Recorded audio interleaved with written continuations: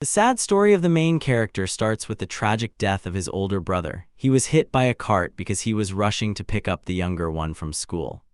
The first brother immediately understood everything. The younger one still had very little time. He was only 16. Probably he was just too sensitive. It was already known several elders had fallen into a trap. Now they were fighting. Those who were warned in time were allowed to escape, but contact with all the rest was lost. The mercenary saw no hidden meaning in this insult. He was simply impressed by his skills. From now on, seeing any martial art, he asked not to copy it anymore, otherwise everyone would want to kill the young man. Obtaining combat techniques means he can disrupt the balance, so for his own safety he will have to take up the sword. Manhwa did not understand why Ma Ryan still did not take his life, although he said, everyone will try to kill him anyway.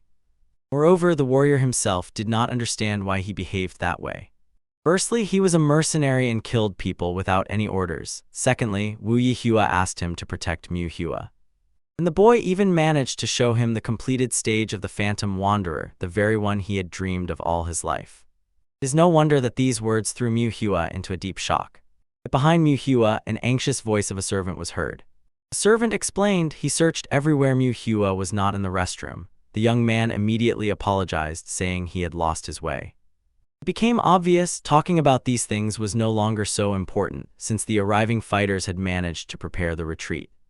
Then the servant asked the gifted artist to hurry. The master was already waiting for him. Eventually they moved on, and Manhwa was still pondering the technique he had managed to copy. He was struck by the fact that simply by repeating her, he reached a level that even Ma Ryan himself could not. As if there was something a bit unfair about it.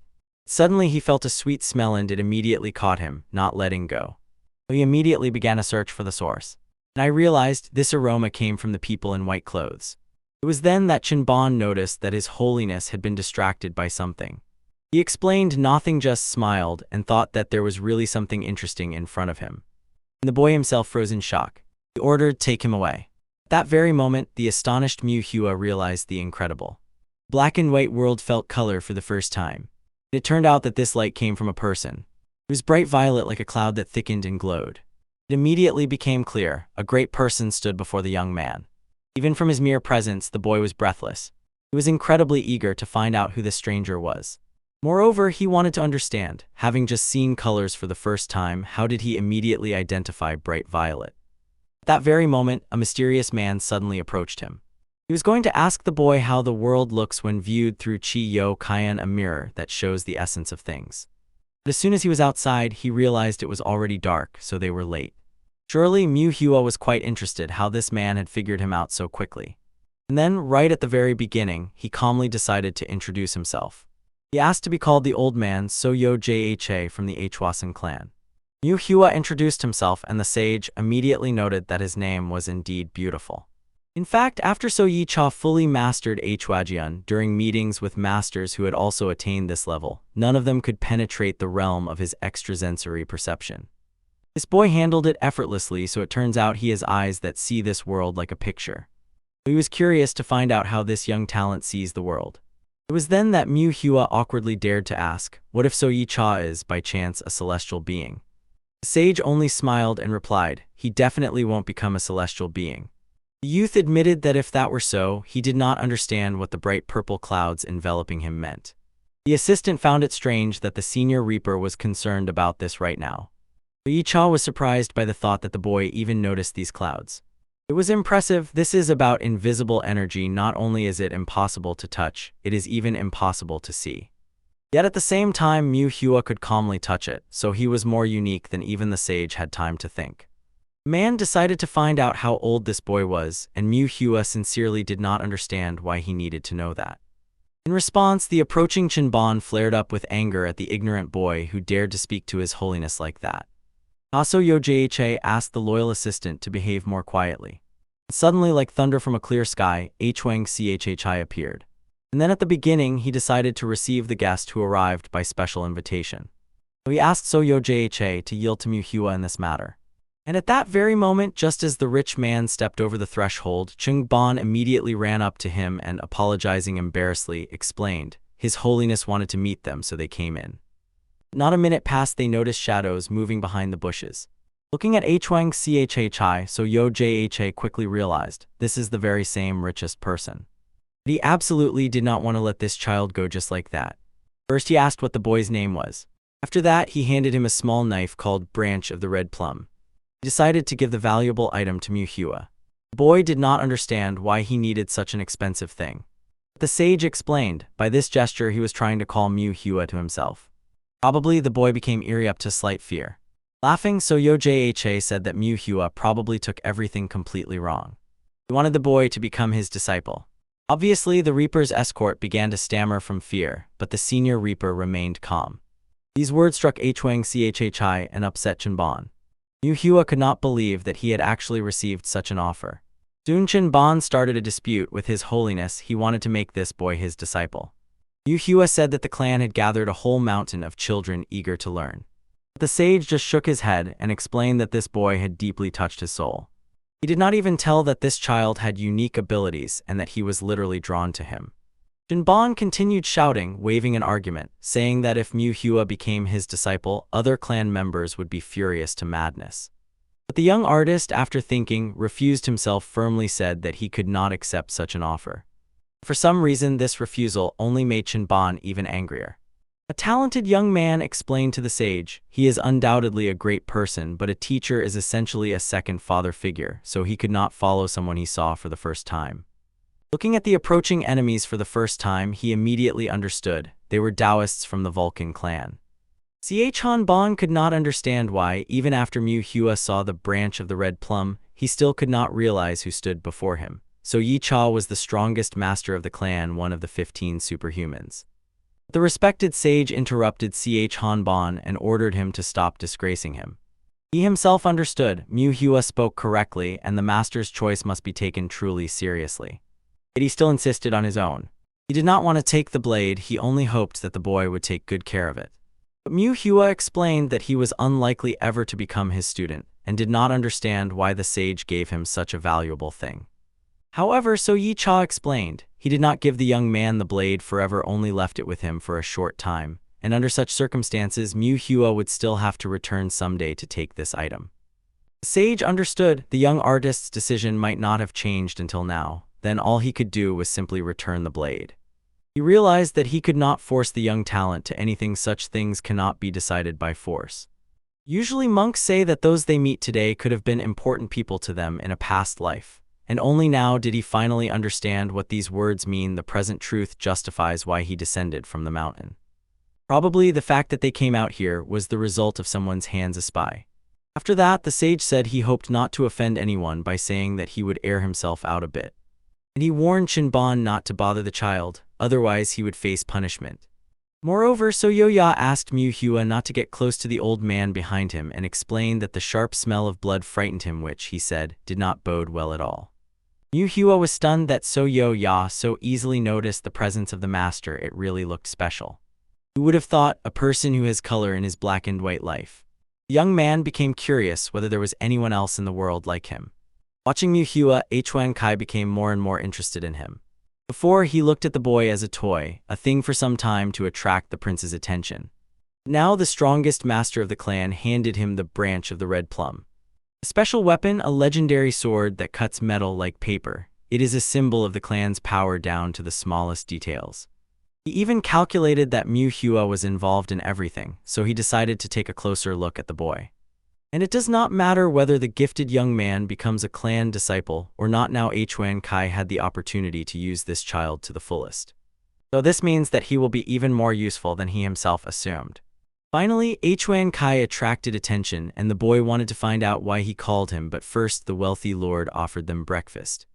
Manhwa sincerely thanked and admitted that he was truly hungry. Hwang Chhi himself understood this but explained, since he did not know his guest's preferences, he asked to prepare absolutely everything. And Chenbon still could not grasp it and, calling him Your Holiness, tried to explain how valuable the thing he gave was. The events unfold in Shanxi province in the Miranwen residence. There, Grandpa Manhwa decided to raise an important question, how the search for his grandson was progressing. He had already heard that the second son of this family was summoned to the prince. But he explained, yes, he was worried, but everything went well. The prince even praised the work of their younger brother. They were all from the Salmon family from Shanxi and were famous for their impeccable painting skills. The boy continued to remain amazingly calm, peaceful, as if nothing was happening. Prince even took out a painting and personally showed it. He was incredibly surprised. In such a short time, the younger brother's skill had increased many times. Moreover, he even finished painting the eyes. The old man blossomed. The young talent had previously refused to do this directly. He was pleased with the thought that now the younger one could take the place of the head of the family. And now, when the first son was not around, Mu Hua had to return home to paint portraits of the emperor. He had to start practicing. Recalling the older brother, the second son understood. The elder and younger brothers were alike. These were the people who were almost impossible to keep up with. Moreover, he recounted that the prince told him a rather funny story about the reason why the younger brother did not paint eyes. According to him, the one whose eyes he paints will die. Then the old man finally realized. Mu Hua blames himself for the death of the older brother, saying it happened because he finished the painting with him. The second brother explained, the younger one is convinced that some kind of curse lies upon him. Such behavior confused him because in this situation, his calmness seemed especially strange and unfounded. And strange as it may sound, as soon as he returned home, he learned that the prince was executed for treason. An assassination attempt was made on the imperial family, and the killer was found right in the prince's residence. However, the old man immediately understood this was only a supposition. First, it was necessary to take the younger brother home, and the second brother agreed to this without hesitation. Soon it was time to leave the house. The brother thought that for the sake of their family, he had to bring Mu Hua back. But as soon as he recalled the words about the anxiety the younger brother felt, he himself also became seriously worried. It was just an unfounded anxiety, or was his younger grandson really cursed? Later, all the streets of the city buzzed. The master supposedly asked Lord Phoenix to become his apprentice. Moreover, he gave this child the branch of the red plum as a souvenir in memory of the master. But he quickly realized when he touched his hand, he did not feel any internal energy in his body. The funniest thing was that, despite the sage's openness, the boy still refused. He simply did not like the courtship of such a great man. Many thought that despite his action, Lord Phoenix was still incredibly manly and brave. Mu Hua could no longer bear to listen to this. The act happened in the morning yesterday, and the rumors had already spread everywhere. Although he suspected, now there was no doubt, so Yi Zha was really a famous person. He was afraid that he had wasted such an important chance with his own hands. Later, the young man decided to find out whether Ma Riang knew the elder So Yi Zha. And also, he was one of the 15 chosen by God and the strongest master of the clan. The experienced warrior confirmed that he knew about this, and Mu Hua could not understand why Ma Riang did not warn him. Then the mercenary understood the reasons for the boy's anxiety. But the question remained, if he had told him everything in advance, would Mu Hua have made a different choice? It turns out he definitely did not possess martial arts, and the barrier through which he came here was probably destroyed by the justice group. And when the young artist pondered, he realized he still could not become the sage's disciple even if he knew everything about it. So then his decision was correct, and Ma Riang was truly extraordinarily wise. Despite this, the wise old man asked Mu Hua to be more careful even in his own thoughts. And also always keep good thoughts in mind, think about him. The young man smiled at this advice, feeling everything depends on his determination. Looking out the window, Ma Riang realized that they would not arrive at the place anytime soon. When they returned, Wu Yi Hua was going to introduce Mu Hua to a man. He was his hired bodyguard. So the experienced merchant was very concerned about his safety, recalling that story with Li Chun. The talented artist understood his anxiety, but still the thought of the bodyguard was a little frightening. So the boy was taken to the wrong place in time, but that did not change anything. They would still die here right now. Around this time, in a small closet, Guk Rin was resting. His body was covered in wounds. He was still trying to treat the worst of them. He could not understand how it all happened, and why the story turned out so tragic for him. A few hours ago, he calmly dealt with the guys from the Hwasan clan. But as soon as the cursed one-eyed man appeared on the path, all plans fell apart. The fighter with the fiery gaze instantly realized who had dealt with the Daosi. And it became clear to him, standing before him was none other than the Reaper. He warned that he could not turn a blind eye to the murder that the other had committed. So he quickly dismounted from the horse and immediately stepped into the fight. And then Guk Rin began to worry, realizing the strength of this opponent. As soon as they landed, the old man introduced himself as Il Ho and immediately recognized the Reaper in the person opposite him. Because the fight with the man dragged on, a commotion arose and he had to flee. Now he has to hide like a rat. people from the clan have surrounded him from all sides. But he made a promise to himself to kill that scoundrel who ruined his plans. He still could not understand why so many things went wrong and flared up with difficulties during the capture of some child. When there was no choice, he drew his blade. Guk-rin understood from now on. Even the people of Murim paid attention to the boy. The world had not yet realized who Guk-rin really was, so he was ready for anything to catch him. Dunchan Bon saw the people who were killed this morning. He learned, according to eyewitnesses, it was done by the Reaper. The eyewitness was the one-eyed Iron Fist named Beak Ho. He served Huang Kai and himself encountered the Reaper. The dark-haired man knew the Taoist well, but the Soul Collector was curious. Why was he asking about his identity? Tan Bon could not believe it. Even after clashing in a fight with this warrior, the Reaper still managed to escape. The assistant himself understood. It was hard to believe, but still the Reaper knocked the warrior down and simply fled. Tan Bon could not believe his own eyes. The Reaper's skill had noticeably increased recently once he succeeded. So he reported to His Holiness that solving the problem with the Reaper was more important than continuing the search for the creator of the great work. CEO Ya himself realized this, understood that the Reaper was a real daredevil. Moreover, he had already seen sword marks on the bodies of the victims somewhere a very, very long time ago. And they evoked those old, unpleasant feelings in him. So he suspected that the phantom sword might be involved here. The wise elder ordered to immediately send a message to the proud ones from the mutant clan, let them inform everyone. He felt that he had come across traces of the Ma occultists. Next to him stood one of the 24 sleuths of the volcano. Yi Jia was so worried, since these people had not made themselves known for 50 years. Peace between them lasted too long, so probably it was not a true reconciliation, but only the calm before the storm. Later, an unknown man received a letter about the magical stream. He quickly understood they wanted to appoint him as the leader, although the leader himself had not said this personally. The magical stream is the very thing through which, over 50 years under the guidance of the Supreme Master, new masters were sent into the world. So the sage finally realized, on the journey he definitely would not be bored, so he could have fun. And he had already heard about the creator of the great work, about the one who flawlessly knows how to steal martial arts. At first he decided, complete nonsense, but later he understood he was mistaken.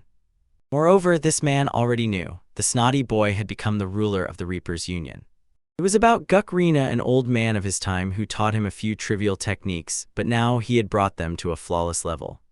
He believed that lately everything was going too well for Guk-rina, and this wildly unsettled the sage. Apparently irritated by the Reaper's reckless acceleration, Il-ho decided that he was talking too boldly. That is why this time he planned to meet to break at least Guk-rina's arm or leg. Around the same time, Li Chun also crossed paths with a spy. But he was shaking with dissatisfaction. Overnight the price of the task had jumped 11-fold. He considered it absurd, yet was still ready to pay half. The secret spy was already assembled and demanded a full 300 silver coins. He cut off, saying he could not concede a single kopeck from that sum. Li Chun became angry. He demanded to kill only one artist, and for the Black Moon this was a matter that could be settled with a snap of the fingers. The mercenary knew the client was truly right in his reasoning. But he could not even imagine how much effort and time they had to spend so that they could take a person's life with a snap of the fingers. If killing a living person was a waste of money for Li Chun, they could have simply ended the conversation. But he was still ready to check if Il-ho would talk as boldly before death. Realizing there was no choice, the man agreed to pay the full price. Counting the coins, the mercenary himself realized he named too much. Li Chun, fortunately, knew nothing at all about the rates for murder. When he left the room, the killer immediately called his assistant. Now that the money was already in his hands, they had to carry out the order at the highest level. This time he decided to send the assistant on the job himself. But in the morning, Mu Hua, as if nothing had happened, went out for a run. Not long ago, he started having problems with the very first attempts to get acquainted with martial arts. He was practicing the technique of the Phantom Wanderer, which he saw from the master. He had to run at full speed. But already at 6 steps, he was overwhelmed by the boundary. As a sign of recognition, they were even given estates by the emperor, and the youngest descendant was considered a true genius of painting. The old man did not even suspect that in a moment the man would rush into battle with his sword. Obviously, Ma Ryan was extremely impressed by what had happened. However, he perfectly understood the cause of everything was a lack of physical strength. Since then, Mu Hua began running around the city 2 to 3 times a day. He was grateful to his bodyguard for enduring all these troubles, and for a warrior, it was useful training. He no longer remembered the last time he ran without expending chi energy, and this even made him laugh. This bodyguard was named Ban Yan, and he had already taught Mu Hua to keep his back straight while running. This really helped the young man. The boy suggested they think about dinner and eat mutts, but before that run home again. Ban Yan looked surprised as the artist took such careful care of his own body. Mu Hua simply was not going to forget what he had been taught. And he suddenly dashed forward. The guard could not understand the sincerity of this man until he suddenly noticed something strange on the street. Even Mu Hua lost his rhythm. He flinched from surprise and, watching attentively, did not take his eyes off the clash. He did not know if this place had always been so empty. At some point, a man sitting nearby pulled out a knife. Ban Yan instantly drew his blade, realizing how this would end. After that, he shouted, ordering the gentleman to run away. Mu Hua turned around sharply in fear and immediately realized what was happening. And only then did he see the guard had already drawn his blade. But a mercenary stopped him. He threw a table at the bodyguard. Then, using it as a springboard, he jumped aside from the young man. The blade was already very close, and Ban Yan could do nothing about it. Behind him, 2 more mercenaries were trying with all their might to kill him. The Reaper only squinted slightly with a smile and rushed forward with his katana. While he saw the approach of the man who came for his soul, Mu Hua was restless with anxiety. It was truly a very dangerous situation. He had been in similar circumstances before and could not understand how exactly to act. But at the first moment, instinct worked to run, as far as possible and as long as his strength would last. The mercenary soberly realized, simply leaving everything as it is futile. For a boy who knew nothing about martial arts at all, he honed an amazing speed and nothing more. As soon as the young man turns the corner, his advantage will disappear. The killer will catch up. But how surprised the mercenary was when he missed. Instead of stopping and turning around, the young artist braked with his own hand. Every strike and step of his was like in a frame. The young man carefully recorded all the movements. And all this trickery was only to slightly reduce speed and sharply turn around. Though the pursuer finally understood, this boy is not so simple after all. But as soon as he turned the corner, he immediately assured himself he will definitely catch the fugitive. However, to his surprise, there was no one there. Mu Hua seemed to have vanished into thin air, and the spy became even angrier because of this. It was as clear as day to him. This cannot be. There are no mistakes here. In the last few days, he had searched this alley more than once, and there was no crack anywhere to escape through. He could not understand. Could it be that the boy really mastered martial arts and managed to accelerate? At that moment, he heard a familiar voice. It was Ban Yan. He, having dealt with all the people, came to Mu Hua's defense. Then the mercenary realized the mission was obviously already failed. For some unknown reason, Mu Hua suddenly remembered a conversation with his grandfather in the same gazebo where he last saw his brother. So he quickly drew a knife to deal with the bodyguard. It seemed that Ban Yan would not be saved, but he dodged in time. He was unlucky. The mercenary still struck him in the stomach. But even after such a wound, he was not going to let it go just like that. So he rushed forward and began attacking the man. Soon it was all over. The defeated mercenary threw down his blade and immediately fled. Ban Yan was disappointed. He could and should have caught that man. But in a moment he heard Mu Hua's voice. He was approaching right towards him. The guard lit up with joy upon seeing that his master was all right. He immediately realized the boy had hidden in a safe place and was waiting for him. Grandfather was intently examining his grandson's drawings. But the joy melted away as soon as the guard noticed the bloody wound on the young man's palm. For an artist, hands are the most important. Mu Hua explained, unlike Ban Yan's wounds, his own injury was much lighter, but the warrior only smiled as if to say he was already used to this. After that, he began carefully treating the young man's hand.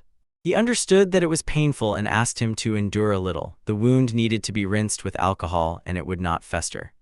But even more surprising to him was that Mu Hua was handling what had happened quite calmly. In such a situation, even if he had started crying, there would be nothing strange about it. The young man admitted he hated shame more than any pain. Unable to hold back, Ban Yan laughed right after those words. He thought his master was a weakling, but in the end, he turned out to be a real man. Still, at first the guard suggested Mu Hua return home. Then he realized the gods had given the boy incredible eyes, and the old man was sure that his grandson saw the world differently than everyone else. The boy offered him his shoulder for support, and they set off. Ban Yan was still sad that they never managed to eat delicious lamb. Although Mu Hua adjusted to his mood, Ban Yan still did not understand how the people of Murim could remain so calm in such situations. When evening fell, the spy came to report the failure. However, his mistress clearly could not accept such an answer. And the mercenary explained, somehow he lost Mu Hua at the very moment he was about to catch him. He was ready to atone for his guilt with death, but he couldn't even handle the support group. But the master refused. To train such a mercenary, you need to invest a lot of money, so he sent the man to think about his misconduct. Left alone, he began to weigh what to do next. He sent his reliable subordinate for the boy, but still, things did not go according to plan. But I still could not understand exactly how the child perceives what surrounds him. Probably their target had already strengthened the defense, and breaking through to it would be extremely difficult. For this mission, at least 10 of his best mercenaries were needed. So first, he gave the order to send a message to the community.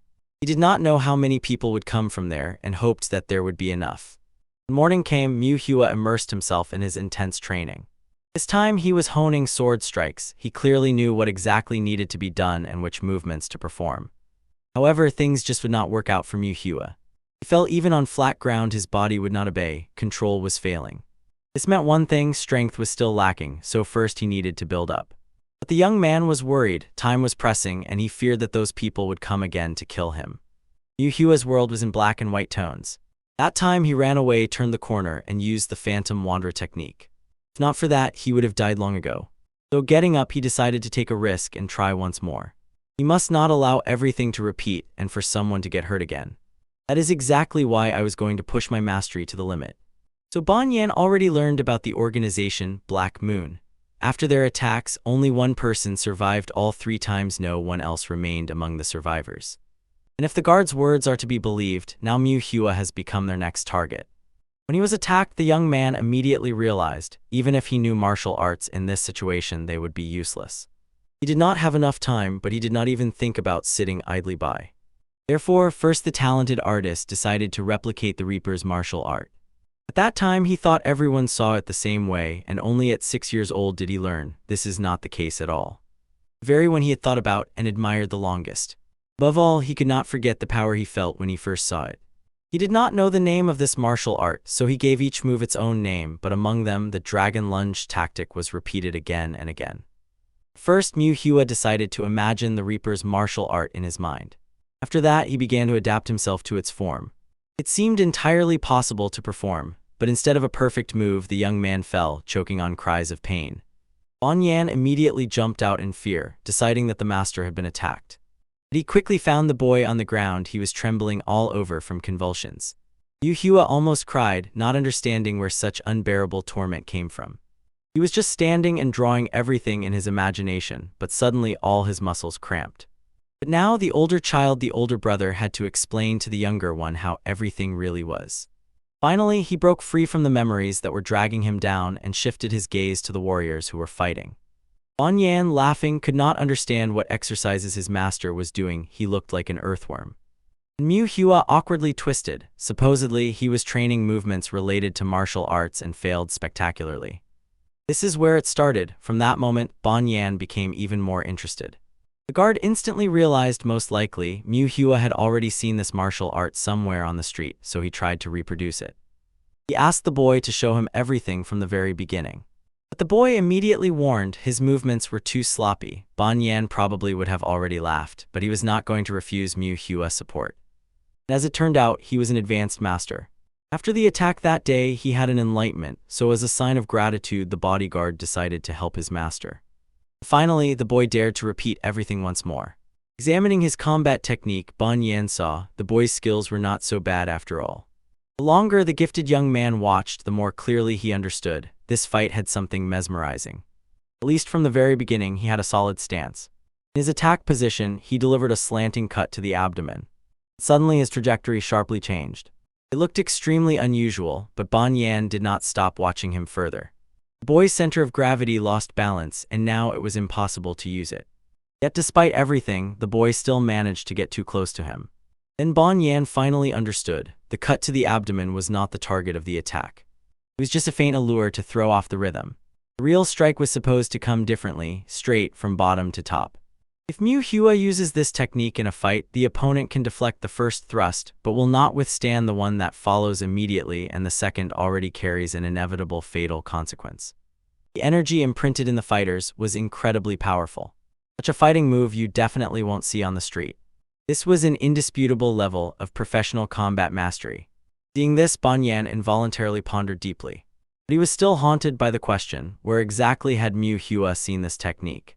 The boy understood that he could not confidently say whether this was the Reaper's technique.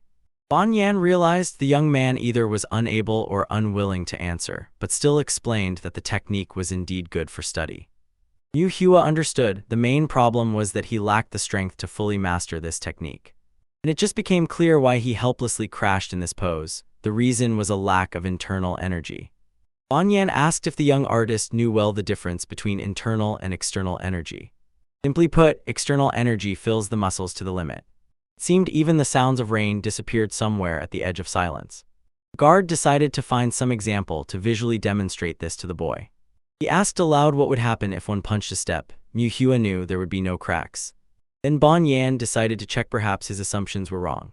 But as soon as the guard struck the stairs with all his might, something unexpected happened. Nothing occurred. Hiding the pain, he replied that this was the limit of the external chi energy. After that, he decided to show something else. Mu Hua tried to dissuade Ban Yan even after the first strike. His hand looked far from its best condition. But he stubbornly intended to demonstrate the power of internal chi energy. After the next strike, a large dent remained on the step.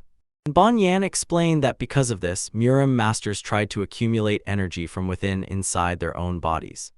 And then every step of the warrior Mu Hua he saw as if it were drawn by his own hand. If Mu Hua wants to use great power, he needs internal energy. Then the boy suddenly realized when Ban Yan applied force there was no difference. But as soon as he activated internal energy, the difference became colossal, noticeable to everyone. But Mu Hua assumed, if he has no internal energy, he will not be able to use the martial arts he knows.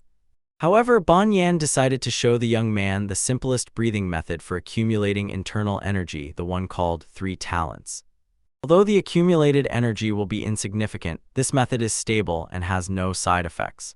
And if Mu Hua invents or learns some other way to accumulate energy, knowing this method will by no means hurt. It was basic among all others, like a foundation. Mu Hua began to learn. He closed his eyes, took a deep breath, and shifted his attention to the lower abdomen. Slowly, step by step, the boy began to adjust his breathing. Watching him, Ban Yan realized his ability to concentrate was flawless. He felt the energy raging within himself. Therefore, he asked his master to continue meditating while he went to describe the appearance of the killer. The bodyguard explained, if the young artist can embed the fencing technique he already possesses into his energy, then the art practiced in reality will have true power. Mu Hua really took up this idea. He decided to combine chi energy from the lower dantian with his techniques. In his mind, he meticulously replayed exactly which tricks he performed. And it was then that the body began to respond strangely to each of his precise movements. But he realized, as soon as technique connects with energy, its movements unfold more naturally. But the gifted young man did not know for sure whether the breathing method was really that complicated at the very beginning. Over time, it became increasingly difficult to keep all of this under control. It hurt him as if his whole body was being torn to pieces. At that moment, the Reaper sprang from his place, gripping the blade even tighter. Finally, very soon, he could no longer sit like that. When Ban Yan arrived, he froze in surprise. Why was the boy already resting? He immediately realized perhaps Mu Hua was holding his breath too long, so he asked him not to overexert himself so much. Moreover, the guardian decided to give him a gift. The young master was making an incredible effort. After that, Ban Yan pronounced his phrase. Lower abdomen is the sea. You must become a bird that swims in it. Who in the world will stand against the flapping wings of a bird over the sea? But Mu Hua did not understand at all what this wisdom meant, so the guardian explained. It was a poem of wanderers who traveled the world. All the masters tried to grasp the depth hidden in it but failed. Perhaps Mu Hua will be luckier and decipher the hidden meaning. Pupils walking beside his master suddenly changed their facial expressions. Now he suggested putting an end to the training and heading to Wuyi Hwa, and on the way grabbing something to eat. Moreover, Ban Yan asked that the boy repeat these exercises every day without any exception, every single day. Then Mu Hua finally realized, most likely martial arts are not suitable for him at all. And as soon as he got up, he immediately noticed that the body behaved too strangely and too lightly, as if yesterday's heaviness was no longer on it. Ban Yan did not even initially understand what exactly the gentleman was doing. He asked to go faster to eat, understanding that the boy's body was probably already exhausted. For Mu Hua, everything turned out completely differently. It seemed to him as if he weighed absolutely nothing. It seemed that it was enough to lose vigilance slightly and it would already throw him straight into the sky. Around the same time, Hook Rin was writing a letter to his teacher apologizing for having found it difficult to get in touch with him earlier. And at that very moment, it seemed Mu Hua felt his heart tighten somewhere. He felt that this message might be the last. He hastily composed it, hiding in ambush and keeping people from the Hwasun clan nearby. He said he would try to survive, but nothing comes easy. The man decided to tell. He found an amazing boy whom he mentioned last time. No luck, Master Ban Yan noticed him first and immediately checked. Hook Rin was going to take and raise this boy. Everything depended on whether he could survive. If he escaped the trap, Hook Rin promised to contact the teacher. Later, the assistant learned that the Lord received a letter from his student. Iron Fist understood becoming a student of such a mentor is a great honor, so he constantly envied the Reaper. Moreover, he heard that the Reaper became the ruler of the Death Union. Judging by the levels of martial arts masters, it turned out he was on one of them. The teacher also knew, the higher the Reaper rose in levels, the higher he would be rated. Jade Sword and Raiha quickly realized, this is about the fact that the martial art of Guk Rin and the Hwasun clan is on the same level. Throughout his entire life, he had never felt so alive. The man did not answer directly. He was surprised at how serious this young warrior was for his age. Moreover, the mentor himself wanted to ask them a question: if these two fight, who would win? But the students honestly admitted they themselves did not know this. Moreover, due to restrictions, they simply could not use energy in battle. Iron Fist explained that he was not foolish enough to enter a fight without limits. And the Jade Sword thought differently. Supposedly, even without any fights, it is already clear what the Ma-Du family is like. This angered Iron Fist. The opponent openly despised him. And the old man, on the contrary, enjoyed their quarrel and dreamed of dispelling boredom just like that with merriment. And Pan Yu Ha, the Ice Witch, punished them both to be silent. They already had enough work, so wasting time on nonsense was pointless. Their task was to see the power of the Hwasun clan and the creator of the great work. Eventually, both boys understood that they had behaved incorrectly and quickly apologized to the girl. The old mentor exploded with indignation. He would never have allowed any girl to dare interfere in what was not hers before. If she were not the right hand of the spiritual leader, he would definitely have put her in her place. He asked the boy not to tell anyone about his suspicions under any circumstances. This feeling even made him move fearfully and his breath faltered. But he smiled in response to her words about her desire to see the power of the Hwasun clan. The girl could not understand why it amused him so much. But as it turned out, the wise mentor could help her. Suddenly, he remembered an effective method. He immediately warned, for that to happen, they will have to slightly change the route. The events are set in Henan province in Zhengzhou to the Union of Justice, an association of 9 clans, or, as it was also called, the Righteous Side. There the elder learned, after a long time in the Hwasun clan, it seemed something interesting had happened. He was simply wildly delighted. The occultists had shown their tail again. The Supreme Elder suspected that perhaps they needed to immediately convene a meeting of the Supreme Elders, but the man refused, because the occultists did not pose a threat. Previously they were divided, but now, when the main forces had finally united, the Union had no reason to fear. Moreover, the head of the Union of 10 clans, the Great Imperial Sword, Yon Chok Ha, understood there was nothing to fear as long as he was here. So the Reaper dashed forward, blade at the ready, straight against the Master. And also Master Ban Yan personally wrote and sent a letter so full of love that if they did not show their sincerity, he would most likely be upset. Therefore, the Great Imperial Sword decided to go to them alone. He thought that all this time So Yi Cho had only been pretending to be a god and training in the mountains, so he decided to go there to tease him a little. Then the Supreme Elder asked how many disciples should be sent with the man, but the Great Imperial Sword already understood. Disciples would only get in the way in such an urgent matter. Then the sage suggested at least 1 disciple so that he would be useful on the road, and the Great Imperial Sword agreed. And also he left the Supreme Elder in charge while he was away. Moreover, they discussed the martial arts thief, the very one the clan had been searching for so carefully all this time. And the man understood everything. They could not catch him because the Hwasun clan was no longer the same as it used to be, so the elder brother had to come and settle this matter. He already had a trick to find the creator of the great work. But he thought differently. Let them not hunt for that man, but let him search for them at that time. The latter seemed completely unable to comprehend how the Reaper dared such a move. To catch a big fish, a good bait is needed. If they really want to catch a big thief, shouldn't they put great martial arts on the line? He was sure you would hardly find better bait than actual martial arts, especially its fencing techniques. And the Supreme Elder realized His Holiness cannot be sent alone. Even if he is strong, his vanity and narcissism are uncontrollable. Meanwhile, Muhua finally reached the restaurant. He asked Bon Yan to sit down, and he himself needed to briefly go to the restroom. The guard insisted that they set off together with the master. The young man asked him to just eat calmly. He would feel uncomfortable if people walked nearby, even to the toilet. Bon Yan understood killers could lie in wait anywhere, so going there meant risking danger. He hurried to draw his own sword and stand in defense. But Muhua calmed the man. If the killer jumped out of the cesspit, Bon Yan would hardly have time to do anything. The guard promised even if the boy fell into the cesspit, he would pull him out. Muhua just smiled at these words and quickly walked away. First, he turned the corner. The unfamiliar force he had recently felt in his own body behaved strangely. For some reason, it was now that he had the feeling that everything would turn out as it should.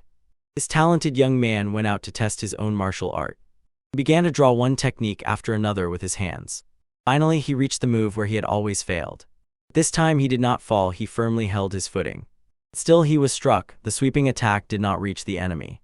Even he found it hard to believe what had happened. He was glad that he had finally achieved success. But already in a moment, his head quickly started spinning.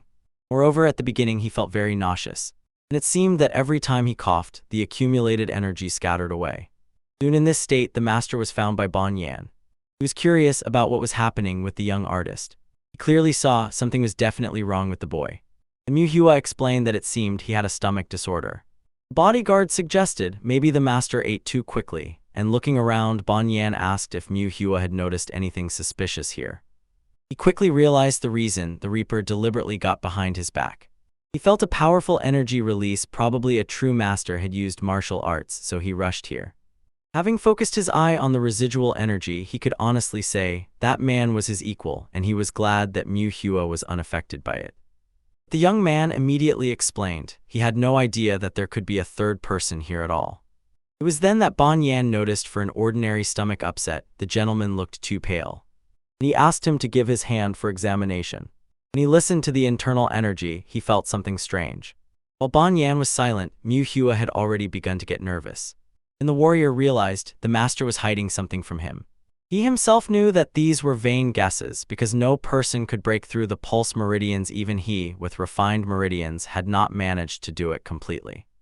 It was unlikely that Muhua could do it, impossible even if he had mastered an incredible number of evasion techniques. It took him only a few seconds to deal with the men standing behind the students. So Bon Yan decided to find out what exactly that young man was hiding from him. But Muhua assured he had done nothing remarkable. He had simply run everything through his mind, in his imagination, down to the smallest detail. And at that very moment, Bon Yan finally understood what it was about. It was about the very technique he wanted to repeat. From this, Bon Yan felt his thoughts deeply freeze inside him, forcing him to concentrate. But in a moment, the guard ordered them to sit down, and Muhua listened to him attentively. He was curious whether the boy felt a pulsation in his head and whether he was dizzy. The young artist immediately confirmed this, deciding that he was an expert in medicine. But Bon Yan was convinced. In Muhua, qi circulates irregularly, everything is going wrong. The youth began to worry, what if side effects catch up with him? But the guard honestly admitted that he knew nothing about them, and this frightened him even more.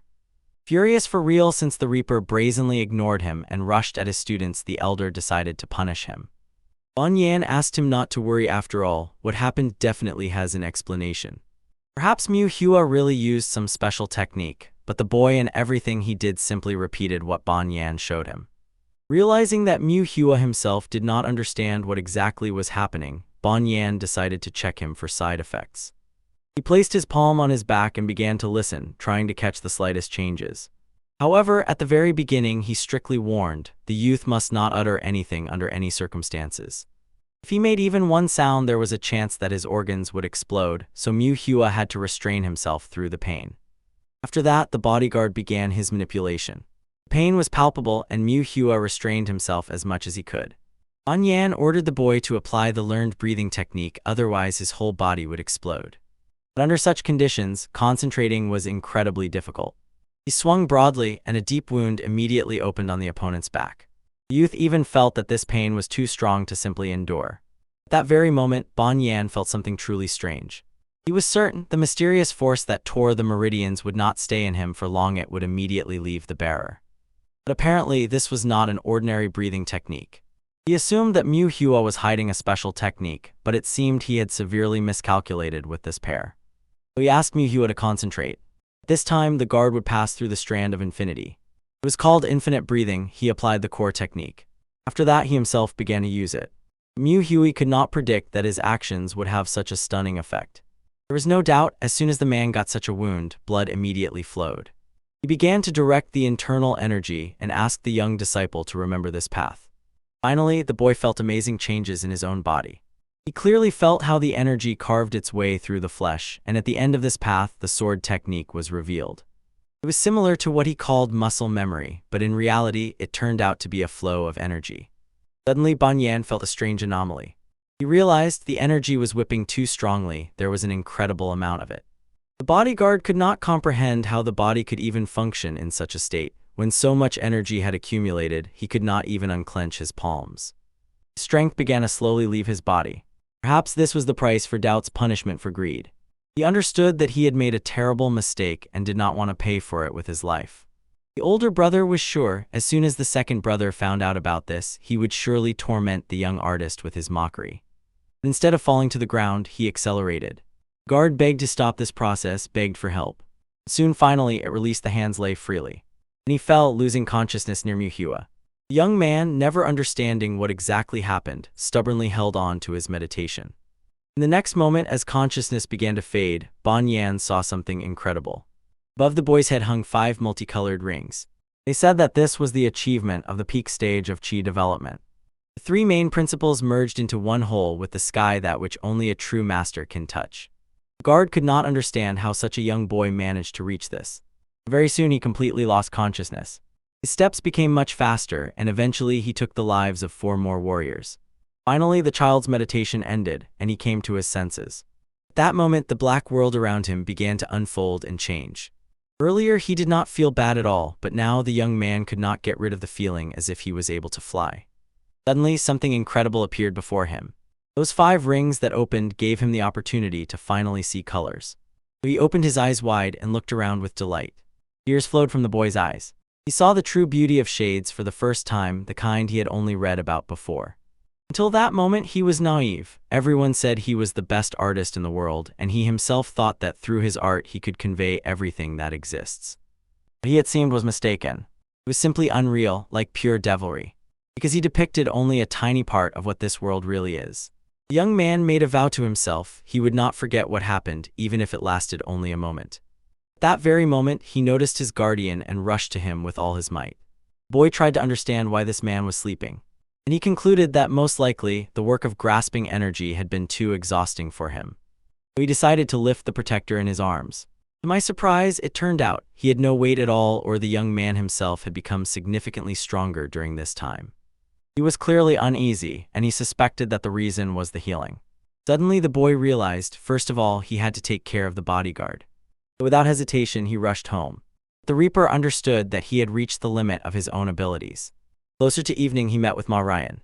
The man could not understand why that boy was looking for him specifically. Yet he pointed to the bodyguard and explained. Apparently, he also felt unwell. He let the young man inside. Ma Ryan ordered him to come in, and the boy immediately rushed to get help. At that very moment, Ma Ryan noticed something strange. He felt something bad had definitely happened to Mu Hua. Even with his level of skill, he could never hide his own presence as well as the young man was doing now. The mentor could not even hear the rustle of the boy's clothes, although it seemed the boy was not even trying to hide. Soon Banyan was examined by the doctor, who immediately understood. The bodyguard had lost all his energy. Yes, he was lucky to reduce the number of enemies, but now he was losing too much blood. The healer checked the pulse and gave the verdict. The man's internal strength had suffered significant damage. In this condition, he would need a whole year to fully recover.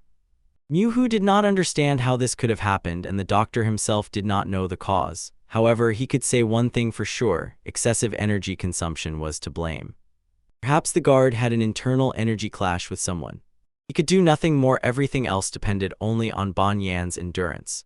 Then Mu Hua became curious about what was happening while he was in meditation. Suddenly Wu Yihua arrived. He also read from the doctor's face that nothing could be fixed anymore. The boy quickly stood up to greet the guest as etiquette demanded. Wu Yi sincerely regretted what had happened to Mu Hua's bodyguard, and moreover, he had already heard that the boy had grown to the stage of a master. Mu Hu did not grasp what exactly was being discussed, but Ma Riang instantly grabbed his hand. The young man did not understand what plan the mentor was proposing, but he was already fully focused. It became obvious, for some reason he was terribly unlucky in life. After a long silence, the man finally explained. The boy had mastered the kingdom of 5 rings, also known as the pentachromatic rings. Mu Hu did not at all grasp what exactly was meant. Then everything was explained more simply. He had mastered the skill of the kingdom of transformation. The young man confessed embarrassedly that he had not done anything special and in general did not know why his body suddenly changed. But Mu Hua really looked different. The physical form was in perfect condition, but no special energy was felt from him. It became clear the boy had a rare talent from birth, and although it seemed unfair, the difference between him and others was too striking. Wu Yihua asked Ma Ryan to give advice to Mu Hu, but the mentor admitted that he was unable to do so. He had trained for 60 years and still did not reach the level of this young man. This infuriated Wu Yihua wildly. He said that it was precisely now that the boy's wild power had awakened and no one had the right to ignore it. The Tot did not know how to direct it, so he risked harming not only himself but also the people around him. Wu Yihua could not understand why Ma Ryan thought that Mu Hua's instructions made no sense. He said that Mu Hua had chosen his own path and gained invaluable experience. He was not sure if this elder could withstand it even in normal condition, and now definitely not. Therefore, Wu Yihua ordered the man never to underestimate what is won through years and efforts. Eventually, Ma Ryan stopped to think and still agreed. He decided to teach Mu Hua to use the power that had appeared in him. So he asked the young man to go out to the training ground. Ma Ryan suggested starting the fight with bare hands, after which he himself rushed forward first and attacked. The mentor did not hold back his strength and immediately hit Mu Hua right in the face. The Tot did not manage to dodge. He fell to the ground like a sack. Ma Ryan was even embarrassed. Why did the boy not retreat? But he did not even imagine how to do it. And Ma Ryan explained, you can dodge just by leaning forward. Moreover, those people from the group of the Fire King who came to accompany him gained no benefit from this. And only now did the obvious become clear. The boy clearly had never participated in fights. Obviously, he had never even received hits in childhood. So an idea for the first lesson matured in the mentor's mind. Clenching his fists, he warned, hitting always hurts. The apprentice had to remember this proven pain well, and from then on do everything to avoid such feelings in the future. Such frank threats without a doubt frightened the boy. At that time, the elder was standing nearby, and the assistant reported to him that all preparatory measures had already been completed. The high-ranking master warned, if the boy tries to escape, they will have to take care of him even if it means revealing that they are here. The assistant obviously did not expect to encounter such a significant figure in such a place. He was called the Northern Sun. He was the most powerful person after the Lord in these lands. Although the Reaper was used to having to carry everything in life by himself. Now he sternly warned the mercenary he would not tolerate any, even the smallest, mistakes on his part. The warrior nodded and assured the master, saying he understood everything without unnecessary explanations. And only then did the majestic man say that he was taking the assignment upon himself completely. The elder himself did not move a step. He remained standing in the same place. Later, a malicious smile blossomed on his face. He decided to no longer close his eyes to the existence of his longtime rival Ma Ryan. Somewhere that same night, Mu Hu vainly tried to fall asleep. He kept turning over in his head the thought of how truly incredible his master was, since he had already managed to bring him to such a state. The teenager had goosebumps running over his skin from just the mention of the formidable mentor. Yet this experience turned out to be more useful than any previous training. The teacher explained, it does not matter what trials Mu Hu had to go through before reaching his current level, because his greatest gift was most like the legendary resurrection technique. Therefore he, gathering his last strength, spat out blood that froze firmly in his throat. But the power he possessed was too unusual. Even the most talented students could not assemble mental images with such impressive clarity. Even more amazing was that the young man completely merged with the mental image, as if he found himself within it. It was from here that he could master techniques, extracting them from memory and recollections. But the mentor warned, using this gift could turn into a disaster for the owner himself. If Mu Hu loses a limb, a corresponding effect will appear on his body, as if the pain and consequences reach him instantly. Frightened boy, confused, blurted out, then what should he do? The mentor's answer was simple: stay calm and do not let anxious thoughts spiral you out. Now the most important thing for him is to focus on himself. Mu understood, although it sounded without particular difficulties, in reality everything turned out to be much harder. But if he had not heard the advice of the wise mentor, it would have been even worse for him. Then Mu realized, even the first brother decided to joke with him. He needed to know how much longer the Taoist would continue staring at him, and he even guessed the man was simply scared. Therefore, the young man sincerely thanked him. The master actually turned out to be a good person and an excellent teacher. But at that very moment, Mu felt something disturbing. He instantly became alert and glanced out the window. After that, he noticed a man in snow-white robes. The stranger was calmly strolling, but the student immediately recognized his technique of masking presence. Mu could not find peace. What if this was a hired killer? But to the young man's surprise, his master quickly stepped forward without hesitation to meet the mysterious guest. After mutual polite greetings, the gray-haired stranger explained that he had learned how Ma Ryan managed to survive. He confessed, at first he really intended to finish him off, but at that moment the Lord asked to wait a little. Grinning again, the same man reminded the Reaper that his tongue was too sharp. And the old man replied with contempt, although Ma Ryan was lucky to stay alive, an ordinary agent had turned him to the side of evil. However, his former friend firmly objected, ordering not to underestimate Wu Yichua. Then it became clear Ma Ryan had changed a lot since then. He even learned to express such formidable determination. The old man wanted to check whether Ma Ryan had become even weaker during that time. The opponent had long reached the peak of the Zenith Kingdom, so he had long surpassed him in strength. The gray-haired warrior triumphed in his thoughts how long he had waited for this moment. For many years he had been compared to Ma Ryan in society, and now finally he could repay all the humiliations. And the master himself was ready for this confrontation. He expected that someone from the new moon would come for him. Ma Ryan understood he could not just give up because now he had something to protect. Suddenly the Reaper took off the shoe from one of his feet. Although the boy at the mastery stage of the Transformation Kingdom probably did not need protection, he still would not give up so easily. Then suddenly Ma Ryan realized the truth. The boy possessed the art of repeating techniques and had impressive skill in painting. It turned out that this was the very same legendary artist sought by all the clans.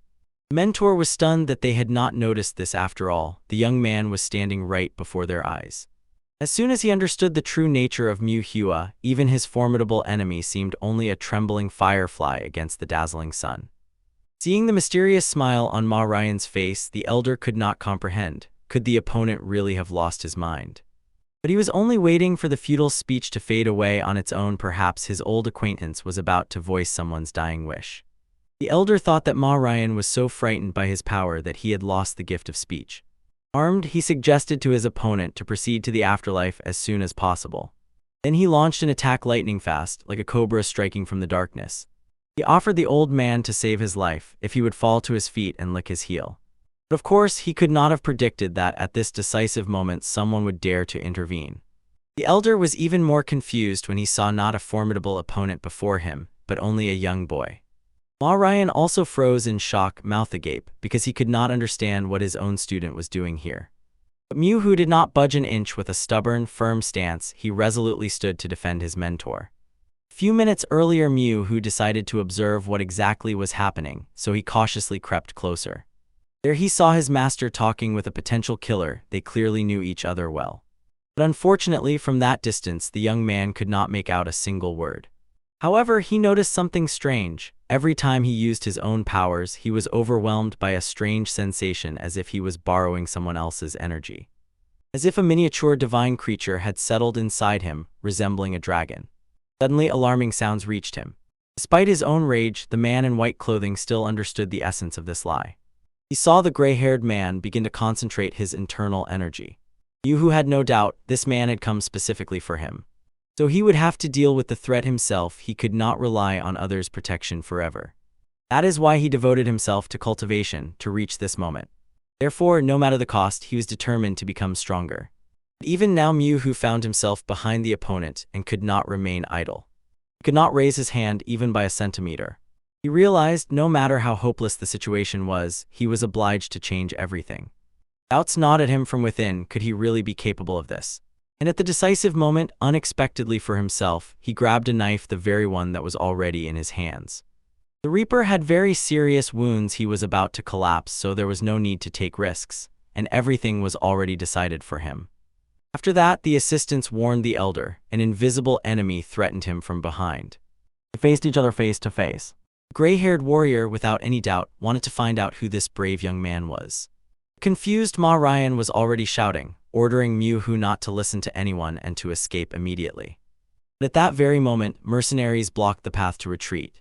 The Elder immediately understood. Before him stood exactly the one they were looking for. Even the Elder figured out, judging by Ma Ryan's reaction, this boy was of enormous importance to him. So the young man was to die here and now. The enemy immediately rushed into attack, and Mu-hu momentarily lost self-control. But at the critical second, his body itself, without any command, deviated from the deadly strike. It became obvious to the Reaper. His plan was figured out. The old man still did not understand what had just happened. Mu-hu clearly noticed the vulnerable spot. His body moved as if it was not he who controlled it, but some own force. Perhaps it was the legendary technique of the bloody fire sword. But the boy did not seek to take this man's life. Therefore, he tried with all his might to stop his own strike. From excessive effort, his hands trembled and blood spilled from his mouth. Ma Ryan, observing this, instantly understood what had happened. Such wounds occur when internal energy suddenly stops. The youth still did not know how to properly control his own strength. He thought he must attack first, although he understood that in his position it was almost suicide. Suddenly, the mentor realized the boy was in mortal danger. So he immediately rushed to help him. The Elder himself did not understand what had happened. Even if the force of the blow was negligible, at the moment when the boy rushed at him, he already imagined piercing the youth through. For some inexplicable reason, the child did not attack. Perhaps he decided to play with the victim. So the old man decided to punish him for such audacity. The opponent was preparing to defeat his target, but not at all by means of martial arts. From his wide sleeves flew small explosive pellets. After that, the entire place of the clash was enveloped in a white mist. But he could not act otherwise. It was a treacherous trap, an explosive mixture soaked with deadly spikes. Whatever Mu-hu did, there was no salvation. And suddenly, as if appearing out of nowhere, Ma Ryan stood up to defend the pupil. The Elder went into a rage, convinced the opponent's actions were true madness. Mu-hu, with trembling hands, reached out to the mentor. He only smiled sadly, said that when you try to kill someone, you must act without hesitation, and asked to remember his death as a consequence of the student's indecision. Now, after such a lesson, he definitely would not erase it from his memory for life. Mu-hu did not understand what the master meant, but a moment later blood spurted from the mentor's throat. He was stabbed through the body from behind through the back. After that, a devastating blow sounded. And then the weakened figure of the man collapsed to the ground without strength. Still, he was not going to die so easily, at least not without trying. Frightened, Mu-hu immediately rushed to the master. He did not pay attention to the sharp thorns at all. The young man tried to lift him with his last strength. But at that moment, the mentor no longer showed any signs of life. Only then did Mu-hu fully realize his unacceptable foolishness. He hesitated whether to attack the enemy or not, but then still tried to protect the one who was going to kill him. He understood. The reason was one: he simply turned out to be an inexperienced loser. Suddenly, their last conversational moment surfaced in his memory about the end of training. Mu-hu thanked his teacher, and he asked not to be called that anymore because he considered himself unworthy of that title.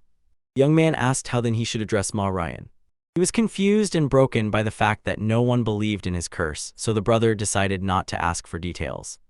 Suddenly, a small pebble flew towards the fighters. The man seemed absolutely indifferent until his very last breath. Then Mu-hu realized the mentor really said that he could be called whatever. Though in the student's heart, his master will remain forever. Looking back, the young man realized how much he had learned precisely thanks to him. The mentor was kind. He passed on secret techniques and gave valuable life advice. For all this, Mu-hu felt boundless gratitude. Suddenly, a fearful whisper reached his ear. Someone explained the boy's teacher was not yet considered finally dead. He spoke with the same voice as the Elder. At that moment, sneering mockingly, he held his bloodied blade in his hand. Then the enemy pulled out a small bomb and threw it toward Mu-hu. The man in white clothes quickly looked around and sharply turned as if someone had pulled his nerve. At the same time, he ordered the boy to burn in the hellish flame. The young man watched unfailingly as the deadly projectile inevitably closed the distance. As soon as the bomb fell, the area exploded with furious flames. But Mu-hu felt his mentor was still holding on to life, not yet letting go. He snapped out of his thoughts and realized he must do something immediately, otherwise the mentor would die. When he tried to stop the fire, the flames fiercely spread onto him and the young man flared up even worse. Thanks to internal energy, I was able to extinguish it. He decided to pass this life force to his teacher, hoping to strengthen and save him. But instead of salvation, he realized with horror only one thing: the mentor's body was completely exhausted and weakened. The elder only smiled maliciously. He clearly did not expect that some boy would already be behind his back. The long-awaited moment of triumph came. He was surprised that the white phosphorus bomb did not have the proper effect on the boy. He firmly knew the youth was still without full protection, so this was his end. Yet at the very last moment, Manhwa managed to dodge. Moreover, at this tense moment, another warrior intervened in the battle. He sighed with relief and was glad that everything ended without disaster. The elder tried distrustfully to understand who this stranger was, but soon recognized the legendary assassin Guk Rin. He could not believe that the skilled fighter was here at such a moment. Guk Rin himself, without responding to the opponent with a word, only mentally enjoyed his impressive appearance. He explained calmly and evenly to the elder, if he retreated immediately, he would save his life. But such an outcome clearly did not suit the gray-haired warrior. But in a moment, he realized what nonsense he had just brought upon himself. Smiling, Guk Rin asked to strike first in that case. The elder, enraged by such overconfidence and underestimation of his combat skills, immediately launched an attack. In the end, these two met in close combat. Both delivered and received blows with astonishing speed. At some point, Guk Rin was left without his weapon. After this, deadly throwing knives flew in his direction. He realized the opponent decided to play dirty. But still, that talented fighter managed to turn his blade and, inhaling confidence into his voice, explained, such tricks won't work on him. With the lightning maneuver, he pulled his opponent's arm away. Suddenly, both fighters felt something was wrong. The Reaper took advantage of this pause and slid closer, moving forward. Just behind them, an immense power seemed to have materialized. The source of this power was Manhwa. It seemed he had completely lost control after such an irreparable loss. Feeling the raging energy, Guk Rin instantly realized he must leave the battlefield as soon as possible. But the elder, full of reckless bravery, decided not to retreat. He believed it would be no trouble to defeat some boy. He rushed into attack, but Manhwa did not show even a hint of fear for a moment. On the contrary, the young man maintained an amazing calmness. He took another step forward until the attacker's arm was completely severed from his body. The elder screamed from unbearable pain and still could not understand what had happened. While Manhwa raised his hand to deliver the next blow, the wounded enemy, trying to cover himself, launched a desperate counterattack. He noticed that the enemy was exposed, and that meant only one thing: the time for the strike was perfect. He tried to kick the boy, but as soon as Manhwa cast a single glance, the fighter was left without his last weapon. He fell to the ground, the elder staggered and began to suffocate from unbearable pain, quietly groaning. Then Manhwa, as if nothing had happened, calmly knelt down beside him. After that, he raised his fist for a crushing blow. Guk Rin stood silently, not uttering a word, and watched as the boy methodically finished off the fallen enemy to death. The young man froze only when the elder stopped breathing. The hands of the young master were splattered with blood, yet it seemed the rage that overwhelmed him did not subside in the slightest. Very soon Manhwa realized what had happened. He suddenly sprang to his feet and barked in fear. Such a strong, unbearable pain gripped his head that he barely endured it. In fact, Manhwa had just been watching their fight when something suddenly tightened inside him, a strange premonition. Guk Rin still stood motionless and carefully observed what was happening to the young man. The experienced warrior knew this feeling well and thought, after the revenge is fulfilled, the boy should feel at least a drop of relief. Now the teenager looked too miserable, neither strength nor calm. Moreover, the observer noticed a strange, glowing energy around Manhwa's figure. As soon as the boy understood what it was, he began to rise above the ground, literally levitating in the air. Guk Rin did not expect such a spectacle at all. Looking at Manhwa's condition, he immediately understood. There was no more control, the boy was completely out of control. Under the mysterious glow, a coughing attack with blood struck, and the experienced fighter instantly realized this was an extremely alarming sign. He immediately retreated far from the dangerous place. As it turned out, this was the right decision. Just a moment later, the surroundings burst into a dazzling fire. He could not say exactly what had happened, but he was certain about some things without hesitation. The event shifts several hours forward as soon as morning comes. Finally, Manhwa appeared and immediately learned what had happened. With heavy sorrow, he looked at his fallen friend and mentally apologized to Ma Ryan for being late to the rescue. It was unbearable for him even to imagine what danger had caught up with his comrade. Yet Wu Yihua still could not understand why Ma Ryan did not simply hide from the inevitable threat. His grieving hands trembled. He could not believe that Ma Ryan was truly no longer among the living. Still gathering the last crumbs of self-control, he mentally thanked his friend for everything he had done for him. Then he decided to say a proper farewell and offer prayers for the repose of his soul. Only after this did Wu Yihua realize that the boy was nowhere to be seen. Since his body was missing, it could only mean one thing: he survived. Wu Yihua sincerely hoped that everything would be fine with the young disciple Ma Ryan. Soon, unknown people approached the site of the tragedy. Feltz, the warrior he met earlier today, was already doomed. They already knew about the terrible events that had unfolded the previous night. Wu quickly recognized So Yoja and his disciple among the arrivals, so he immediately told them in detail everything that had happened. One of the visitors did not participate in the conversation. He only listened and observed the energy of this place. He distinctly felt the presence of the Reaper, and he assumed that there was a direct connection between what had happened and the Phantom Swordsman. The fighter wondered why the legendary Reaper had taken the boy. Perhaps the experienced swordsman already knew Mu Hua was being pursued by their disciples. Moreover, the attentive master noticed traces that unequivocally indicated a powerful energy discharge. But hardly any experienced fighter would release their power so uncontrollably. A true master would never allow such wastefulness. Suddenly, the man, lost in thought, realized one important detail. Everything indicated that the one who had reached the masterful kingdom of transformation acted as if he were a novice without any knowledge of martial arts. This completely shed light on what exactly happened. Therefore, raising the stone, he considered intervening after all. So turning to his assistant, So Yoja asked him to immediately call the mentor. The insightful master was confident. He had indeed come across the trail of that very legendary artist. Apparently, he had studied martial arts only superficially. The movements looked good even for an amateur, but they felt completely lacking in systematic training. Now the experienced observer no longer doubted. This legendary person would not be able to hide for long.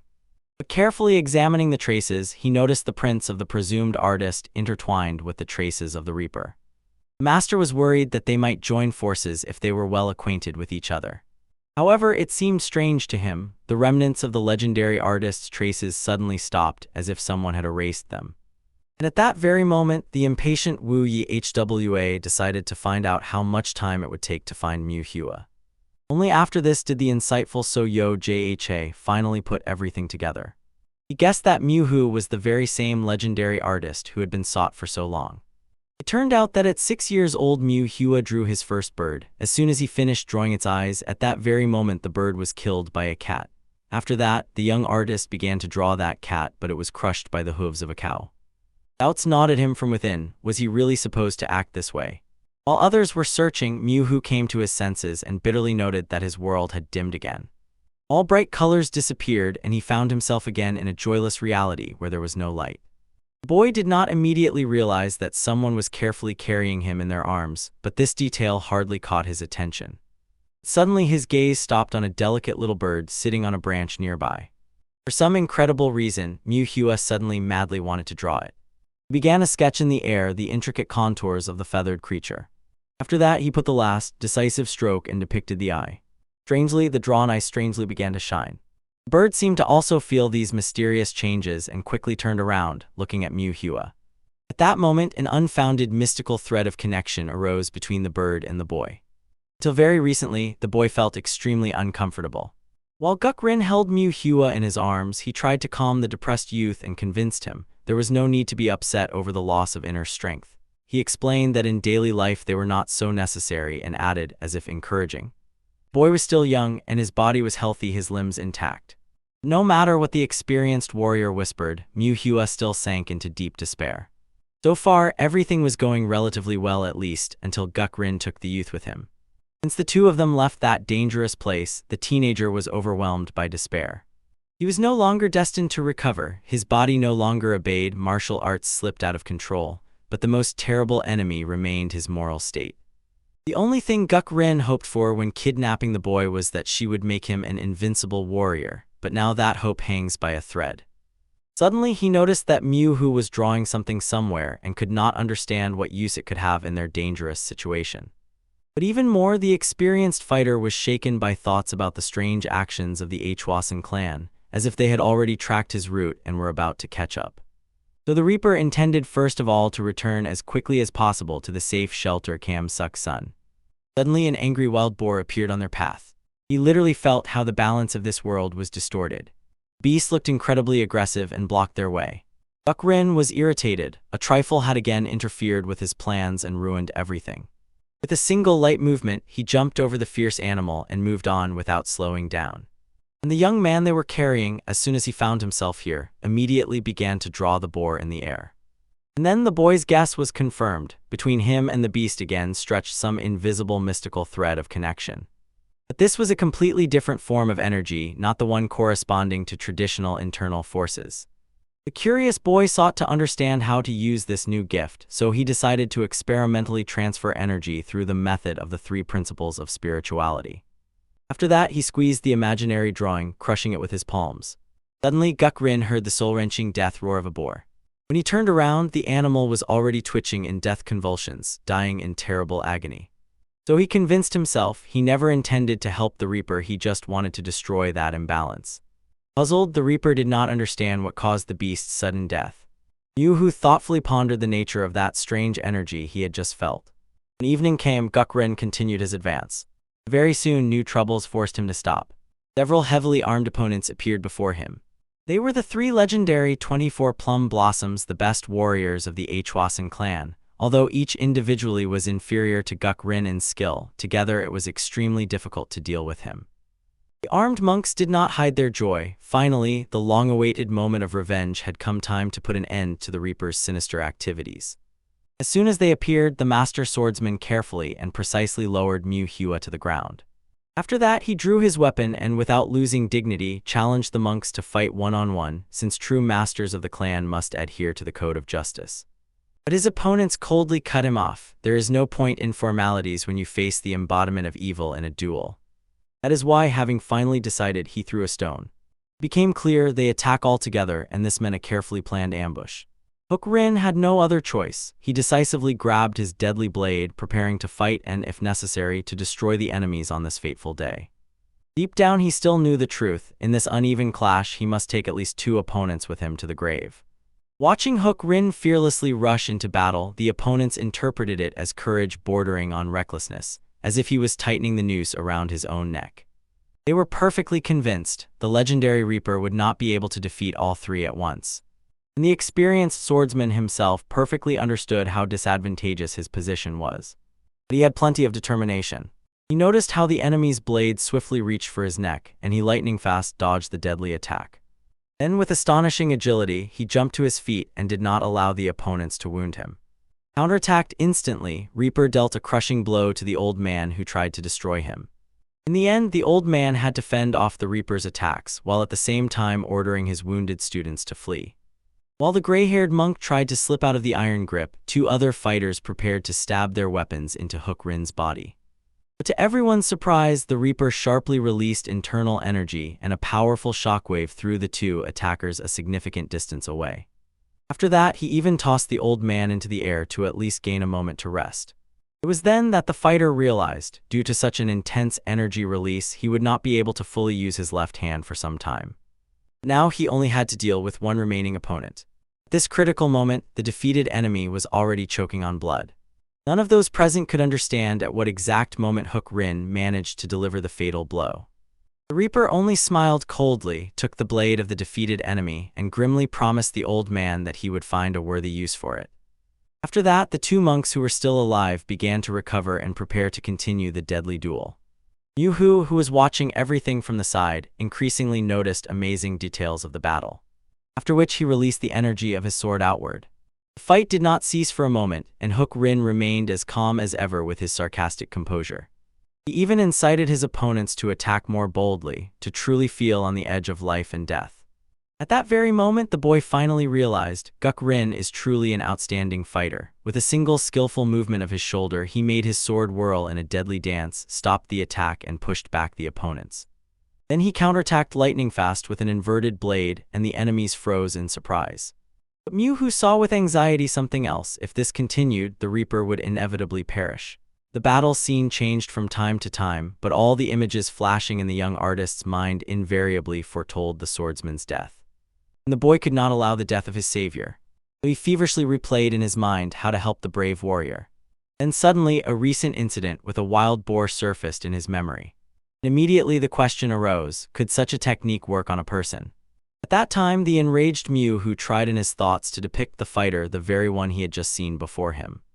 Moment and he was enveloped in a pink haze from which pink sakura petals fell. At the same time, the furious monk, wildly swinging his blade, fiercely cursed Guk Rin for daring to use another's sword. He hysterically shouted that for such sacrilege the Reaper must pay with his own life. After that, the warrior of the Hwasun clan unleashed a storm of devastating blows on Guk Rin. The tormented fighter smiled restrainedly. He perfectly understood. This attack was truly deadly. By that moment, his body, exhausted by wounds, barely obeyed. His arms and legs moved not as he intended. Considering the injuries sustained, he had reached the limit of his capabilities. Yet Guk Rin had gone through this entire dangerous path to save Mew, and he simply could not give up. At least he was determined to take at least one limb of the opponent with him. At the decisive moment, the incredible happened. The attacker suddenly froze in place as if invisible chains had bound him. Seizing the moment, Guk Rin without hesitation pierced him with his blade. He himself did not understand why everything turned out to be so unexpectedly easy. What was strange was that the opponent who had just attacked with such a deadly pressure suddenly froze. Reaper immediately recognized the skill. In his death agony, the monk let out a heart-wrenching scream. He was madly confused about what mysterious magic the Reaper had used against him. In the last flicker of consciousness, the fighter guessed. It was a forbidden reverse flow technique, one that contradicts all laws of nature. But he did not manage to finish the thought as he immediately fell dead. At this tense moment, bright signal lights flared in the distance. Obviously, reinforcements were waiting somewhere nearby, and they immediately rushed to the place of the clash. He who remained alive, the old man, screamed madly that he would never allow the Reaper to leave this mountain alive. Guk Rin even twitched with disappointment. The trials were not thought to end here. He did not even suspect that recently the elders no longer shunned signal fires. But as soon as it dawned on him that he needed to retreat immediately, his mind was covered by an instant cold. He picked up the weakened Mew in his arms and immediately rushed away from the dangerous place. It could only be the legendary volcanic Sakura. The experienced warrior was utterly bewildered. If the clan elders had set an ambush here, then nearby there must also be other pursuers lurking. At first, Guk Rin intended to climb over the mountains and, passing through the checkpoint, sneak into the safe Kam Suk Sun. But now, to save his life, he had to make several detours until he could enter the city. Meanwhile, Mew was tensely replaying in his mind what exactly had changed at the moment he completed his mental sketch. A faint reddish frame flared over the silhouette of the enemy. The barely young artist saw it and immediately instinctively reached out if caught on an invisible thread. At that very moment, the fighter involuntarily froze, as if caught in the trap of an invisible giant. The monk, gathering his last strength, tried to break free from the mystical bonds. Mew, surprised by such resistance, unconsciously tightened his imaginary grip even more without realizing it. That is why he asked his brother to talk to their grandfather. He was constantly trying to make him paint portraits. But the Reaper had no choice. He had to try to stop the attack with his own blade because he could not avoid such a devastating blow. As if something cracked in his hand, and that sound was still fresh in the boy's memory. He intended only to hold back the attacker and quickly end the fight, but events spiraled out of control. Suddenly, the words of the wise mentor surfaced in Mew's memory. The student must always remain vigilant and not lose control over his own power. The young man realized that he had not yet fully uncovered the depth of the teacher's instructions. Since then, he lived a life won at the cost of Master Ma Ryan's sacrifice, so he had no right to waste it through mistaken decisions. First and foremost, to survive, Mew had to flawlessly understand the nature of the power he had mastered. When he drew the warrior, he felt an amazing flow of energy passing through him.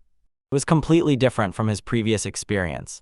So now the young man firmly decided to learn to control this mysterious ability more precisely.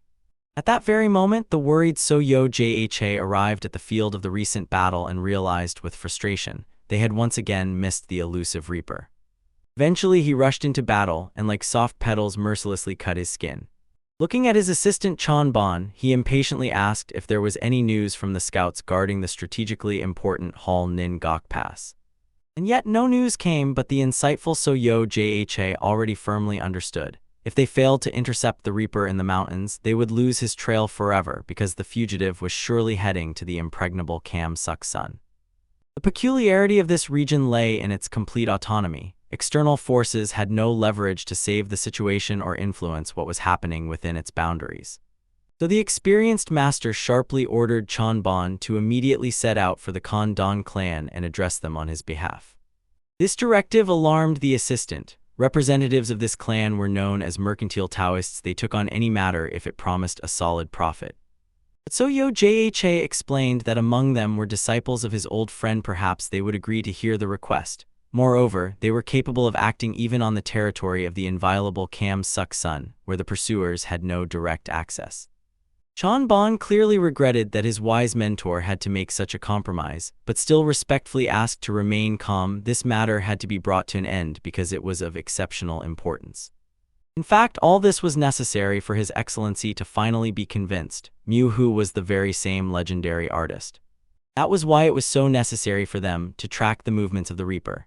Yet even the experienced master continued to be surprised by the strange episode of the clash. Why did one of the fighters suddenly approach the Reaper and practically allow himself to be stabbed? But no, he did not even think of giving up. On the contrary, he only fueled the fight even more. There was clearly some anomaly here. Even before the blade touched the body, the monk's internal organs were already torn apart. It was simply unthinkable unless the warrior was subjected to an incredibly powerful influence. So Jha was burning with burning curiosity. He wanted to see the true capabilities of this legendary artist and his mysterious companion. So far, the exhausted Guk Rin with Mu-hu in his arms had already reached the distant Rocky Mountains. He finally understood. Now he could allow himself a short pause. The pursuers would no longer be able to quickly catch up with the fugitives. At first, he decided to set out for the mysterious Nanjun, where the ancient gates of the Black Dragon stood. And then he would plunge into the uninhabited desert there, where the enemies definitely would no longer be able to pursue them further. Moreover, having spent all his childhood in Kam-suk-sun, the Reaper knew perfectly well where to hide most reliably and conceal traces from foreign eyes. Before continuing the exhausting journey again, he decided to take care of restoring his depleted inner strength. To achieve this, Guk Rin immersed himself in deep meditation. So both opponents met in a deadly dance of blades. Mu-hu could only calmly observe the actions of his mysterious savior. Looking around, the young man tried to understand exactly where he had ended up. However, he was tormented by painful thoughts about his own fate. What was he to do now? He decided that he had fully repaid Zhnetsev the debt for saving his life. He helped in the clash against the monks. Maybe it was time to go his own way. But after the tragic death of Ma Ryan, he could not return to Lord Wuyi Khvo, and even more so had no right to simply go home. And there was still the question gnawing at him, why did Guk Rin take him along? Because if the swordsman had been alone, he could quite possibly have escaped. The warrior did not leave him alone until the very end. Therefore, Mu-hu, before deciding on further plans, decided to find out the real reason for such care. Reflecting on the mysterious power that awakened in him, the boy decided to name it after his fallen mentor. And even despite this, there remained much about his ability that did not fit into any explanation. Very quickly it became clear, the Reaper was already seriously wounded. It was enough to just draw someone and he could somehow influence their life energy. Moreover, after recent events, Mu-hu began to notice a strange red frame around the silhouettes of mountain beasts, although he still did not understand what this phenomenon meant. Cautious Mu-hu decided to restrain himself for a while and not use this mysterious power. But compared to his previous state, it became much easier for him to perform the Phantom Wanderer technique. Moreover, it seemed the new gift had no limitations in its application. However, recalling the recent clash, the young man could not shake off his anxiety. He imagined using such an unstable and poorly studied power is too risky. He knew it could only be used for self-defense and only in truly extreme cases. Therefore, for some time, this ability had to be kept secret from strangers' eyes. And suddenly, an old agreement between Mu-hu and Guk Rin surfaced in his memory. It touched him. Is a swordsman really a person who keeps his word? Finally, when the evening twilight descended, the mysterious warrior rose from deep meditation. His energy and strength in the sword were melting away, as if being exhausted to the last drop. He was surprised to notice that Mu-hu had patiently sat nearby all this time. Guk Rin, rejoiced from the bottom of his heart, thought the boy had finally come to his senses after all the shocks. But fearing that after what he had experienced the youth might forget who he was, the swordsman cautiously introduced himself. It seemed strange to him that Mu-hu did not respond, only nodded mysteriously, as if waiting for something. But this did not anger Guk-rin too much. The stubborn teenager, despite everything, seemed charming to him in his own way. Moreover, Guk-rin sincerely sympathized with the boy who had lost his former powers and promised, as an older brother, he would help him figure everything out.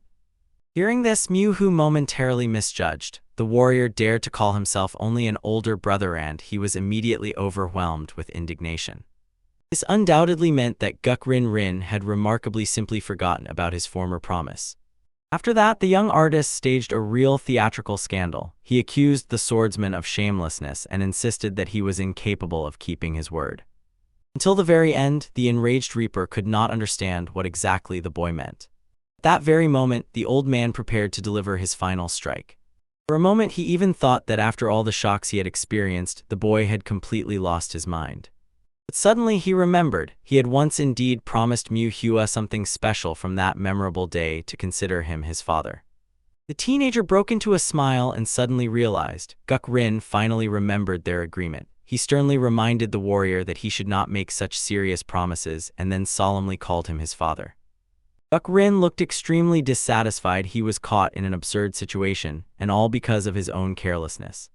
Somewhere not far from their resting place, luxurious carriages were passing by at that time. Sensing danger keenly, the master had caught something alarming a moment before. So he ordered his companions to immediately change direction, even though the alternative route did not lead to Shanxi province. It turned out the mysterious master from the passing caravan somehow guessed that the snotty boy was about to slip into the desert, and was convinced they would catch up with them despite the fact that they were moving slower. It was obvious otherwise. By snotty boy, the arrogant pursuer meant the Reaper himself, and mocked in his thoughts that the elusive killer would soon be in his hands. The students who accompanied the master sought to ascertain the true level of strength of the legendary Guk-rin and grimly understood the mentor sometimes showed signs of madness. Suddenly his apprentice burst into the fight. Moreover, the young warriors were gnawed by anxiety. The pursuit of the Reaper would inevitably lead them to a clash with the Hwasun clan, and if events took an unforeseen path, they risked becoming the cause of a real bloody massacre. The cold-blooded Miss Yu-ha, one of the students, anxiously realized the master sent with them was a person who openly savored chaos. She could not comprehend why such an unpredictable and dangerous guide was chosen for such a delicate mission. But the mysterious master himself only smiled enigmatically, fully understanding what suspicions gnawed at his students. Deep down, he admitted his talent was capable of radically turning the situation around, overturning the course of events, and that was precisely why he was entrusted with their training. And according to his calculations, the peaceful period had dragged on unacceptably long. Although the founder of such a powerful organization was probably irritated by this carefree silence, the size of the occultist sect had already become too impressive. Influential families possessing colossal power preferred not to interfere in the very center of the events raging, fearing massive casualties. They were certain the occultists would have no choice but to unleash a full-scale war, but for that a significant pretext was needed. And the best candidate for the role of such a catalyst was precisely him, the mysterious master. Yet despite everything, an extremely difficult task awaited them ahead, and on this path they would inevitably have to bear colossal sacrifices. However, this did not frighten the ambitious strategist in the slightest. The master instantly realized the wounds were fatal, and they were not inflicted by the blade of his own master. On the contrary, he was ready, without hiding any doubts, to accept this challenge of fate with frank enthusiasm. Meanwhile, Mu-hu, with a completely serious expression, was instructing Guk-rin. True parents must endow their children with infinite kindness, and children in turn must respond with deep respect and care. This was the very famous passage from the 5 Norms of Mencius, a thinker of the Warring States period, whose wisdom became legendary. And yet the legendary Reaper clearly could not understand why the young man suddenly began reading these philosophical instructions to him. But Mu-hu did not seek an argument at all. He simply wanted to show his adopted son that there are magnificent teachings of the sages that must be strictly followed. Guk-rin, although he showed no obvious displeasure outwardly, was restless inside. He did not know how to deal with this impudent boy. Moreover, the youth was almost twice as young, and he himself had only once, through his own carelessness, lost control and made an ill-considered promise. Mu-hu sincerely marveled at the endurance of this battle-hardened warrior. At first, he thought the Reaper was only pretending and seemed to have forgotten their agreement, but apparently he was mistaken in his assumptions. He decided to test Guk-rin's patience even more. The young man, with a serious face, quoted another ancient wisdom. In the Egiyunfyeon there is a saying, the wealth of filial reverence. It means that parents sincerely love their children and children, in turn, respectfully regard their parents. The imperturbable Guk-rin finally realized Myuhu was persistently insisting that he acknowledge him as his legitimate son. As it turned out, the Reaper struck with his last strength. The warrior decisively fought back and reminded that he would soon turn 40. Myuhu was just waiting for such an emotional reaction, although he had already begun to fear. This steadfast man truly deserves boundless trust. Guk-rin continued to fervently defend his position. In his clan, the right is always considered to belong to the stronger, so Myuhu could not possibly be his son. The young artist realized that the cunning swordsman was going to cowardly evade the promise and resort to threats of violence. He sharply remarked, "Such behavior is immoral. If a son raises his hand against his father, it will be an unforgivable crime." Eventually, having completely lost his composure, Guk-rin with a formidable look rushed at the boy. But to Myuhua's surprise, the formidable warrior did not hit him. The strike shattered the ground right at his feet. After demonstrating his strength, the Reaper unexpectedly agreed to officially become his adoptive father, reasoning that it was far from an unfulfillable obligation. Still, he sternly warned Myuhua should not expect any special displays of paternal courtesy from him. The boy was genuinely confused. Could the legendary killer really intend to keep the promise he made? It was then that the boy noticed with naive surprise the experienced fighter was not yet 40, although he looked much older. This remark struck the Reaper's pride so hard that he seriously began thinking about tearing the insolent boy to pieces. Seeing the fury the warrior barely restrained, Myuhua only smiled good-naturedly. Approaching the boy, the older brother tried to calm him down and explained, the child was not to blame for what happened. The first brother thought it was just an excuse to avoid painting portraits, and he was surprised that Myuhua really hadn't finished drawing the eyes all this time. Moreover, to avoid suspicion, he drew his weapon with his foot, and then diplomatically promised if there was anything Guk-rin wanted from him, he would do everything possible. Having recovered a bit, the practical Reaper decided to check, did his newly born father remember those mountains where he had undergone treatment? Or maybe, in his mind, there were still strange inscriptions they had seen in the backyard when they stopped in the mountains. Guk-rin prepared himself as much as possible. Myuhua definitely would not let this slide if he remembered all these important details. To his relief, the boy perfectly remembered that very incident. He confessed that he really left those mysterious drawings and was afraid that Guk-rin might get angry at him for such audacity. To his surprise, at that moment, the stern warrior literally burst with happiness. He respectfully took the hands of his named father, apologizing penitently for being such a worthless son and for being late to show proper respect. Guk-rin, with exaggerated seriousness, reminded that a real father or mother must treat a child with unconditional love and decided that they had a wonderful chance for spiritual closeness. After that, he politely asked that the father graciously accept the traditional bow from his unworthy old son. This drove the old man into a fit of furious rage. Does a sword master allow himself such rudeness? Even standing on the threshold of death, one cannot be so dishonorable. Everything looked extremely awkward. Such unnatural behavior of an adult man did not at all suit his formidable reputation. Myuhu only wanted to praise him for keeping his word, so the boy was tormented by an interesting question. Why did the Grim Reaper suddenly start behaving so strangely? But suddenly Guk-rin wanted his named father to evaluate the martial art of his unworthy son. After that, he took up the blade. He began to show complex techniques, as if drawing intricate figures in the air.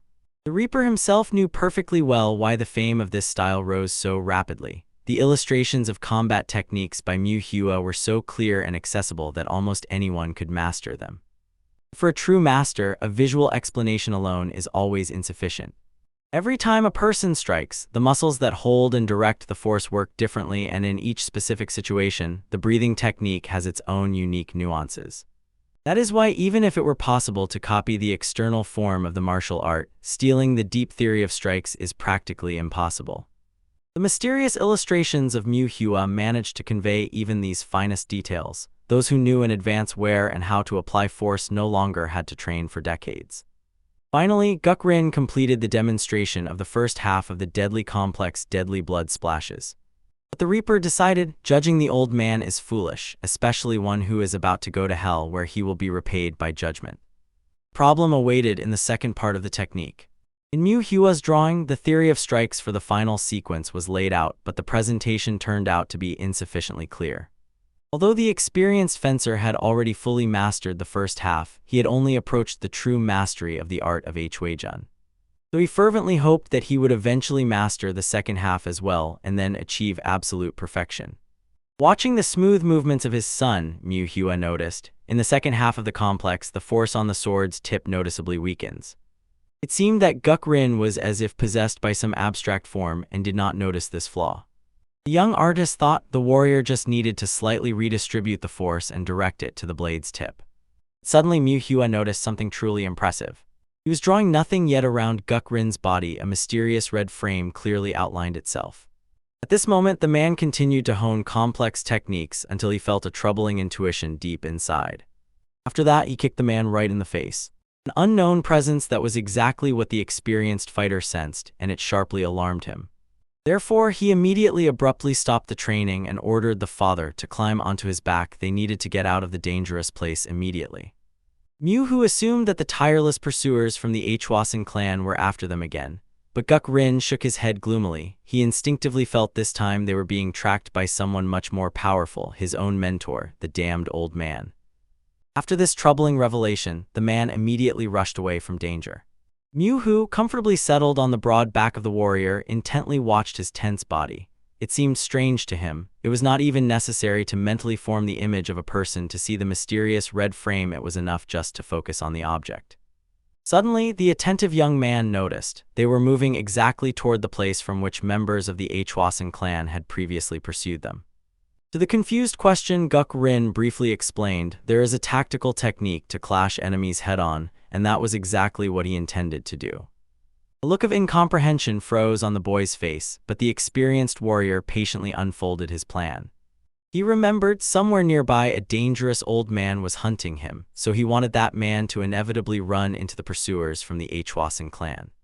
And the cunning reaper almost prayed that right now a truly exceptional master would emerge from the clan's side. Watching the lifeless body fall flat on the ground, the reaper remembered how disgusting his death had been. And they could buy precious time for their escape. While they were rushing forward rapidly, Mu Hu decided to rely on his sharpened senses. Somewhere far away he clearly heard, or rather, saw two incredibly bright energy flashes. One was a deep violet, and the young man already knew it belonged to the formidable So Yijia. Second emitted an extraordinarily bright blue. It was the color indigo. The boy did not even suspect who this impressive aura belonged to a mighty warrior. But I noticed it was just as bright and concentrated as So Yijia's, so this was an unmistakable sign of the owner's strength. Suddenly Mu Hu noticed their movement speed unexpectedly dropped. In a moment, he anxiously saw that they were literally being drawn into a pink mist. This was an unmistakable sign, so Yijia himself was standing very close to them. And yet she did not wither. She was different from all his life from the beginning to the very end. Soon both masters, who carried different energy colors, unmistakably sensed each other's presence. At this critical moment, So Yijia abruptly ordered his companions to follow him. He explained that he had to go first. Without unnecessary words, he immediately set off on the journey. The unparalleled master was extremely curious about who that mysterious warrior was, who radiated so much energy. To announce himself, he himself released part of his power, emitting an energy pulse. However, to his surprise, the mysterious master slightly retreated as if he managed to sense and catch his approach. It seemed strange because So Yocha was sure he should interest such a strong opponent. Yet this was not decisive for him. He stubbornly decided to find the one who carries the mysterious power that so touched him. And suddenly, right before him on the ground, he saw the Reaper frozen in a combat stance. To be sure, the Reaper cut their bodies again with his sword. The master mentally reproached the unsuccessful warrior for such a failure, but generously decided to entrust the confrontation with him to his less experienced students. The very next moment, Guk Rin's gaze fell on a delicate figure he was carefully holding in his arms. It was none other than Mu Hu. Though Yocha passionately wanted to shorten the distance as quickly as possible and approach this unique youth, he immediately restrained himself. Now his main task was to track the mysterious master. After this brief meeting, Guk Rin felt extremely uncomfortable because he finally realized he was being watched by the supreme elder of the Hwasan clan himself. Until this moment, the experienced Reaper could not understand why his own mentor began to slowly retreat backward. Now everything fell into place. It seemed even the mad old man felt a reverent tremor before the legendary Soyoja. But Rina was openly amused. Her formidable teacher literally tucked his tail for the first time in all his memory. Suddenly, a daring thought flew into his head. If these two unparalleled masters were to soon clash in an epic duel, he would never want to miss such an exciting spectacle. Driven by impulse, the Reaper sharply changed direction under the surprised gaze of Mu Hu. Noticing the boy's confusion, he briefly explained that they were going to see something truly amazing. Then he shifted his gaze to one of the surviving disciples. Mu Hu expressed a perfectly reasonable concern. They risked running into Soyoja himself and dying, and the insightful warrior reassured him he was sure that the formidable master was currently worried about something other than them. At that very moment, Rina's mentor Guk was frantically torn apart by uncontrollable rage over the audacious escape of his rebellious student. He relentlessly chased after this ungrateful youth but eventually lost his way. He parted from the children he was accompanying. In a normal situation, he would have simply let his companions fight the Hwasan clan, but now the terrifying presence of Soyoja himself radically overturned the balance of power. Moreover, the old man clearly felt the legendary master rapidly approaching and understood. This enlightened one remained as insatiably curious as ever. It seemed utterly senseless to him that Soyoja so stubbornly pursued someone without even knowing who exactly was the object of his chase. At that time, 3 students were desperately trying to slip away from the pursuit. Han Yuha was frankly boiling with indignation over the absurd situation they had gotten involved in. At first, she was assured this journey promised her brilliant prospects. Very soon she could become a full-fledged representative of the mighty Ma clan, but no one could have guessed that Hwa Rak Jiang Ma himself would accompany them. Although he possessed absolute power known as the 6 Great Heavens, this unpredictable old man acted only at his own discretion, obeying only the clan founder. The boy trembled with fear. His white robe was stained with his own blood. This time he suddenly sprang up and authoritatively ordered everyone to follow him. Obviously, such a contemptuous attitude greatly angered the ambitious girl. In her thoughts, she made a vow. As soon as they returned safely, she would definitely make her eccentric mentor pay for this humiliation. Later, finally reaching the top of the hill, they noticed the familiar silhouette of their master. The delighted students immediately shouted, trying to attract his attention. Very soon they were gripped by anxiety. Behind him appeared a figure that emerged as if from the shadows. They instantly recognized the famous plum sword, which meant that the stranger belonged to the elite warriors who had previously hunted the elusive Reaper. A moment later, Soyoja stopped right in front of his potential opponent. The skilled master quickly realized these people belonged to the mysterious Ma clan. He immediately suspected that the cunning enemy had deliberately lured him here. The mysterious old man just chuckled and contemptuously explained that behind him stood ordinary Malachi, incapable even of resisting the breath of the plum sword. Therefore, they had only one option: to be spectators of this epic confrontation. Soyoja suddenly clearly saw the eccentric man wanted to broaden the horizons of his students, and apparently such an experience could become invaluable for their development. The senior Reaper did not intend to leave him alive and killed him too. But there was also something that confused him. This confident old man remarkably resembled someone. First of all, his characteristic smile. Sudden insight struck the master like an electric shock. He already knew who his opponent really was, so he decided to find out directly without unnecessary detours how he had lived all this time. The opponent's appearance had noticeably changed and at first confused Soyoja, but now there was no doubt. An old acquaintance stood before him. At that moment, the mysterious old man realized there was no point in hiding under his true identity any longer, and declaratively stated that he considered their new meeting with Soyoja a fortunate coincidence. Only then did the surprised students finally understand. Standing before them was none other than the legendary Phantom Sword Ma. Stunned, Soyoja did not hide his surprise. The warrior who was supposed to have died 40 years ago had somehow returned from the beyond. The noble master gloomily promised that this time the old enemy would go to the realm of the dead finally and irrevocably. The Phantom Sword only smiled thoughtfully, recalling the past that united them. Yet with cold contempt he threw, Soyoja would hardly defeat him alone without the support of his treacherous friend. He maliciously reminded that this treacherous ally is now called the Sword of Tajik, a title obviously undeserved by such a vile creature. Soyoja sharply cut off the mockery and declared that he did not feel the slightest need to show kindness to his old enemy. It was all because the gifted boy was not going to take risks. He didn't know what to do if someone died. All this time Mu Hua was closely watching what was happening. These dead people and the whole battle scene were not at all as he had imagined. He once again emphasized sharply, for him there are no good members of the Ma sect, only the dead are worthy representatives of this clan. The primary sword smiled indulgently in response to these loud and uncompromising words. Behind all this grand confrontation, the Reaper together with Mu Hu observed from afar. The boy looked too interested, a reverent tremor shone in his eyes as long as he did not look away from the clash of legendary masters. Events shift to the Ice Palace of the Northern Sea. There the mighty founder with undisguised surprise noticed how long it had been since he last met the prince who invited him. He assumed, most likely they met for the first time after the tragic death of his father. The prince of the Ice Palace only graciously apologized for not being able to visit the founder earlier due to urgent circumstances. He was truly extremely busy, and this was not surprising. In a short time, the ambitious ruler transformed his possessions into a model fortress of order.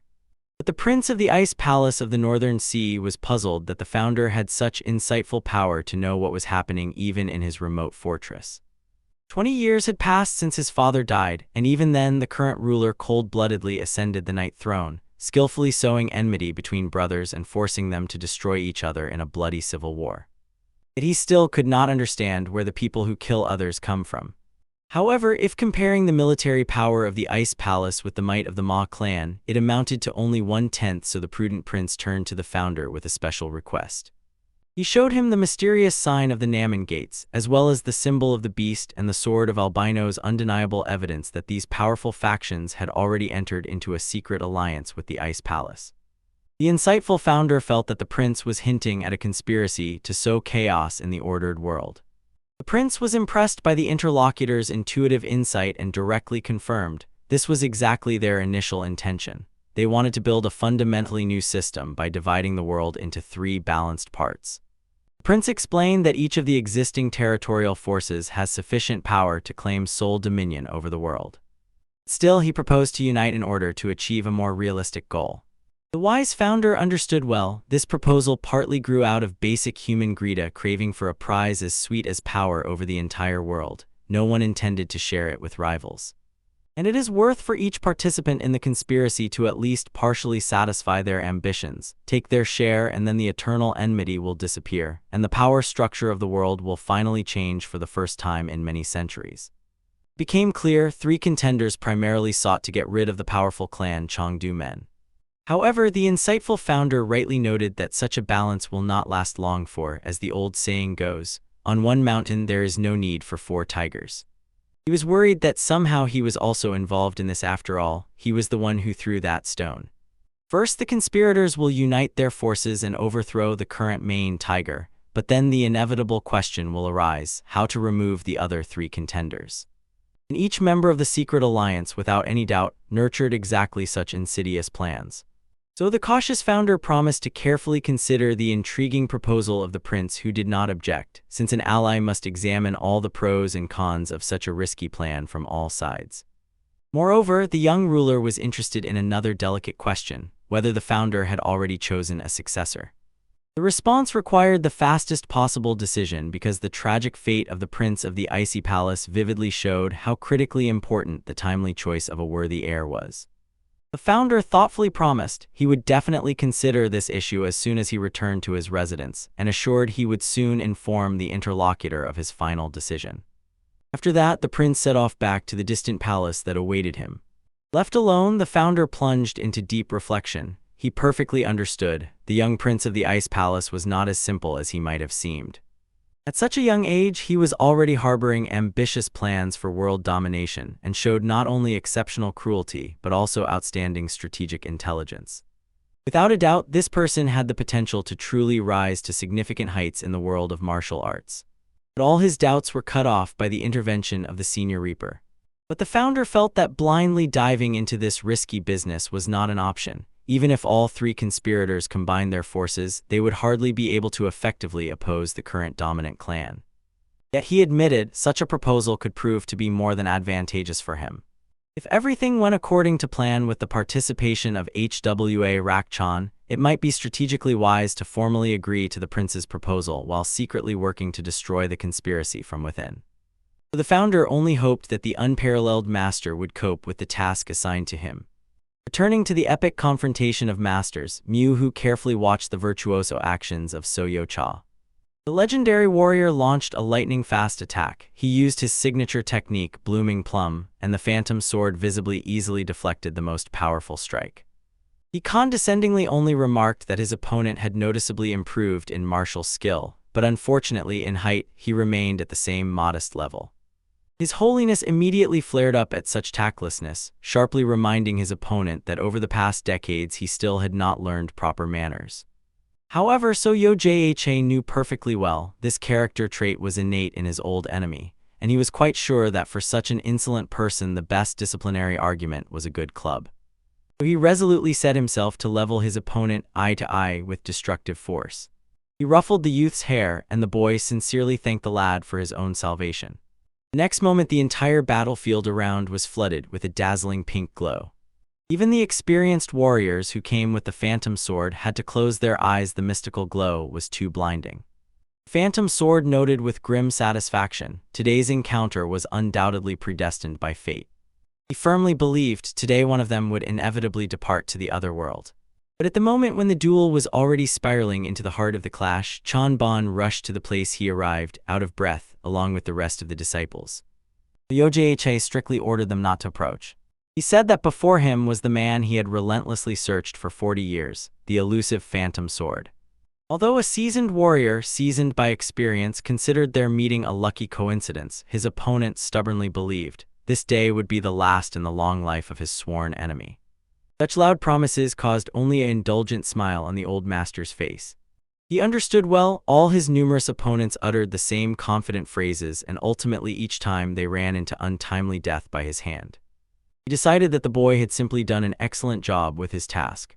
One powerful step of the phantom sword and whole clouds of dust and smoke rose from the ground. Even the nearest river suddenly changed its course under the influence of his mighty aura. At that moment, stunned So-Yo-Cha realized with anxiety his opponent had become significantly stronger since their last meeting. Carefully studying the adversary, he could not discern a single vulnerable spot in his impeccable stance. Hwa Rak Jiang, with undisguised pleasure, reveled in this, feeling the extreme tension that stirred the blood. At first he intended only to watch from the sidelines how his kids fought. Now it seemed to him to retreat at such a dramatic moment would mean showing unacceptable cowardice. Now, with so many interested spectators gathered, he firmly decided to start a real battle. With the very first strike, he unleashed an especially impressive, colorful lash of bloody spray. So-Yo-Cha did not panic, calmly and methodically began to repel the devastating attack. However, Manhwa was offended by his words because he was doing it not at all for the sake of this man. But in the very midst of the explosion, he did not manage to notice how the phantom sword got unbearably close. Eventually, both masters converged at a critically short distance. His Holiness anxiously realized the opponent's movements were too sweeping. He was clearly trying to lure him into a trap. So-Yo-Cha tried to strike the enemy with a concentrated pulse of internal energy. But that strike was in vain. The pulse dispersed and hit an invisible force field that reliably protected the phantom sword. However, the determined master was confident. It was only necessary to apply his strongest tactical technique and the enemy could be caught off guard. Seeing the opponent's face bearing the most serious expression, Hwa Rak Jiang intuitively understood his adversary was preparing something truly extraordinary. But as soon as he finally recognized the technique So-Yo-Cha was about to demonstrate, it was already critically late. In a moment he closed the distance between them and was very close, right in front of the bewildered enemy. So-Yo-Cha swiftly struck him with a jab under the ribs. He felt uncomfortable leaving such an uneven fight unattended. Yet the cunning phantom sword still managed to partially evade the deadly blow, which was by no means part of its plans. It clearly did not expect such an impressive display of superhuman speed. Then he watched in surprise as So-Yo-Cha's blade, as if its own will controlled the movement, flew through the air in a wide arc and flawlessly returned to its master. This was indisputable proof his relentless rival had already perfectly mastered the rare art of long-distance fencing. However, for the famous master of the Ma clan, repeating something similar would not pose any particular difficulties. Although His Holiness mockingly remarked that this was merely the empty boasting of a dying enemy. HWA Rakchong was firmly convinced. In that clash, the winner and the loser were determined long before the duel began. The opponents continued to fight with blades, skillfully controlling the flows of internal energy. So Yo-cha did not intend to limit himself to a traditional duel. He suddenly rushed at the enemy with bare hands, firmly determined to put an end once and for all to the misdeeds of the Phantom Sword. In response, the latter accepted this challenge with undisguised pleasure. And very soon, the opponents began exchanging devastating blows with incredible speed. And at that very moment, the Reaper lost consciousness and fell right into the boy's arms.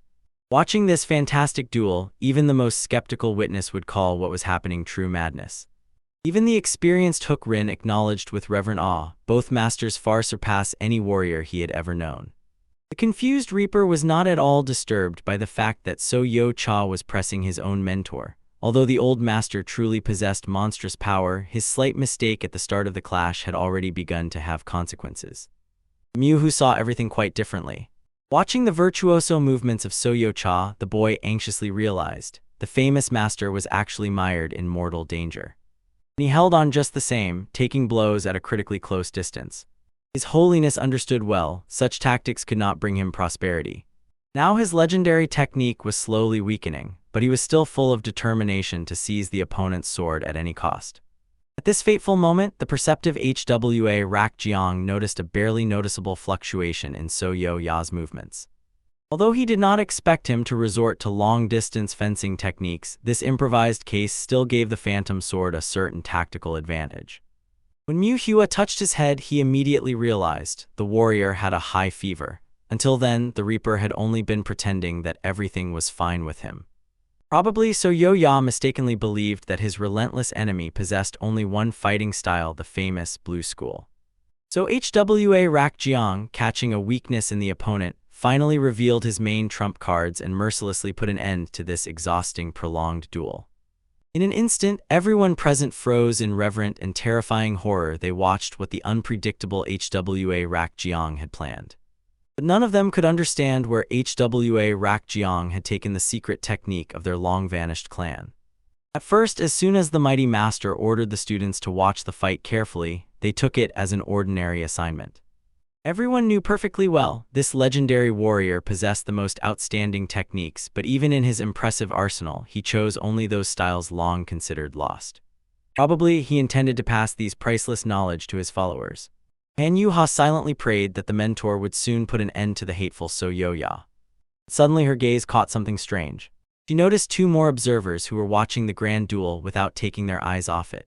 The girl instantly recognized the elusive Reaper and next to him some unknown young man. The first brother insisted that these were just coincidences. Finally, fighters from the Fire King's squad crawled out of the bushes. The stranger was mysteriously making hand passes, but Pan Yu-ha could not discern what these secretive movements meant. Soon her gaze was again fixed on the epic duel ahead, which was unfolding right before her eyes. At this critical moment, HWA Rakjian unleashed a devastating blow on his opponent. His hand was enveloped by a sinister dark energy. The observer of the fight, Chan Bon, suddenly felt a sharp attack of fear for the life of his respected mentor. But just when HWA Rakjian was about to strike, the movement suddenly slowed down sharply for some reason.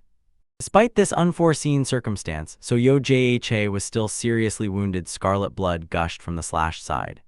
Loyal Chan Bon immediately ran up, supporting the teacher so that he would not fall to the ground. And the victorious HWA Rakjian only sneered maliciously and quite smirked. An experienced master carefully examined his own hand and suddenly realized something incredibly unusual had happened. They immediately grabbed the master and instantly understood his body was burning with flame. So he shifted his wary gaze to his disciple. He watched in surprise as the young man sitting next to the Reaper suddenly started coughing up blood.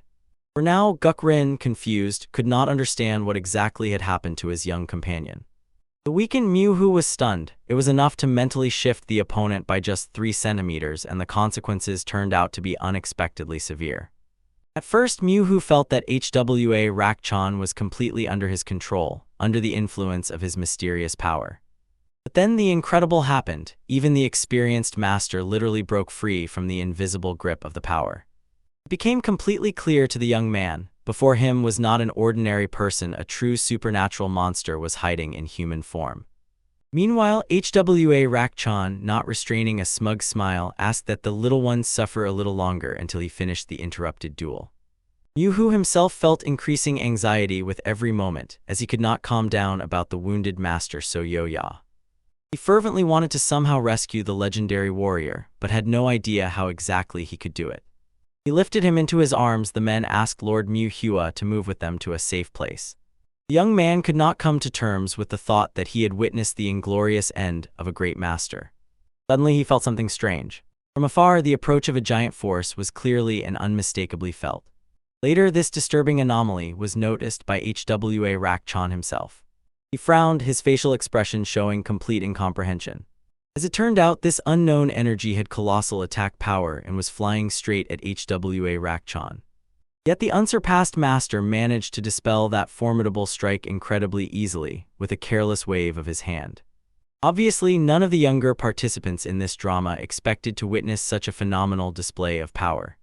After HWA Rakchan repelled the deadly attack, he remained completely unharmed, but it was already clear he was angered by what had happened. Muttering thoughtfully under his breath, he turned to his wards. The boy, it seemed, had no idea how he could be addressed like that. Phantom Sword made it clear to them they had to retreat immediately. The legendary master warned someone was rapidly approaching here, and under such circumstances, he definitely did not want to face him. As soon as this alarming warning sounded, the master cast an appraising glance at his rebellious student. At the same time, the desperate Guk Rin was desperately trying to bring Mu-hua to consciousness. Suddenly, the mentor stunned the Reaper himself with a lightning-fast hand. HWA Rakjiang pragmatically and thoughtfully considered, even with an unconscious student, it was necessary to get out of this dangerous place as quickly as possible, and decisively threw the unconscious body over his shoulder. Calmly saying goodbye to the stunned members of the Hwasan clan, the master of the Ma clan quickly disappeared into the shadows. His loyal disciples immediately followed him, not understanding why the mentor was acting so strangely. After all, this was a perfect chance to finally eliminate the sworn enemy So-yo-ya. The insightful HWA Rakjiang explained, it could indeed have been a victory over the ancient rival, but then he would have had to pay at least with one hand. But surprisingly, the men were deeply impressed by his bravery. They wanted to stand up for the senior Reaper. The bewildered Jade Sword could not grasp where the threat was, so the wise mentor advised him simply to turn back. Around this time, another powerful warrior in snow-white robes was already approaching the wounded So-yo-ya. Since the unbroken Pan Yu-ha instantly recognized the legendary sword of primal chaos from the mysterious shaman clan. The rhythm in the chests of both treacherous women stopped treacherously. Before them stood one of the best masters of his generation, and only they themselves and their own teacher could match his strength. As many already knew, this warrior was called the Sword of Primal Chaos, and his name was Yon Chakha. HWA Rakjian admitted with a bitter note, he would have gladly engaged in a clash with such an outstanding warrior, but he could not leave his inexperienced disciples unattended, because then the fools from the Hwasan clan would definitely take advantage of his absence. Moreover, the master wisely concluded he had more important matters to attend to now, so they could afford a tactical retreat, otherwise all his kids would inevitably perish. Although HWA Rakjian sincerely regretted this unfortunate failure, he was still glad that all his wards remained alive and unharmed. Next, the confident master noted with obvious satisfaction, he managed to apply to So-yo-ja a deadly technique that devours a person's life force. This meant one thing: the enemy was already irreversibly heading towards untimely death, and in the short life he had left, he would not be able to fully restore his original energy. Mu-hua tried to explain that they had misunderstood everything, but they didn't even listen, insisting that he leave this place immediately. HWA Rakjian could not contain his pride and added that he managed to obtain something very interesting. He took with him an interesting toy, so he considered that even despite the forced retreat, in a certain sense he came out ahead. At that moment, the Sword of Chaos was already carefully holding So-yo-ja, who was bleeding profusely and desperately praying for him to finally regain consciousness. True friend was tormented by guilt. He had not managed to come to help earlier. The last words whispered by the dying warrior flashed before his eyes. He was not going to leave this world in vain. At these words, the rage of the Sword of Chaos flared even stronger. He swore he would personally cut off the head of the Phantom Sword for the suffering caused. At that time, the exhausted Mu, who sank into memories of a conversation with his grandfather, who once passionately admired his amazing artistic talent. Although it was just a child's drawing, the whole body of the man, covered with gray hair, was enveloped in reverent trembling. Grandfather believed it was in these simple strokes that the true heavenly talent was revealed. But the wise grandfather warned his grandson this gift was not obtained through the boy's own efforts, and it would be no surprise if one day he suddenly disappeared just the same. He had no choice left, and he decided to accept their help. That is why the old man was so concerned about the future of his beloved grandson. The heavens never give anything just like that without a hidden intention. Then the young Manhwa fervently urged his grandfather not to worry and assured him he would do everything possible to truly deserve this generous gift of fate. To this, the wise old man, full of life wisdom, only laughed cheerfully and reminded an old proverb: "You must do everything in your power, but at the same time rely on the mercy of the heavens." So he was sure the grandson would devote himself to perfecting his craft without reserve. Sooner or later, these powers granted from above would become his true, deserved possession. And then perhaps the whole world would focus in his talented hands. With these bright memories of his beloved grandfather, the young man finally came to his senses. He immediately began to spiral. After the death of his older brother, Manhwa's own disappearance surely threw the old man into an abyss of despair. But suddenly he froze with his mouth wide open, realizing that he had not the slightest idea where he was at all. Looking around, he painfully tried to recall what had happened to Soyo Jha. So I followed these three people who were supposed to show the way out of the dangerous mountain path. All that Manhwa could do was fervently hope that the famous master was alive and unharmed. Soon a familiar voice reached the young man's ear, and he decisively stood up to leave the room. In the neighboring yard, he saw Guk-rin desperately fighting with some stranger. Approaching closer, Manhwa was surprised to recognize none other than Hwa Rak-chan as the opponent. At this dangerous moment, the enraged Reaper showered the damned old man with exquisite curses, while the latter brazenly did not understand why the manner of speech of his rebellious student had not changed all these years. Even if Hwa Rak-chan did not want to admit the obvious, he still could not help but notice the Reaper's combat skill had noticeably increased during their separation. Comparing his former and current strength was now pointless. The progress was astonishing to the point of trembling. To his surprise, Hwa Rak-chan barely managed to dodge the next lightning-fast strike from his former protege. He immediately recognized the rare technique that Guk-rin had used. He was captivated by complete bewilderment. How had the Reaper managed to master its second, most precious segment? The young artist realized this had to be done because he was not ready to die yet. For a moment, the experienced master even awkwardly froze, overwhelmed by sudden anxiety. Could it be that during their last duel he had actually killed the phantom sword itself? But soon he seemed to grow out of the haze of darkness, fearlessly grabbed the opponent's blade with bare hands. And then he delivered a devastating punch directly to Hwa Rak-chan's stomach. The stunned master of the Ma clan began to persistently interrogate Guk-rin, forcing him to reveal how he mastered this ancient and lost technique. The rebellious student only snarled maliciously and stubbornly refused to answer. Then Hwa Rak-chan recalled with a nostalgic smile. As a boy from early childhood, he stubbornly refused to open his mouth when someone tried to speak kindly to him. Meanwhile, Guk-rin, in powerless rage, cursed his own weakness. He still could not move this mad old man from his place in an honest duel. Suddenly, a mysterious attack struck. The blow hit Hwa Rak-chan from the side. The Reaper flinched fearfully and immediately began looking around, trying to catch the gaze of the one who dared to intervene in their fight. And very quickly, stunned, he realized it was none other than his sworn father. It seemed strange to him, since not long ago he didn't care at all whether he would die or not. It turned out Manhwa had firmly decided to intervene because he understood well, with such devastating blows, the Reaper would inevitably die soon. The young man could not watch indifferently as his friend was being beaten and felt he simply had to come to help. Since Hwa Rak-chan possessed truly demonic strength, Manhwa instinctively turned to his mysterious gift, not yet fully realizing what consequences this might entail.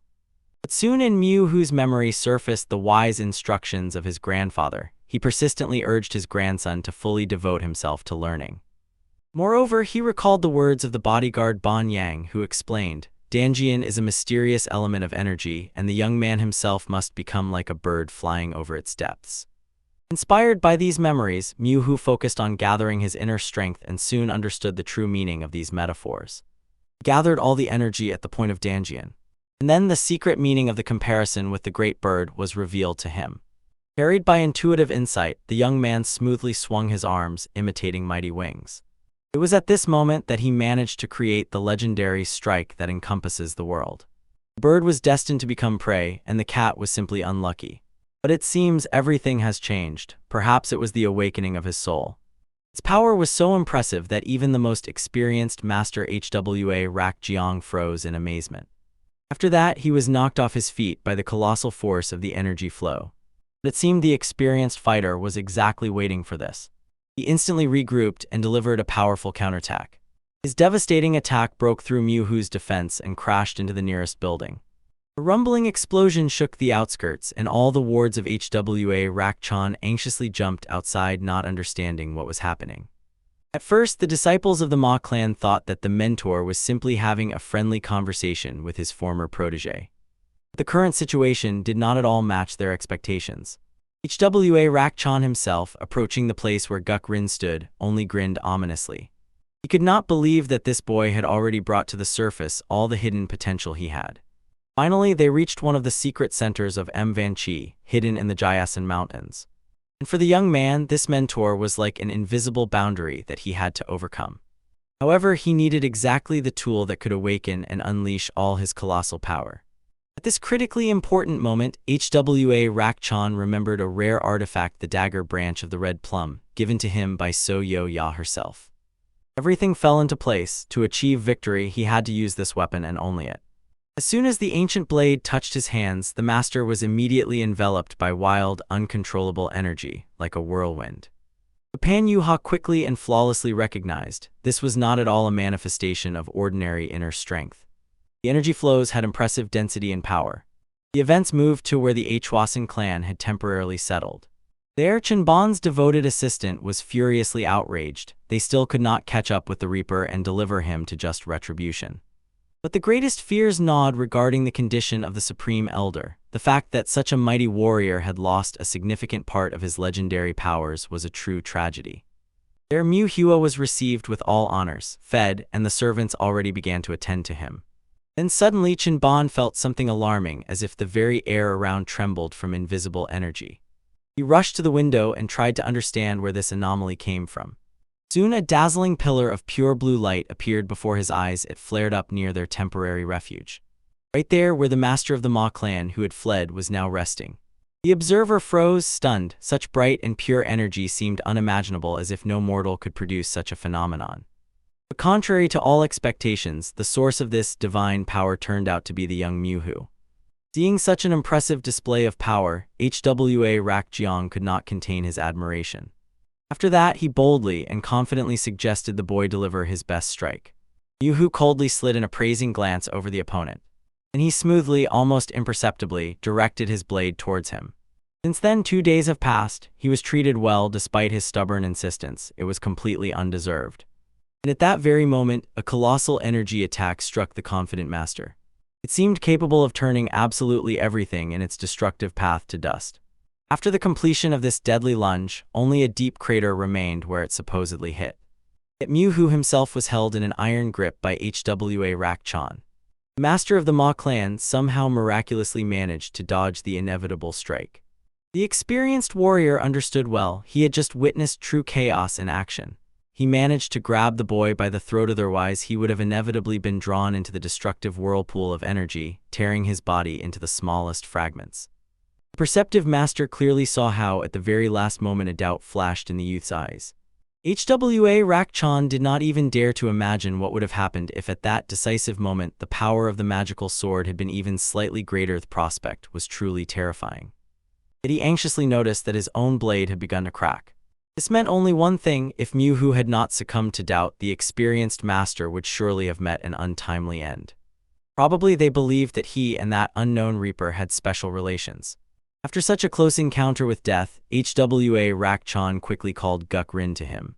The wary Reaper clearly did not intend to approach and insisted the mentor must speak from a distance. The master, irritated to the extreme, abruptly closed the distance and caught the rebellious student himself. With lightning speed, he threw Guk Rin to the ground and mercilessly pressed him down with his foot so that he would not dare to run away. Hwa Rak-chan was extremely annoyed. his protégé seemed to desire death so much that he could not even maintain a conversation. He sharply ordered, "From now on the Reaper answers all questions, otherwise he will lose limbs, one for each act of disobedience." The first and most obvious question was, who really is the mysterious Manhwa? Later HWA Rakchan, stunned to the core, realized standing before him was none other than the legendary boy, whom in close circles they call the Lord Phoenix.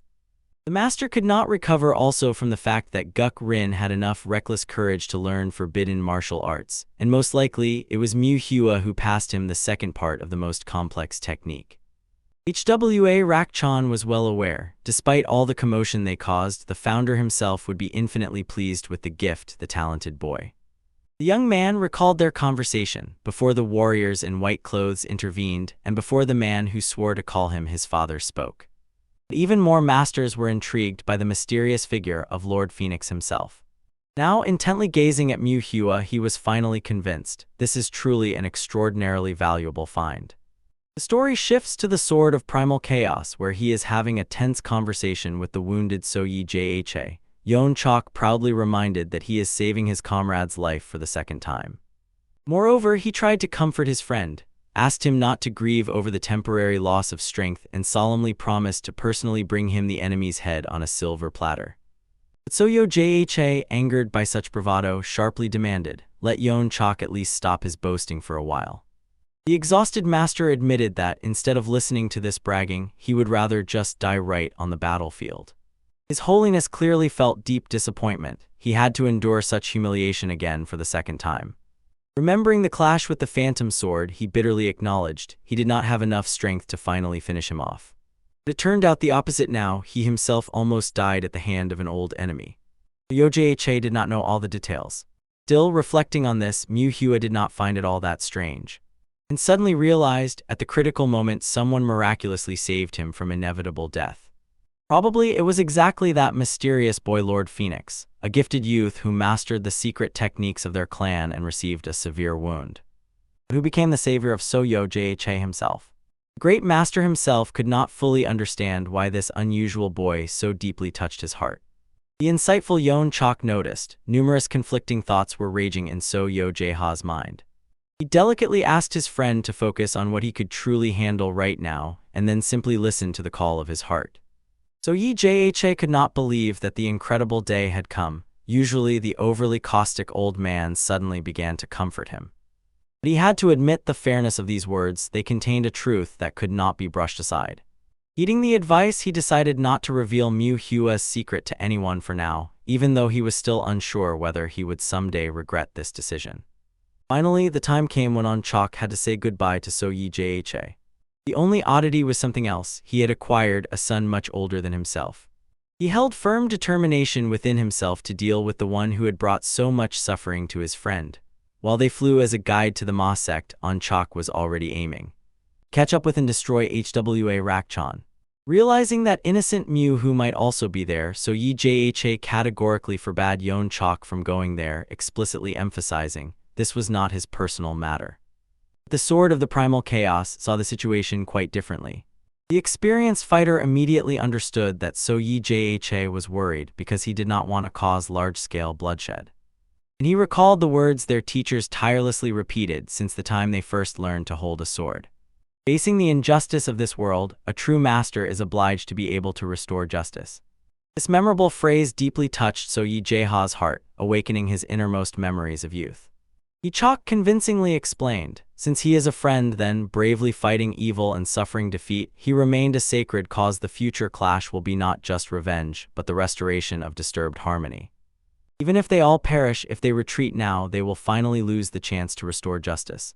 Then His Holiness realized, Yeon Chok from the very beginning firmly decided to act his own way, regardless of the friend's objections. In silence, he himself tried to understand why he had decided to help that man at all. Although Soyo Cha suspected that the Sword of the Primal Chaos was simply looking for a worthy excuse for a good fight, so he resisted and remained in such an excited state, and it seems his insight did not fail. Before the upcoming epic battle, Yeon Chok asked Soyo Cha to rest well and regain strength as a farewell.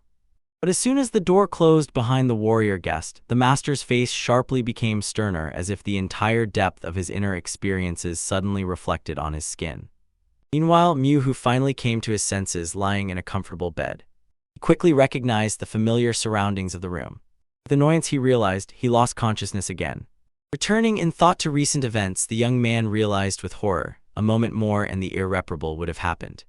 If he had not intuitively loosened his mystical grip, Hwa Rak Jiang himself and everyone around, including the Reaper, would have instantly turned to dust. He incredibly wanted to know exactly where he was now. But his thoughts were interrupted by the arrival of unexpected visitors. They came to find out how he was feeling. He remembered the moment when he picked up that stone. Mr. Yuha introduced himself with ceremonial politeness, and then introduced him to his charming companion Yon Sachan. The moved girl said that they had been tirelessly caring for him the whole time he was unconscious. Mu-hu, touched, immediately sincerely began to thank his kind guardians. Yon Sachan, smiling gently, delicately asked if their unusual guest was hungry because, as she said, he had been unconscious for a whole week. The Ice Witch, in turn, was already concerned about his current condition. According to the experienced doctor's conclusion, Mu-hu had a serious internal hemorrhage and many vital organs had suffered significant damage. But assessing himself, Mu-hu felt, overall everything was fine, only a slight unusual weakness and heaviness in the body.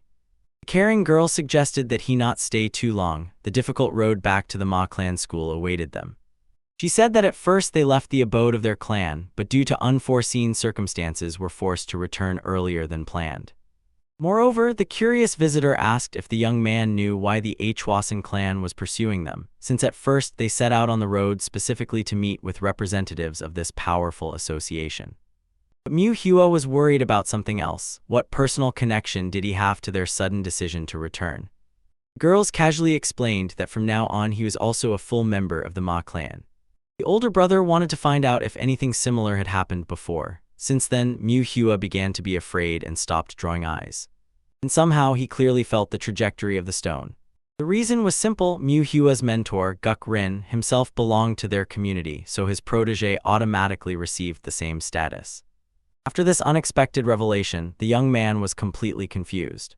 Of course, Mu-hu was clearly bewildered. Pan Yuha did not beat around the bush and directly asked if he would voluntarily go with them. She frankly promised if he suddenly wanted to escape, she would pretend as if she noticed nothing. The insightful girl understood that an attempt to forcibly take Mu-hu with them would turn into an extremely unpleasant situation for all participants. But she also understood another thing. If their hot-tempered mentor found out about the escape of the valuable recruit, true chaos was inevitable. Therefore, Pan Yuha warned, the decision to run away is a serious step that must be thought through in detail, weighing all possible consequences. Because once a person officially joins their clan, there is no turning back. They will not be able to leave it voluntarily. After this meaningful warning, both girls delicately stepped back, leaving Mu-hu alone with anxious thoughts. The pink-haired companion was puzzled and did not understand her friend's behavior. Why did Pan Yuha allow the potential recruit to slip away after all? This directly contradicted the strict rules of their organization. He didn't even hesitate. He already knew where and with what force he would be thrown. But the experienced girl explained, she consciously gave the young man such a choice. If they forcibly brought Mu-hu to the clan's abode, it would cause inconvenience for everyone involved, so he had to make this fateful decision on his own. Although the younger comrade still hesitated whether it was worth acting this way, she eventually agreed with the wisdom of her more experienced friend. In fact, the prudent Pan Yuha perfectly understood. If the situation continued to unfold in the same vein, soon all the leading clans, including Hwasan and Jiangdu men, risked being left without worthy candidates for heirs. She could not understand why the insightful Hwa Rakchan did not even stop, not noticing this alarming prospect. But soon the experienced warrior woman realized the grim truth. Their ruthless mentor had been cold-bloodedly awaiting the inevitable demise of all his followers from the very beginning. This revelation tore her chest apart. The discovery deeply wounded her. She firmly decided she would not allow this ominous prophecy to come true without a fight. After that, her thoughts involuntarily returned again to the mysterious young man. She could not understand where he had such impressive strength, since he was able to withstand even Hwa Rakchan himself. Now the gifted boy was their only real chance for salvation, so she secretly placed her hopes on him being able to eliminate the dangerous opponent. And ultimately, this choice led to the one who was supposed to be killed remaining alive, and the one who was supposed to survive perishing. At that time, the thoughtful Mew who secluded himself in the fresh air to carefully consider his situation. He was still anxiously thinking whether it would be better for him to completely give up studying martial arts. First, he had started learning them almost by accident. Training his body, he sought to master the Hwajian technique to be able to protect himself. But in the end, everything turned out quite tragically. The way he dealt with Ma Ryan's killer did not at all coincide with his initial intentions. And now the young man clearly understood, martial arts was only one of the possible ways to gain power. For him personally, this was by no means the best option. He could have become much more powerful if he had used his innate gift of drawing. Now Mew was not yet completely sure that this choice was the right one. But he perfectly understood, the Elder Reaper was not meant to be saved in this battle. The real problem awaited elsewhere. The medical report on his physical condition turned out to be extremely discouraging. Moreover, the symptoms of progressive anemia continued to worsen, and his well-being slowly but inexorably declined.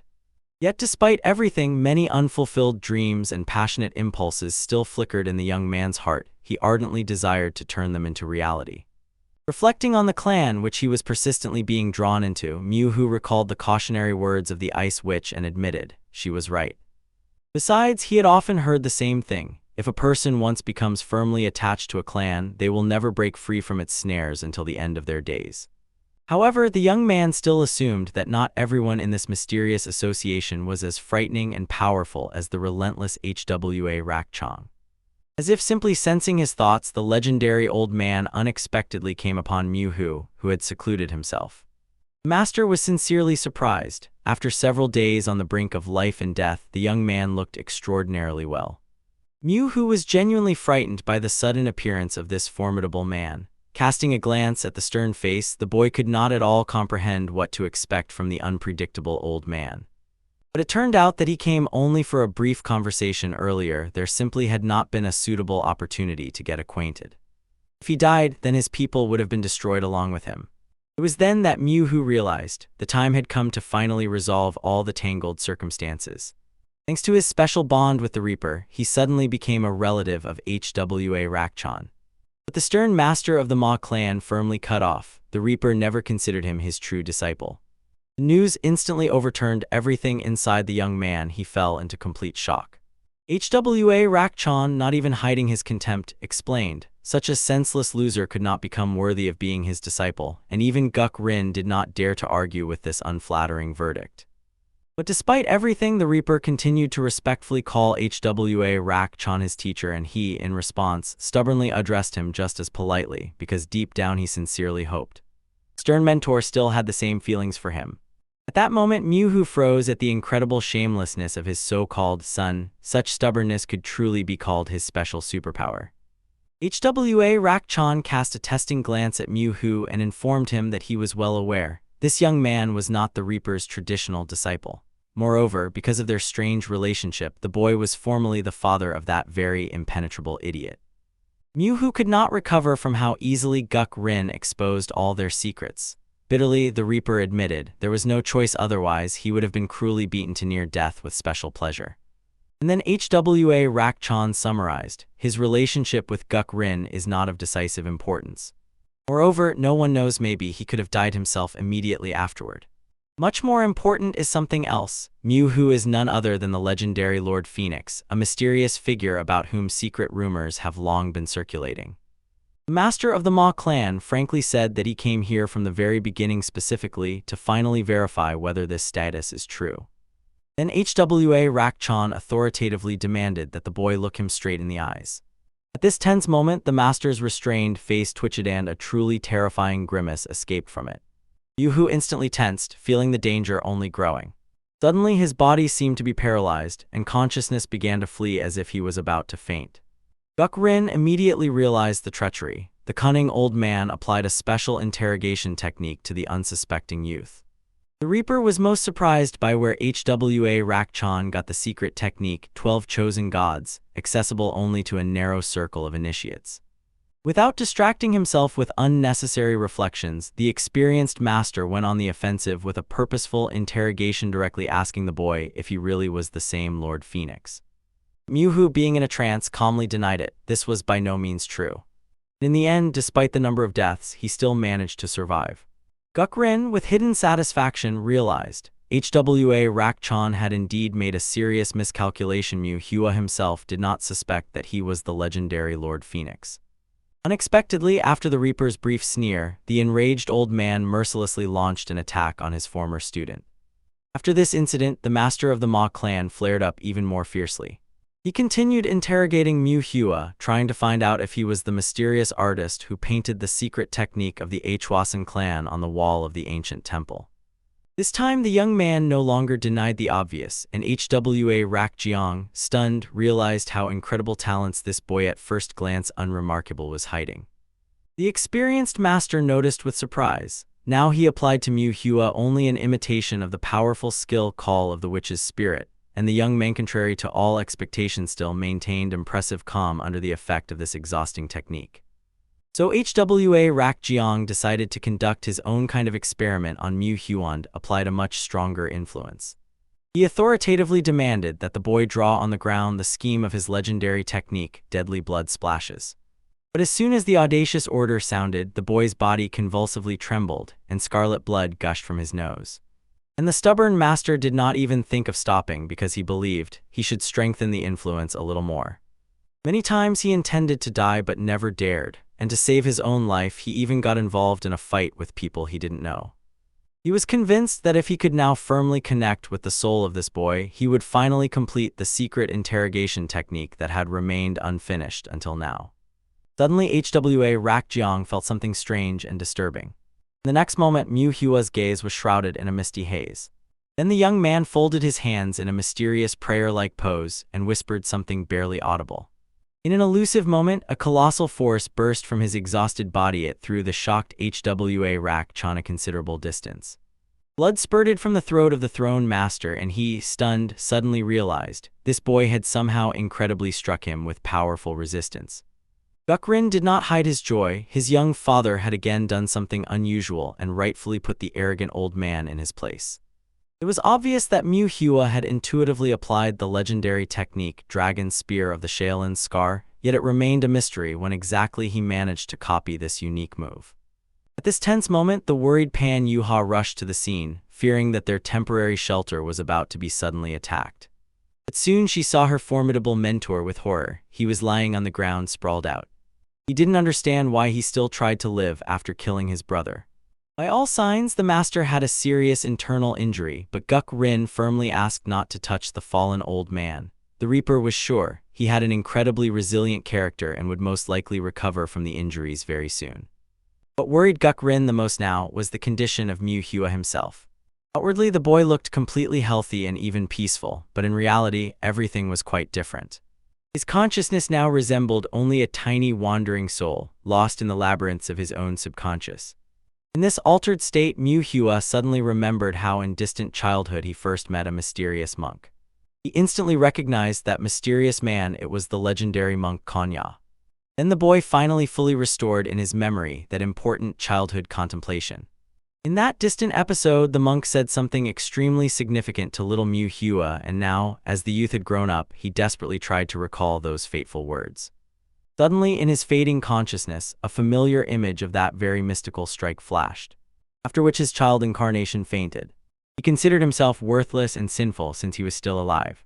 At that memorable moment, the monk explained to young Mu with fatherly care, if ever it became unbearably hard for him to endure the burden of life's trials, he could always find him and ask for help.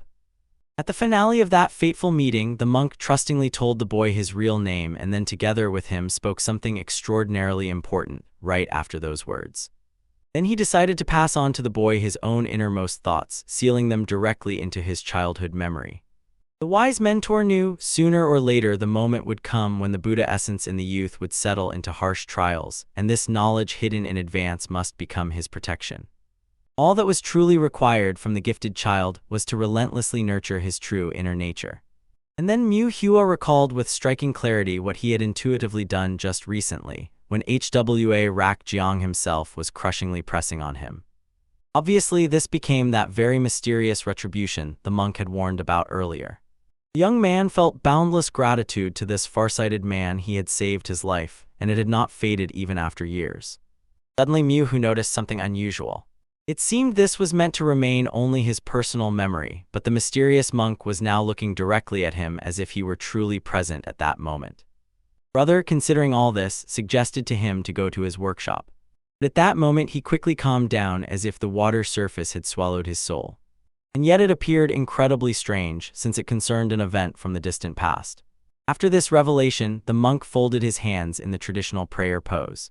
He openly admitted the boy had already crossed a thin line face to face before the gates of the afterlife. At the same time, he explained that the amazing power Miuhu had achieved was gained purely through his own relentless efforts, so he fully and completely deserved it.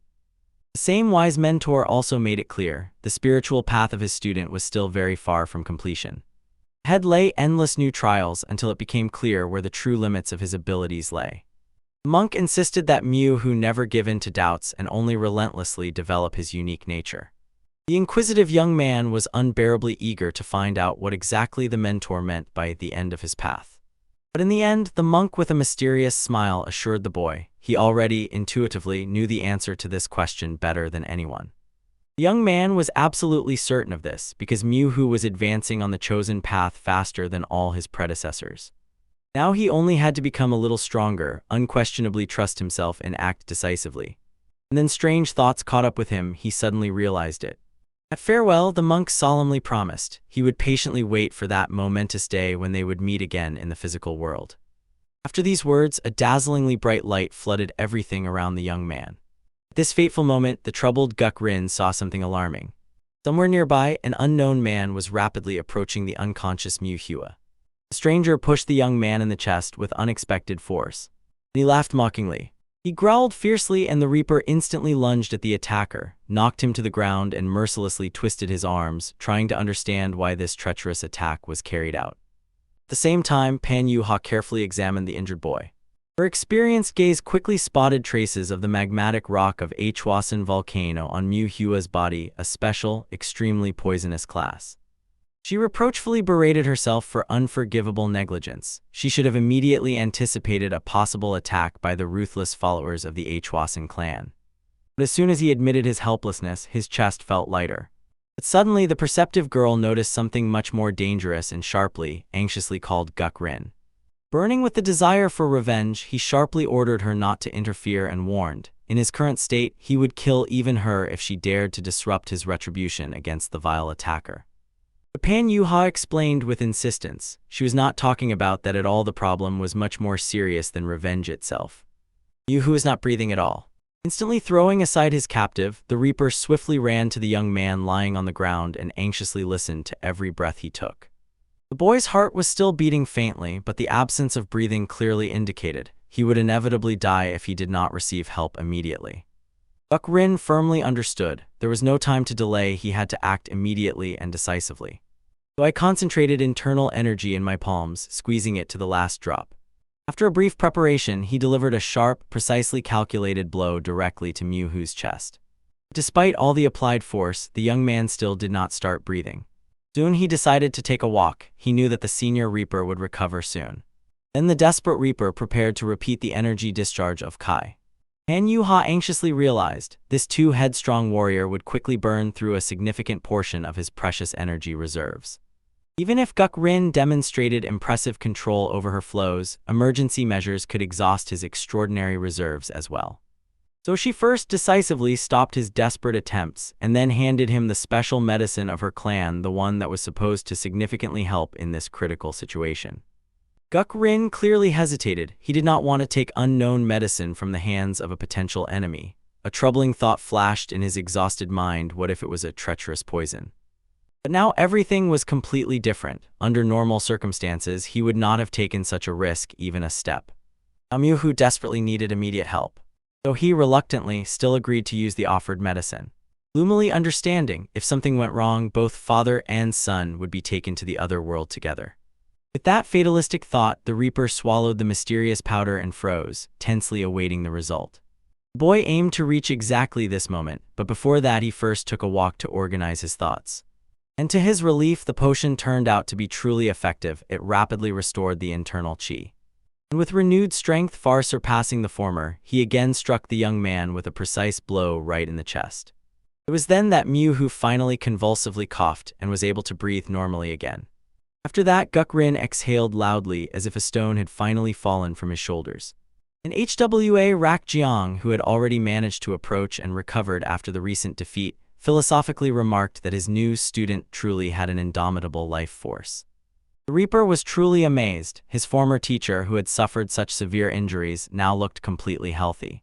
But he only laughed, mockingly impressed by how Guk-rin so tenderly cared for Mu in moments of danger, as if he were truly his loving mentor, not a so-called son.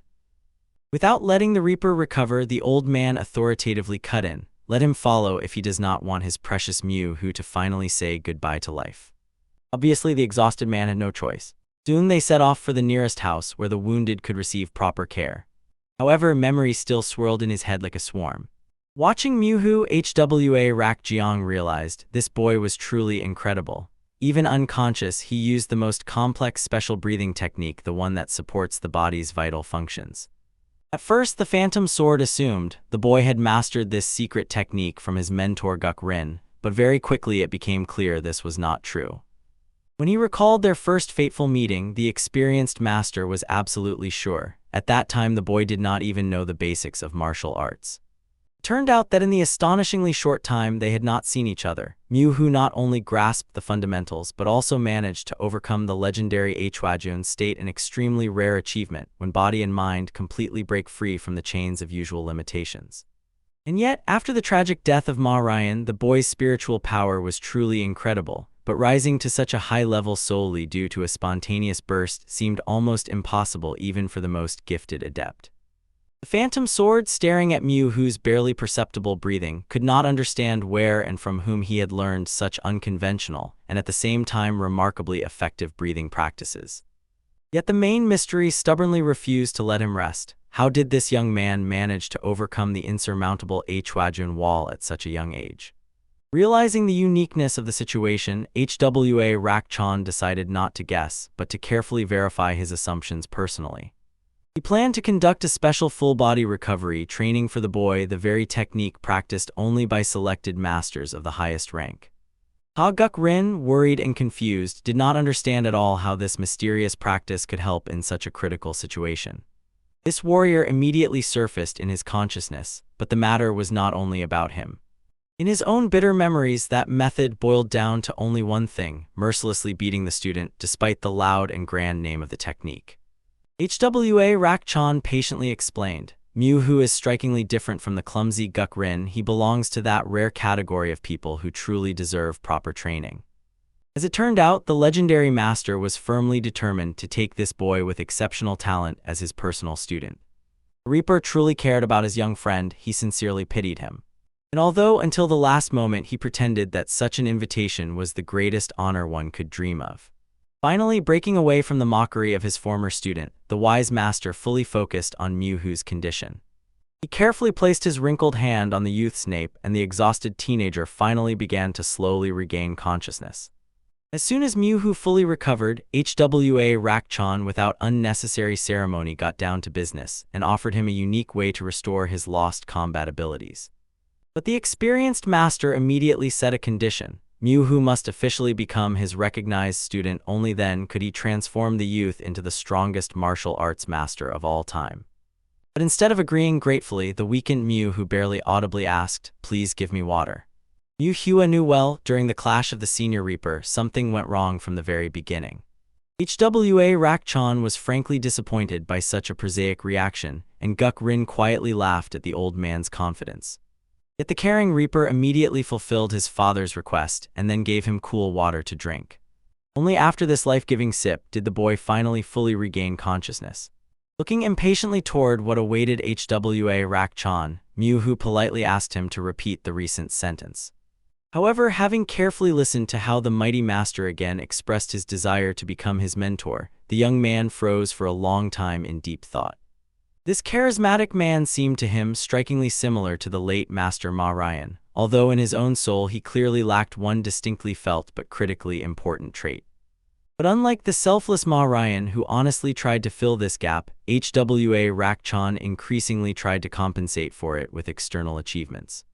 Therefore, to the surprise of those present, Myuhu decisively refused this prestigious offer. The master literally froze in astonishment, not understanding why the young man was renouncing such a favorable opportunity even if the legendary master could give him an effective way to regain lost powers. The principled boy was absolutely indifferent to whether he had outstanding combat abilities. He firmly decided to no longer study martial arts in the traditional sense. The first oddity was his attack on 2 disciples. For ordinary people, such actions might have seemed senseless, but the people of Murem knew it was humiliation. This unexpected stance seriously alarmed even the Phantom Sword himself. Myuhu frankly admitted he strives to become stronger but by a completely different path, radically distinct from how other warriors act. Surprised HWA Rakchan, not understanding a single word, sharply asked, "Could it be that besides martial arts there is another path to true strength?" Boldly demanded that Myuhu prove it immediately. In fact, the young man expected such a categorical reaction from the conservative HWA Rakchan. A person who created an entire school of traditional martial arts is almost impossible to convince about the relativity of their worldview. Yet listening to the monk's words, the young man felt he was on the right path. Therefore, he decided to use this chance to prove the truth to everyone once and for all. First, he needed to find out exactly what he had to show for HWA Rakchan to finally believe. He explained the master can see absolutely everything he wants, and then a pleasant surprise awaits the Phantom Sword. The young man agreed to any method, but only on one condition: it must convince him. From this very moment, the real oddity begins. And the young man decided to show his incredible ability. First, he got up from the bed and slowly walked around the room. Probably this is exactly how HWA Rakchan caused misunderstanding on his own face. The boy took a glass and paper. It was unclear what exactly the talented student was going to do. But the master swore to himself, if Myuhu let him down, he would demand that he pay for it. Eventually, the young master drew something that resembled a mountain. The last stroke was a drop of his blood. He hit right in the very center. And he proudly raised his drawing. HWA Rakchano. He twitched dissatisfied. He expected an impressive spectacle, but instead saw only a child's play. Soon they found themselves near a small house. He recreated the course of the battle down to the smallest details. Suddenly, the room around began to flow and change. Soon the fierce warrior himself began to stagger and lose balance. When he came to his senses, he realized, before them simply stood a huge boulder. He decided that the roof had collapsed and sharply looked around. His gaze fell on the same mountain drawn by the young man. At that moment, the stone mass trembled. After that, it slowly began to collapse. All these stones burst directly towards the experienced master, and he, with his mouth agape in astonishment, did not understand what was happening at all. Obviously, in the real world, there could be no question of a mountain suddenly appearing right before one's eyes. It was simply impossible. So he began to listen to his own sensations. With the first strike, the Reaper killed a disciple, and with the second, already blocked his own opponent. And he felt the presence of Mu Hua nearby. HWA Rakjiang was sure the boy was right now in that direction. So he used magic and deceived his senses. The martial arts master decided to show the youth how easily his technique could be broken. It was enough for one of the senses to regain awareness. It clicked loudly. As a result, he completely shut off his hearing. He waited until the boy's technique crumbled like a sandcastle. But in the end, this did not happen. This alarmed the experienced fighter, but he did not even think about surrendering. The master guessed perhaps this technique is such that the more time passes, the more plausible it becomes. It was unclear how his blade ended up in another place. It overcame him, but he was not going to retreat. So he decided to go around the mountain and reach its creator. Although Myuhu had incredible talent, HWA Rakjiang was ready to destroy everything just to succeed. Because he, more than anyone else, knew the world of martial arts is infinite. Therefore, he hoped that Myuhu would finally realize this technique cannot hold the master of Hwajin.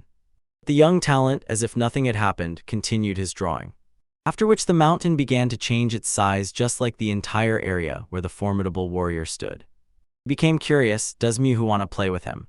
He agreed to follow his rules. HWA Rakjian pierced a hole right in the rock itself. Frozen in thought, Myuhu tried to comprehend and recreate the entire process. He decided to show what the strength of spirit is incredible. For this, he broke straight through the stone barrier. Soon, he reached a place he could no longer break. The martial arts master decided that the young man was just playing with him and was too arrogant. He thought he could hold him back. So he decided to use one of his strongest explosion techniques. He wanted to see how Miu would resist this. Soon the man realized, despite the pierced hole, there was no way out of the mountain. So it was literally an endless mountain, one that has no end, like a thing he had never encountered before. Here he had only one path left: sorcery, and although his pride grumbled, there was no other choice. With blood, he began to draw the spark pattern. After long reflection, he finally understood. The warrior attacked with the very first strike. But the fire seemed too small to him, so he corrected his mistake. He realized a simple thing: on his path there is nothing more appropriate than to burn all obstacles. Eventually his drawing flared up from within. This really impressed Miu. But at that very moment, something began to choke the young master. The man slipped right out of the painting and, wasting no time, praised the boy for his talent. After all, Totem was able to restrain a warrior of his level, and with a strange magic he had never even heard of before. That is why he decided to find out if the boy really had enough strength. He explained that by training with him, he could become even stronger. But when Miu refused again, the man stopped insisting. He only asked to be contacted if the boy changed his mind. While Miu was wondering why he still failed to hold the powerful warrior. And as soon as this happened, the next move came with a horizontally directed force. He noticed that from time to time the drawing would tear, so he had to supplement it several times each time. Moreover, the movements of the phantom sword were unusual, so the young man had no idea what would happen if the master used all his power. The drawing would probably have fallen apart, and he definitely still needed to work on his technique. At that moment, Gukrin approached Miu and asked his father to explain what had happened. It turned out that he had seen nothing. Then it became clear Hwa Rakjiang was completely immersed in illusions, so the young talent seized part of this amazing technique and perfected it. After that, Gukrin fell to his knees and began to apologize for his unworthy act and for not being able to grasp his father's technique. Miu asked his son not to behave like that and suggested finishing what they had not managed to do earlier. However, he immediately made it clear it was better to do it outside to avoid attracting unnecessary attention. Hwa Rakjiang understood everything, so they tried to avoid his presence specifically. He decided to leave alone, allowing the two of them to sort things out. Miu tried to stop him and offered to rest in these chambers, but the man became even angrier. His strike was much stronger, probably that's why it worked. Realizing what would happen, Gukrin insisted on staying here himself. In fact, the phantom sword already knew. Miu was worried that someone would steal his technique. Even if he does not see everything now, he will still watch the boy and eventually unravel everything completely. Meanwhile, two girls walking around the territory were discussing that Miu was quite attractive. Manhwa pondered this. She had never before considered the young master in such a light. And indeed, he had clear skin and distinct facial features, thanks to which his appearance looked very attractive. She suddenly realized that she was too deeply immersed in her own thoughts. Her friend stubbornly stuck to her opinion. Miu undoubtedly to her taste looks delicate, yet at the same time there is strength in him. She decided if he is literally perfect in every way, then she should ask her sister how to get closer to the young master. At first, Manhwa was surprised how one could openly talk about things that immediately become awkward, but she understood. Her sister is exactly like that. After that, settling more comfortably, the young man continued to draw all the actions of the senior reaper on the sand with his stick. The experienced warrior suggested starting with a gift, and they began to guess what Miu would truly like. Eventually, they came up with the idea of some sweets, quite a good solution. The youngest sister hugged the elder tightly, not knowing what to do next. For some unknown reason, her whole body trembled, her heart was beating wildly, and her cheeks were burning. She was frightened because she did not understand what exactly was happening to her. Manhwa sincerely envied her sister. After all, she finally met someone she liked. She asked the girl to feel confident, and then everything would turn out as it should. At that very moment, the young beauty began to doubt whether she was truly attractive enough, and eventually their conversation became much livelier. So Manhwa really envied her sister. She was honest with herself and openly showed her emotions, and that required incredible confidence. She promised to support her and quietly hoped that her sister would finally be happy.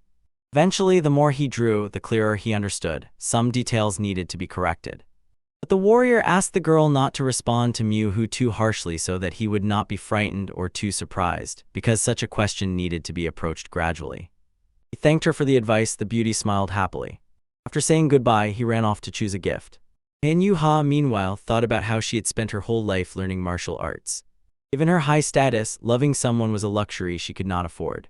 Yet the warrior still felt something similar in her thoughts about Mu Hyu, although she tried to convince herself that these feelings were nothing more than worry for her sister.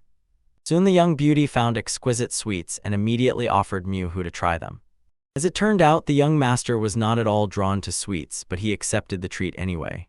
He simply did not want to reject such sincere kindness. But suddenly the girl herself put the sweets into his mouth as if they had known each other for a long time, smiled sweetly, and said goodbye. Unnoticed by the young man, evening came just as quickly. She asked Guk Rin not to make Mu Hua overwork, and because of this, everyone in the auditorium suddenly felt uncomfortable. As soon as she left, the young warrior began secretly mocking Mu Hua, hinting that supposedly his father was about to get married.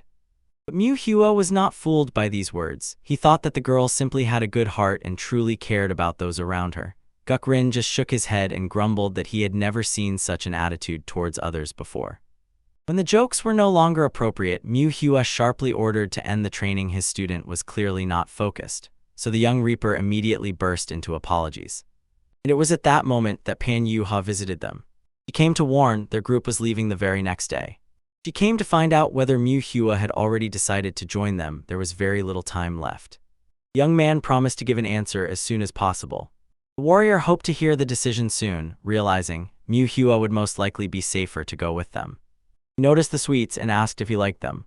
The first brother, walking through the room, noticed a drawing of horses exactly the same ones that once stood in their stable. Finally, he finished his work. Mu Hua politely smiled and asked to tell her sister that he really liked the treat.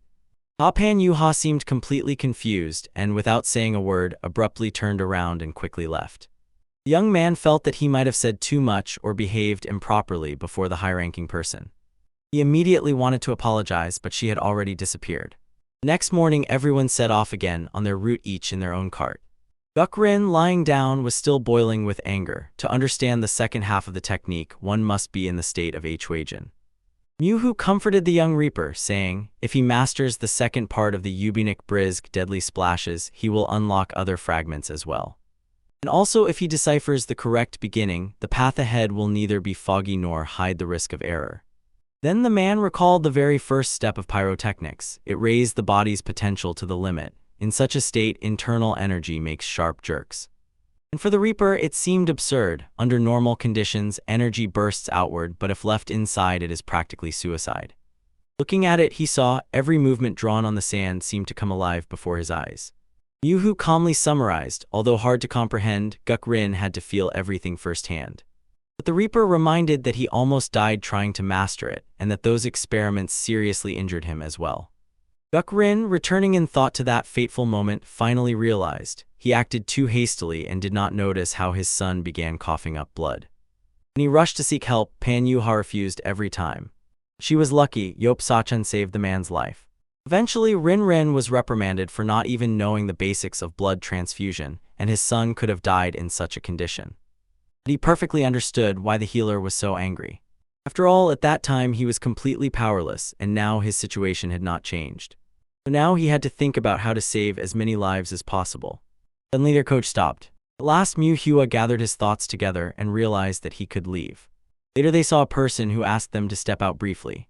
Iron Paw explained that, unfortunately, they had encountered government representatives.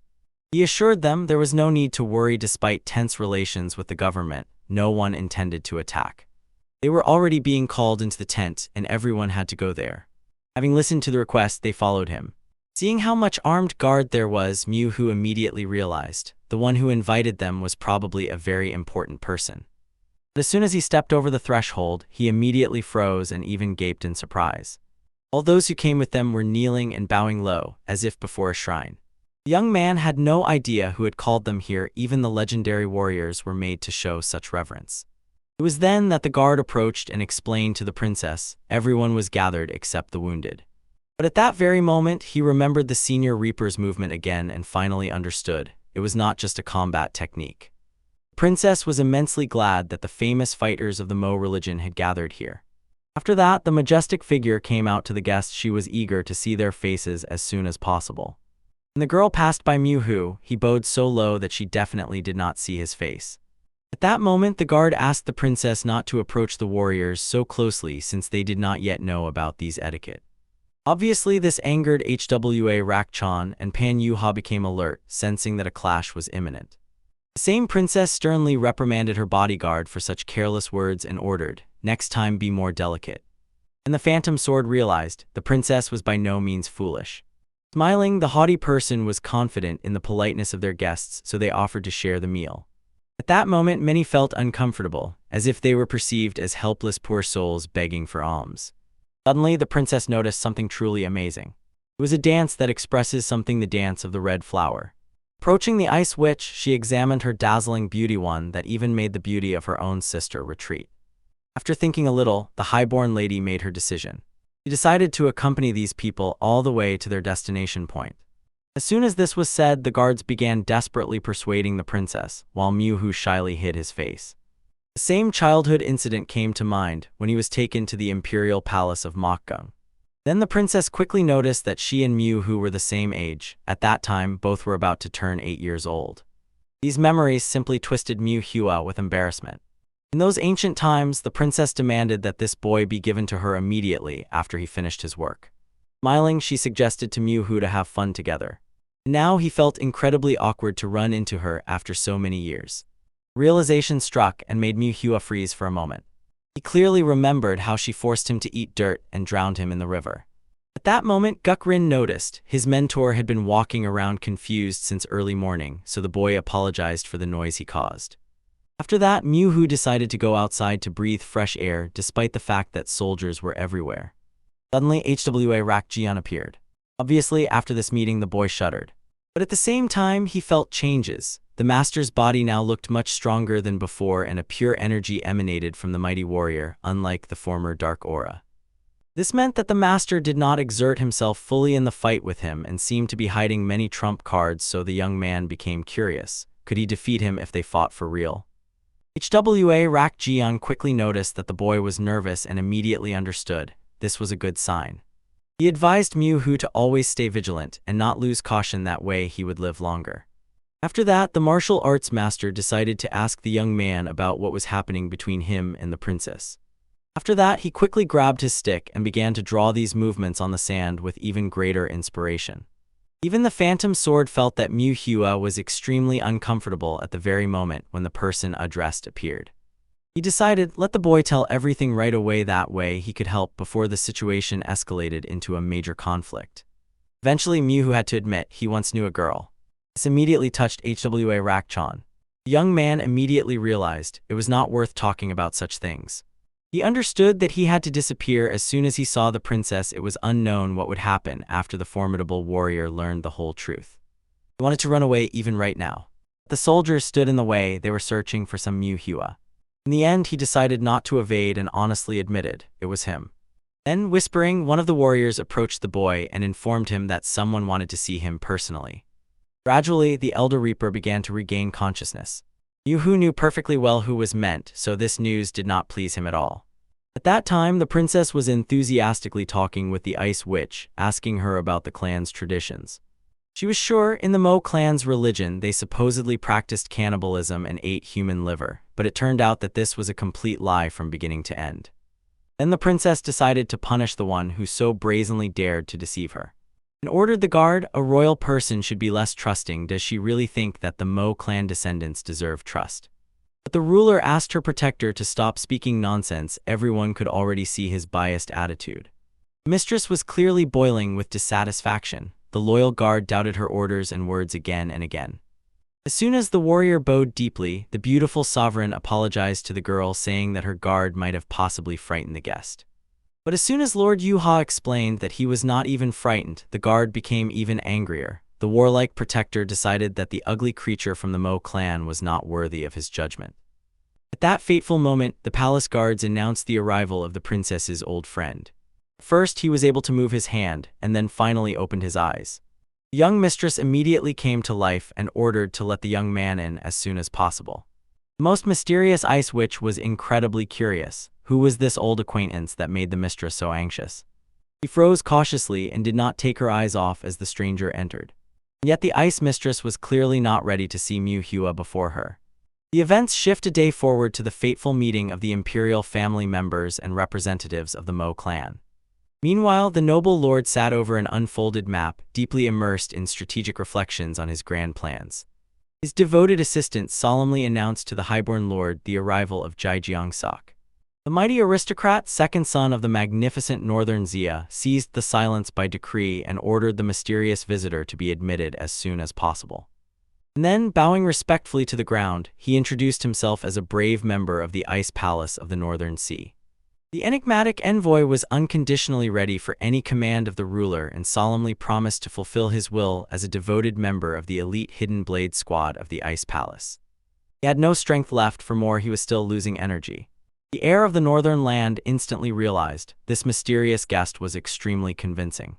And no matter how far-sighted the aristocrat was from the very beginning, he knew the inhabitants of the Ice Palace were extraordinarily gifted, having proven it more than once as phenomenal warriors. Especially their charismatic leader, an ambitious strategist with grand plans that made him an incredibly dangerous opponent. And for his own father, these ruthless warriors were extremely necessary allies to seize the imperial throne of the continent beyond the plains, so the wise ruler kept them as close as possible to his court. He recounted, over a month ago, a beautiful princess was supposed to arrive to them through the arrangement of a strategic political marriage between his elder brother and the charming heiress. But the capricious beauty was late and by this bluntly showed disrespect, which he was not going to tolerate. Right then, the subordinate reported, all such inconveniences had already been resolved, and the highborn lord no longer needed to worry about it, so he decided to offer invaluable services.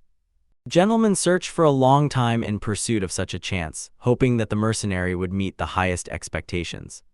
Bending even lower, the devoted servant solemnly promised to do his utmost not to disappoint his almighty patron.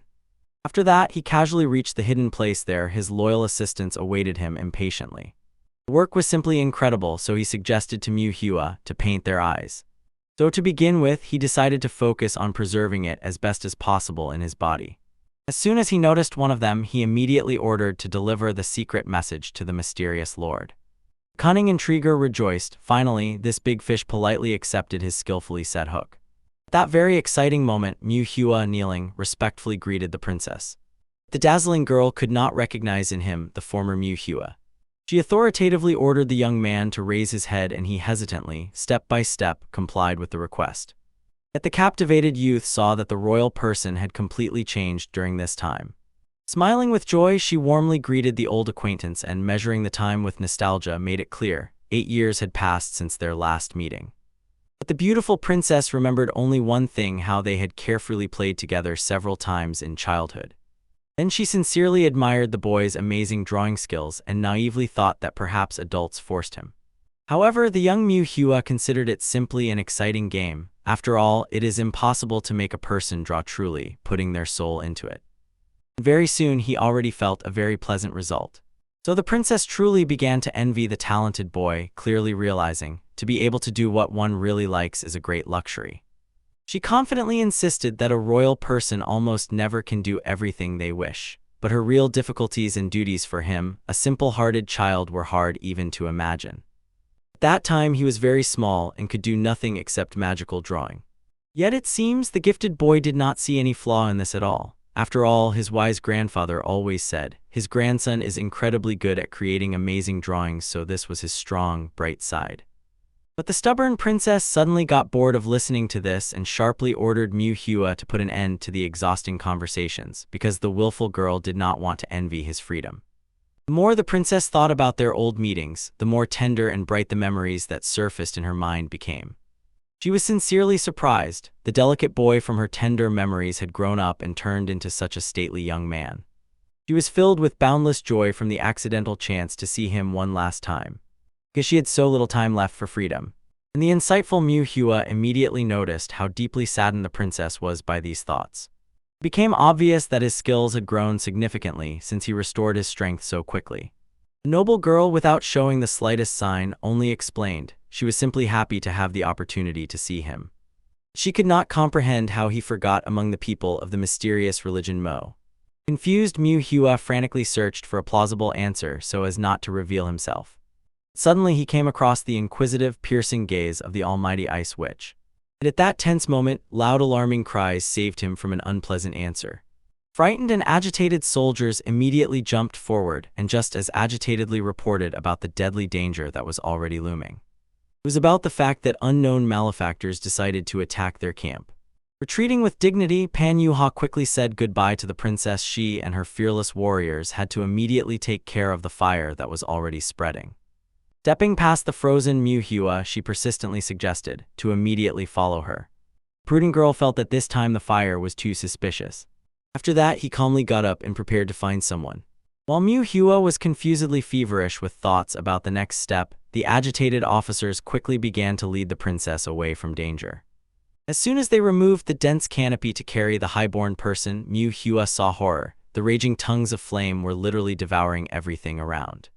It seemed the heavens were engulfed in merciless fire, and the young man, stunned, did not even understand how the fire was rapidly flaring even stronger and how everyone was overlooking it. This was clearly not a natural fire. In a mystical way, it enveloped them from all sides, cutting off any chance of retreat. It was at this decisive moment that Mu Hua telepathically contacted Pan Yuha. She warned that they needed to immediately leave the dangerous place and reminded Mu Hua must join them right away. But the anxious boy painfully did not know what to do with the defenseless princess. Meanwhile, the conspirators who set the deadly fire maliciously knew their victims would not be saved even if in panic they tried to escape like frightened rats. The only way to get out of this hellish flame was through Master Huijin, but unfortunately the princess was not beside him. And still, the sinister man was somewhat gnawed by anxiety about the mysterious people from the Mo religion who had joined the princess, so he cold-bloodedly decided to get rid of them too. But there was no one around, and this made him angry. The warriors had abandoned their savior and did not care about him at all. He mercilessly ordered his obedient warriors to pour oil into the flames so that it would rage and not extinguish until everything was finished. Wearing a protective mask, he resolutely plunged into the very flames himself to finish off the princess. The fanatic sincerely convinced himself he was acting for a bright future for a great empire. A little earlier, the noble novice Chen Ma, a wise man named Chen Gi-hun, noticed something bad in the distance and immediately warned Hwa Rak-chan and others. Something terrible was approaching them. So hurrying with all his might, he called for reinforcements of elite fighters from the powerful sect. And what an incredible surprise it was for him when, in the place of the burned tents, he saw only imperial flags fluttering in the wind and waving in the air. Very soon, not far away, he unexpectedly came across the most legendary ghost sword itself. The concerned sage decided to immediately find out what the Imperial Guards were doing here, but the mysterious warrior calmly explained. Yesterday, he incredibly had the misfortune to encounter the princess. The other children who were sent along with him held themselves steady even after all the events that befell them during the journey. The man was most gnawed by one question, whether everything was all right with his beloved grandson. He called their behavior terrible, as if they were wild animals. It seemed that Hwa Rak-chan, so absent-minded, even for a moment forgot which of his numerous wards was his grandson. And as soon as he remembered the fearless Iron Fist, he quickly, with relief, explained that he was completely healthy.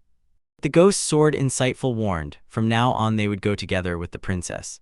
The warrior explained that they urgently needed to warn the high-ranking lord about the forced change of the dangerous route, because right now the elite of the 8th generation and a well-armed squad were already fully ready to accompany them.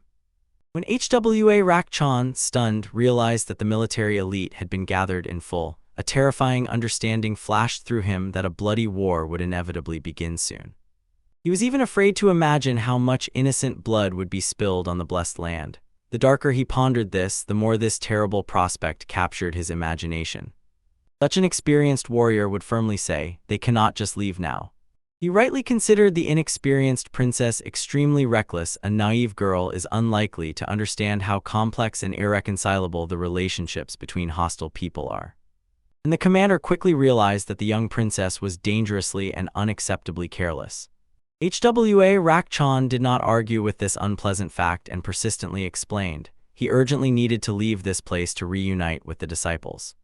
Yet he understood one cannot keep winding oneself up forever, so he decided to calmly walk through the garden, stretching his muscles. At that anxious moment, they saw flames bursting from the merciless fire.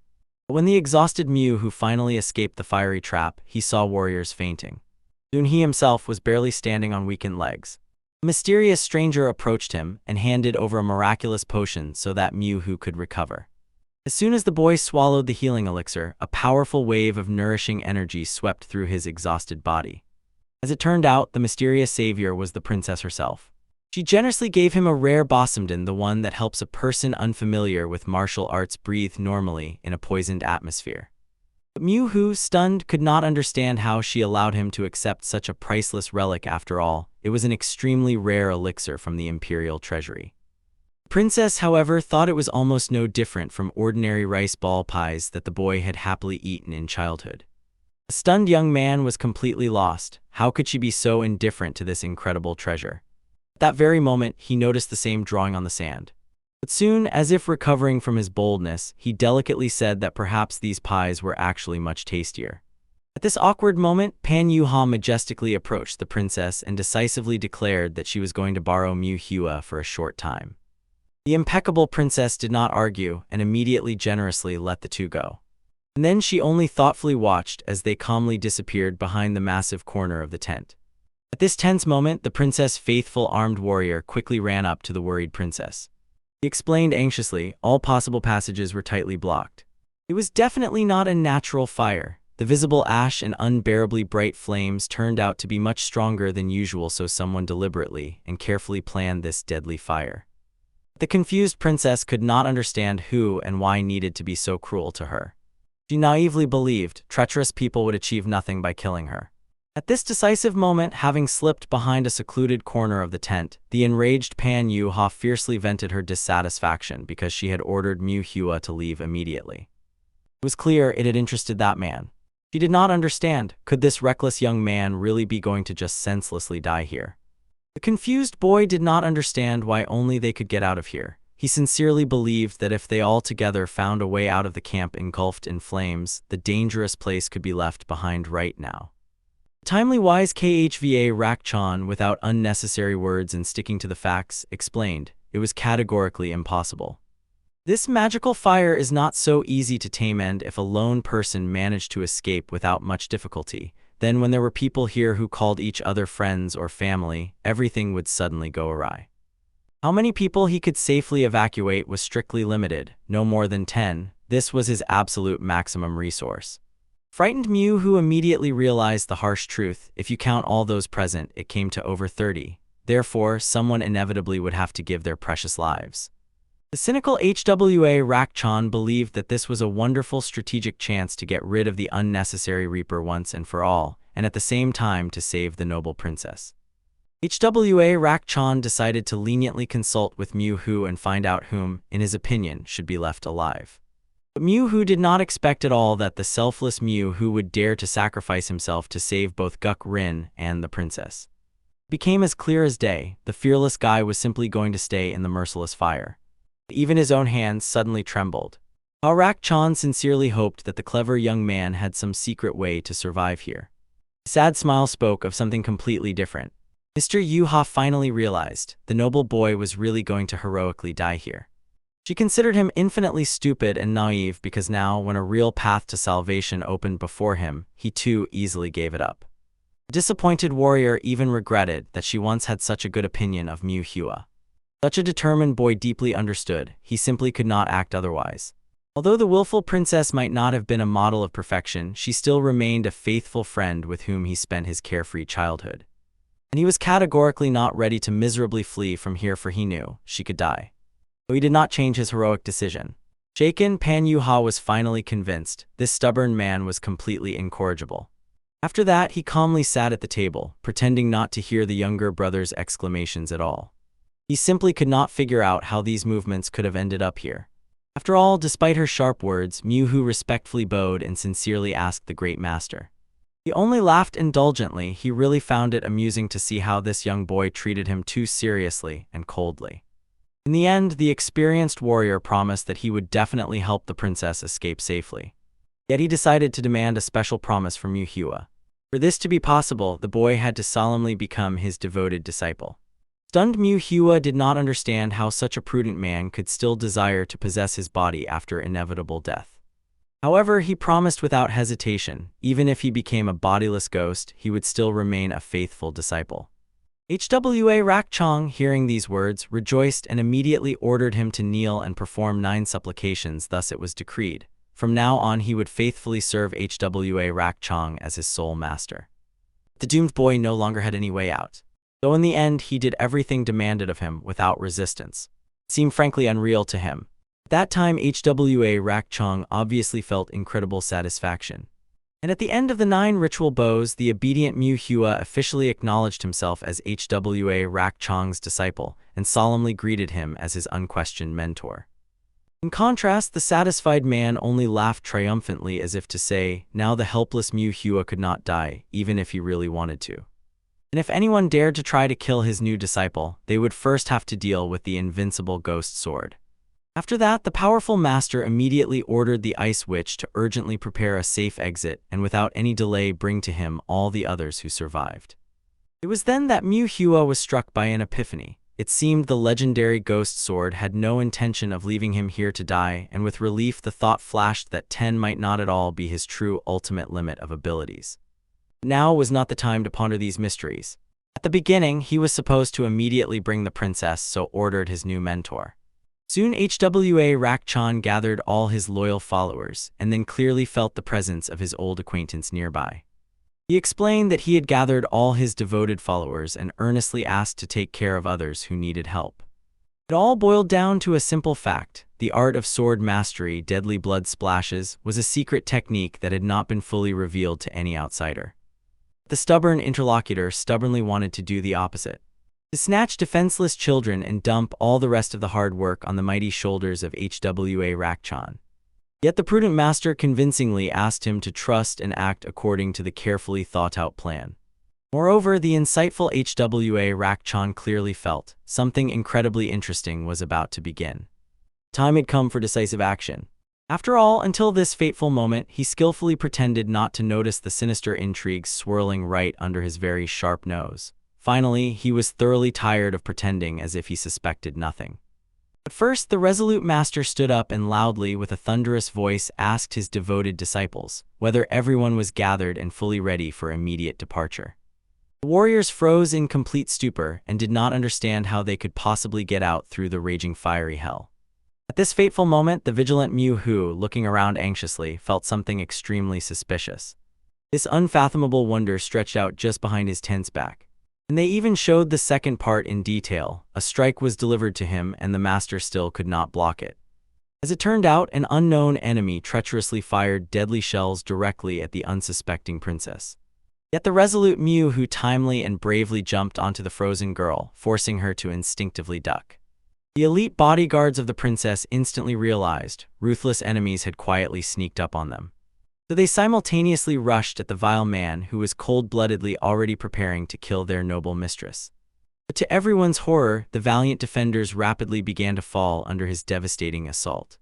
It painfully became obvious the strength of this deadly opponent was in no way inferior to a master of the highest rank. The princess herself was stunned. She froze in shock and could not believe looking at the cruel deaths of her loyal warriors. But soon she was overwhelmed by a swift wave of loss of self-control. Her consciousness dimmed right before her eyes. Despite this, the brave Mu Hua fervently urged her to immediately pull herself together. He knew well she had no right to allow the sacrifices of his loyal soldiers to be in vain. He thought that the teacher who taught him this had come to visit. The princess had to immediately get up and decisively rush to run. Despite all the terrible things she had to see, Mu Hua told her the absolute truth and she understood it. So the stunned princess pleaded for help, begging to be taken out of this nightmare place as soon as possible. At the same time, the cruel enemy was furiously rushing at the defenseless princess, but her brave defenders were like inexhaustible insects. They seemed endless. The cunning assassin first tried not to leave any incriminating traces here, but now he simply had no other choice. Therefore, he no longer restrained himself and moved to an outright, fierce attack, since in any case this place would soon burn to the ground. And obviously, his devastating blow was aimed directly at the defenseless princess. But as soon as Mu Hua noticed the treacherous attack, he swiftly shielded the fragile girl with his body. After the devastating blow, he looked anxiously at the princess, desperately trying to understand if she was all right. Blood gushed from his own throat and nose. Then he firmly understood the teacher could not possibly have created such a thing. Obviously, the stunned Mu Hua did not expect such a tragic ending at all. Gradually, inevitably, he began to lose consciousness. The confused boy could not figure out how it happened. He was completely sure that he had reliably blocked the deadly blow. In despair, a miraculous pill that the princess had generously given him earlier surfaced in his mind. He remembered how the cautious girl carefully hid the precious potion in the wide sleeve. Nervously, he searched her clothes and quickly found the cherished box. With his last remaining strength, he abruptly snatched the saving pill and carefully placed it directly into the barely parted lips of the dying princess. But at the last critical moment, the vigilant Lady Yu-ha stopped the young man she mistakenly thought Mew, who was about to strike the wounded girl. The confused boy still did not understand what exactly it was about. She, calmly touching the healing pills with her hand, patiently explained, "It does not matter how good they are if the princess takes too many, it could irreparably damage her delicate body." Only then did the boy realize his mistake. He nervously apologized, and the witch resolutely agreed to help. They had to save the princess, who was already dying. The noble girl was still conscious, so her rescue had deep meaning. And the insightful sorceress knew perfectly well, the very situation they found themselves in was terrible. Later, his guesses led him to think, maybe this is just a dream. At first, the stern warrior woman might have been glad if the arrogant member of the imperial court had died, but for some incomprehensible reasons she could not heartlessly leave the defenseless girl here alone. Likewise, the caring Mr. Yu-ha persistently offered the exhausted Mew another healing capsule to restore his strength, but he categorically refused. At this tense moment, the girl suddenly noticed something troubling in him, unlike ordinary exhaustion. She almost struck him to the ground like lightning and cried out anxiously. The deadly attacks used by the ruthless enemy had the highest level of penetration. Even the fact that the young man did not feel pain now did not at all mean that later he would not start to bleed martyrdom and die a slow death. Though she could not comprehend, could it be that he really wants to die in such a terrible state? But at this fateful moment, the mighty Hwa Rak Jiang intervened in the game and was sincerely surprised. How such a cold-blooded and prudent girl can speak both emotionally and harshly at the same time. But he quickly recovered, calmed the agitated warrior woman, and firmly promised he would personally take care of the treacherous hidden enemies. The prudent master decided to entrust her with his best, most talented student, and the girl solemnly promised, the great master can fully rely on her skill. At the same time, the valiant guards of the princess finally firmly seized the treacherous enemy and surrounded him from all sides. He fell to his knees before the drawings and looked more closely at every line. But even in this hopeless trap, by some supernatural means, he managed to break free from the steel embrace. The confused personal guard of the princess did not understand at all how everything could have turned into this catastrophic point. He painfully weighed the thought, after the triumphant entry into the elite imperial army, time is passing, so next he should become the next great leader of the mighty clan. Therefore, he could not disgracefully die in such an unworthy place and instinctively sought to escape, saving his priceless life. But at this decisive moment, he was unexpectedly caught up by the majestic Pan Yu-ha. Calmly and restrainedly, she said that she had an extremely urgent matter for the bewildered warrior. Although she was sincerely embarrassed that the brave fighter, so confident and fearless not long ago, now cowardly trembles and hides like a frightened child, perhaps he was not suitable at all for her important request. The insightful girl quickly realized, before her was none other than a hidden member of the Jiang clan. This did not require deep guesses. His special attitude towards the representatives of the august empire revealed everything. She stubbornly insisted that an experienced man carefully examine the damaged blood vessels of the dying princess, but he grumbled irritably that such a delicate procedure required inhuman concentration and complete calm. But the resolute girl abruptly stopped the talks. If they do otherwise, the noble princess will simply die instantly. And even the most selfish personal bodyguard of the princess had nothing left to do here. He understood, if this is a dream, he must remember everything as best as possible before he wakes up. After all, their combat side has already mobilized all forces to take care of the treacherous attackers. However, the confused man sincerely did not understand why the mighty warriors did not engage in an open battle with the enemies from the very beginning. Then there would not have been such devastating damage.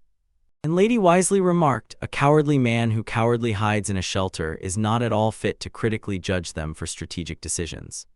But when he lost control, he burst into frantic screams, desperately insisting that he had heroically tried with all his might to find a safe path through which they could escape.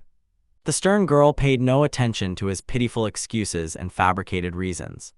She cut coldly. They had no valid reasons to help either him or even the Princess Herselfan. They would lose nothing even if they simply turned silently and left, leaving them to certain death. So if he did not want to be mercilessly left here to die, he had only one option: to immediately follow her. Only then did the stubborn warrior bitterly realize, in this situation he really could do nothing. Yet he solemnly promised cruel revenge for these humiliating words when it was all over. At this critical moment, the enemy spy suddenly realized there must be at least two people who have fully mastered the mysterious art of Wagon, and he did not understand why only one skilled fighter opposed him. But the impassive Hwa Rakchan only smiled indulgently and replied that such was his innate kindness and warmth toward a worthy enemy. After this, he even politely introduced himself according to all the rules of etiquette, and the stunned enemy quickly realized the legendary phantom sword was an integral part of the mysterious Mo religion. Soon he realized this is not a dream at all. He himself also introduced himself with dignity: Jai Jiang Siok from the mighty ice palace of the Northern Sea. But the piercing man did not understand why the mysterious Mo religion had allied with the empire, but sharply retorted, "It is already in vain to try to save the dying princess, the time is lost." But Hwa Rakjiang calmly explained, he absolutely did not care whether the princess would survive or tragically die. These words clearly struck the confused man, as he sincerely believed that the famous phantom sword had come here only with a noble mission. But to his own surprise, the opposite was true. The true, sincere goal of Hwa Rakjiang was to have an unforgettable, good fight with a worthy opponent. So he immediately rushed at the enemy and warned, "It will not be possible to carry out a successful attack while the attentive master instantly notices it." As soon as the lightning-fast strike surged, the opponent suddenly realized with horror, fighting the legendary phantom sword would be incredibly difficult. Even through his reluctance, he had to admit, despite all his training, he barely managed to discern the explosive technique of the lightning-fast hands. Thanking the attentive opponent for the well-deserved compliment, Hwa Rakjiang suggested stopping the jokes and starting to fight at full strength. His confident opponent did not argue, to immediately show the full arsenal of his deadly techniques. "Please." Then Hua suddenly realized the second brother knew nothing about the secret that connected him with the older one, because that death weighed on his conscience. But the elder brother promised, if the horses die, he would talk to grandfather, and then Hua would be allowed to paint only what he himself wants. And even without knowing who created this drawing, he felt that it was a blessing for him, because he would finally get the full picture of the art of sword mastery, deadly blood splashes. Then he sharply spread his arms wide to the sides and immediately unleashed the full power of his destructive inner energy. Sharp as merciless blades, icy shards, slicing through space with death-bearing waves, immediately rushed directly towards the impassive master. It was the legendary technique, capture with white ice. Hwa Rakchan ironically praised his opponent for such a whimsical and poetic name of the attack. But such a contemptuous underestimation literally drove the enemy insane. He immediately madly aimed to deprive the phantom sword of its praised life. The fearless man did not even flinch. He clearly saw, finally, the perfect moment had come to test his newest ability, which he had long dreamed of in a real battle. First, a tiny, barely noticeable hurricane flared up in his skillful hands, after which it began to rapidly grow and very soon sucked absolutely all the deadly icy fragments inside its vortex. No matter how desperately the opponent released them forward, they were still relentlessly drawn in by the powerful flow of supernatural wind. And soon even that unfortunate man himself began to be inevitably pulled along after his own creations. Eventually, obviously, he was mercilessly cut by his own icy weapon, but the inquisitive Hwa Rakchan had not yet fully satisfied his burning curiosity. Despite all the time spent on the drawing, he still decided to look once more. Moreover, he honestly admitted, this incredible technique which he had just successfully used, he had not even officially named yet. The master generously offered his dying opponent to give it a worthy name. Staggering one last time, the enemy finally realized the legendary phantom sword was nothing other than an incurable mad whim. Instead, the eccentric Hwa Rakchan took this biting remark as a wonderful creative idea and, inspired, decided to name his invincible technique precisely, Crazy Wind. As soon as the eyes of the fallen man closed forever, the phantom sword triumphantly ironically realized, in this failure there were far more poetic names than combat techniques. At this tragic moment, Pan Yu Ha had just brought the confused bodyguard to the dying princess. And then she noticed with surprise, the sister was clearly deeply worried about something. The witch quickly understood the true reason for her anxiety and slowly moved closer to Miu-Hu and the motionless princess. With horror, she saw a heartbreaking scene. Miu-Hu, inconsolable and desperate, was bitterly crying and screaming wildly beside the lifeless body of the princess. Everything became unbearably obvious. They were tragically late, and there was no one left to save. Stunned to the extreme, Miu-Hu, overwhelmed by unspeakable despair, involuntarily recalled the ancient tragic story of Ma Ryan and his naive childhood hopes that this terrible grief would never happen again in his much-suffering life. And then he realized, during the fight, he did not pay proper attention to his foreground. To his endless frustration, in the end, nothing changed at all. Once young Miu-Hu sincerely believed he would achieve absolutely everything thanks to his outstanding innate drawing skills until the critical moment came, and he suddenly realized he was powerless before the relentless fate. Remembering the wise words of an ancient monk that life and death are fundamentally no different, Miu-Hu still stubbornly could not accept this cruel philosophy. He clearly understood that he desperately did not want to accept such a merciless truth of life and would categorically not allow the end of his loved ones to be so senselessly tragic. Moreover, the drawing even showed the 8th second of the fight. The first half of the clash was exactly a confrontation with the students of the Vulcan sect, but this did not match what happened in reality. It seemed such a thing was simply impossible.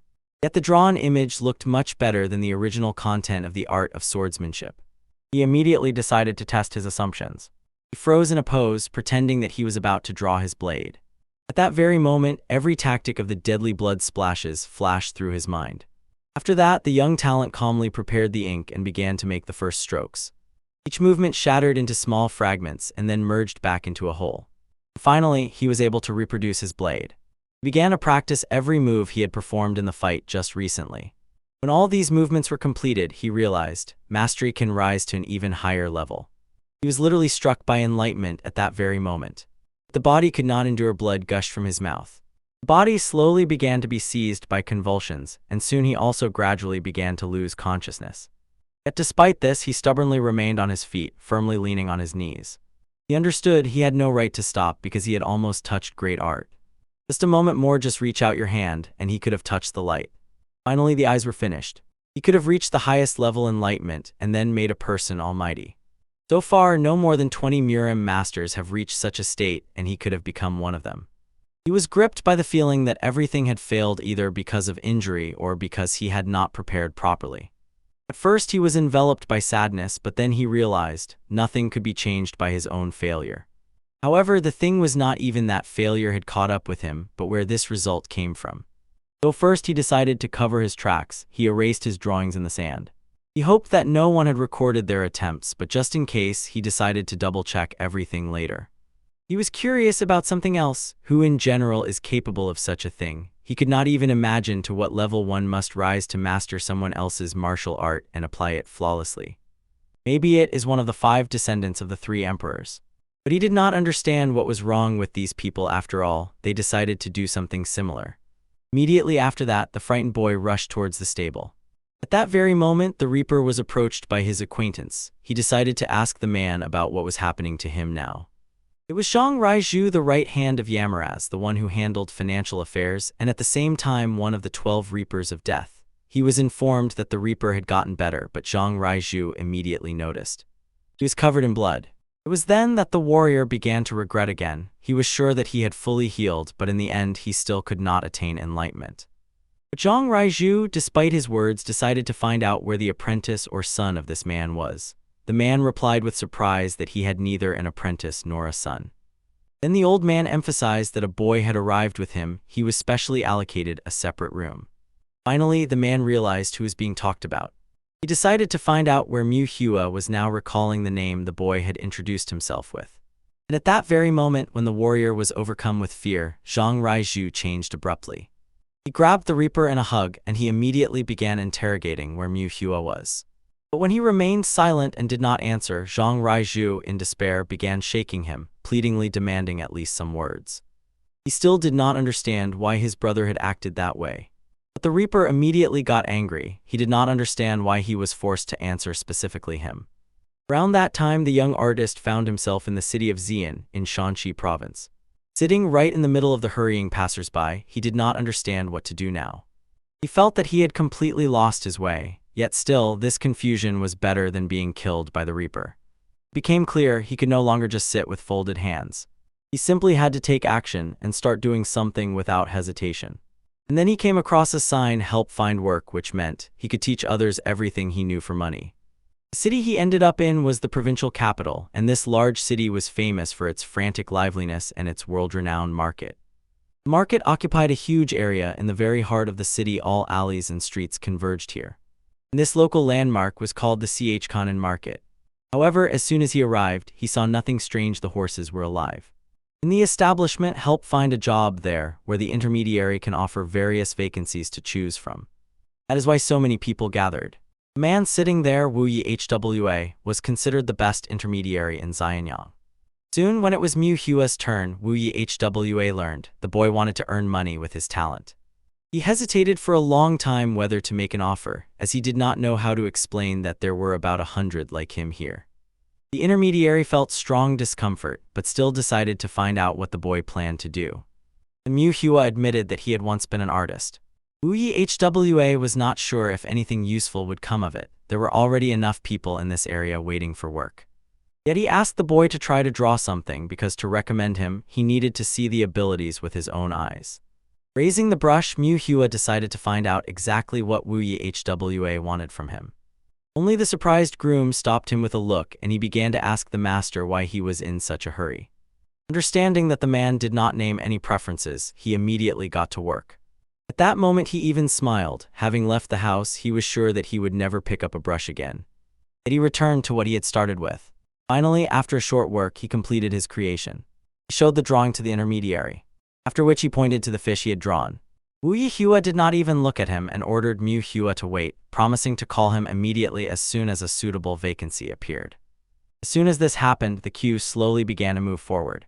Mu Hua was climbing the stairs. He immediately saw how large it was. He had to sit right on the steps and wait with everyone else. Nervously shrinking, the boy only said goodbye and quickly returned to his older brother. That's when he realized he would have to wait much longer than he had initially imagined. Then evening came. Wu Hua dismissed everyone. He explained if someone intended to wait for a free workplace, they had to come already tomorrow. Even when people began to disperse, Mu Hua still remained in place and waited. This confused Wu Hua. He thought that the boy should have already been tired. Then he asked him to return home, get some sleep, and come again tomorrow. It seemed that the boy was not surprised at all that no one needed the services of an artist today. But the reason was different. Usually everyone turns to trusted brush masters, and Wu Hua could not recommend a young boy who had just arrived. Mu Hua quickly understood the situation and decided to visit again tomorrow. Instead, Wu Hua thought that the boy gave up too easily, but he behaved as if he were a true gentleman from a wealthy family. Even better then, he had fewer reasons to worry. The young man realized the horses were not dead and suggested Mu Hua paint eyes on the other horses. What if she hadn't died? Because the eyes were painted by his own hand. Moreover, he saw with his own eyes, the boy was by no means suffering from hunger. When hunger becomes such that he is ready to eat dirt, he will crawl back to him again. Finally, approaching his assistants, he ordered them to tidy up and bring the things inside. After that, he sat at the table to spread out the papers and determine the payment. Jing of coins caused him genuine joy. And suddenly he noticed the ink had run and stained the clean sheets of paper. Fortunately, he noticed one of the sheets remained dry. And he understood this was exactly the sheet on which Mu Hua was drawing. He remembered his words about how he decided to depict a fish. And as soon as he saw it, his heart immediately clenched. The gifted artist went to the table. He could not believe that this was really the painting created by the young artist. The fish was so realistic that it was hard to believe. Every detail was laid out and emphasized to the smallest points. The most amazing thing in this painting was the eyes of the dead fish. Just one look sent chills down the spine. How could the boy have painted such a picture with just one brush? And then Wu Hua suddenly realized how greatly he had miscalculated when he drove him away. Finally, he understood where that strange feeling of discomfort had come from back then. After that meeting, he was left with the feeling as if the invincible sword Pan Wu Gang was standing before him. He was the best master of his time. He gained worldwide recognition, becoming one of the 3 emperors. And it was his very appearance that became the reason why Wu Hua later became the best mediator in this matter. And finally, Wu Hua realized he was beginning to lose his skill and his despair could have become boundless. Suddenly, he smelled a strange fishy odor and it confused him. He remembered how before the older brother's death he himself told him something that should not have been spoken, and that became the beginning of the end. And then, just as silently, he painted the eyes on one of the horses. Around this time, Manhwa was still wandering the streets. He quickly realized finding a job in the city was much harder than he had imagined. Soon his gaze caught a crowd. It was boiling, twitching, and eager to fight. It was filled with shouts, and it seemed everyone was just waiting for a fight. So he approached closer to see what exactly was happening here. And almost immediately, he noticed people in black and white garments. They were preparing for battle. In white robes, he quickly recognized the clothes of the members of the Hwasan clan. On their side stepped two disciples of the 23rd generation. They decided to restore justice in the clash. The crowd rumbled, impatiently awaiting the duel between the Hwasan and Choksan clans. And the warriors of the second clan believed that these kids had completely lost their heads and wanted to deal with them as gently as possible. The older brother took him by the arm and suggested looking at the stable once more. The elder allowed the warrior to engage with them in a fight, but asked to scare them a little and not to injure them badly. He explained they must not even stain their own name. To shed blood here without a special reason was forbidden. Finally, this man stepped forward to fight against them. Meanwhile, the boys shouted, demanding that he raise his weapon. However, he only replied that his weapon was his fists and invited the opponents to attack. Eventually, one of the youths decided to face him alone, but the warrior immediately warned, no need to be heroic together, they had better chances. And that boy only sneered mockingly in response, as if to say, no one from the Blue Plum sect would really act so cowardly. As a result, the clash erupted immediately, under the watchful eye of Manhwa. Looking at the boy in white robes, he immediately understood. His movements were clearly not like those of the old master he had seen before, not the same sharpness, not the same practiced precision. As if the whole world froze in place, and the outcome became obvious even before anyone could make the next move. They met the groom again and explained that they had come to see the horses. His opponent moved so easily that his actions could be predicted in advance. Obviously, the young warrior considered himself a skilled fighter, but he did not take into account the enemy's plan. Armed with his own hands, the man decided to punish the boy for his audacity. He quickly struck him in the face, and the bleeding did not delay. After that, he kicked him just as hard, and the boy fell unconscious. The younger brother immediately ran to the elder to bring him to his senses. The sergeant harshly reprimanded his fighter and reminded him he had asked not to overdo it, and the latter replied, saying after all, he did not kill them.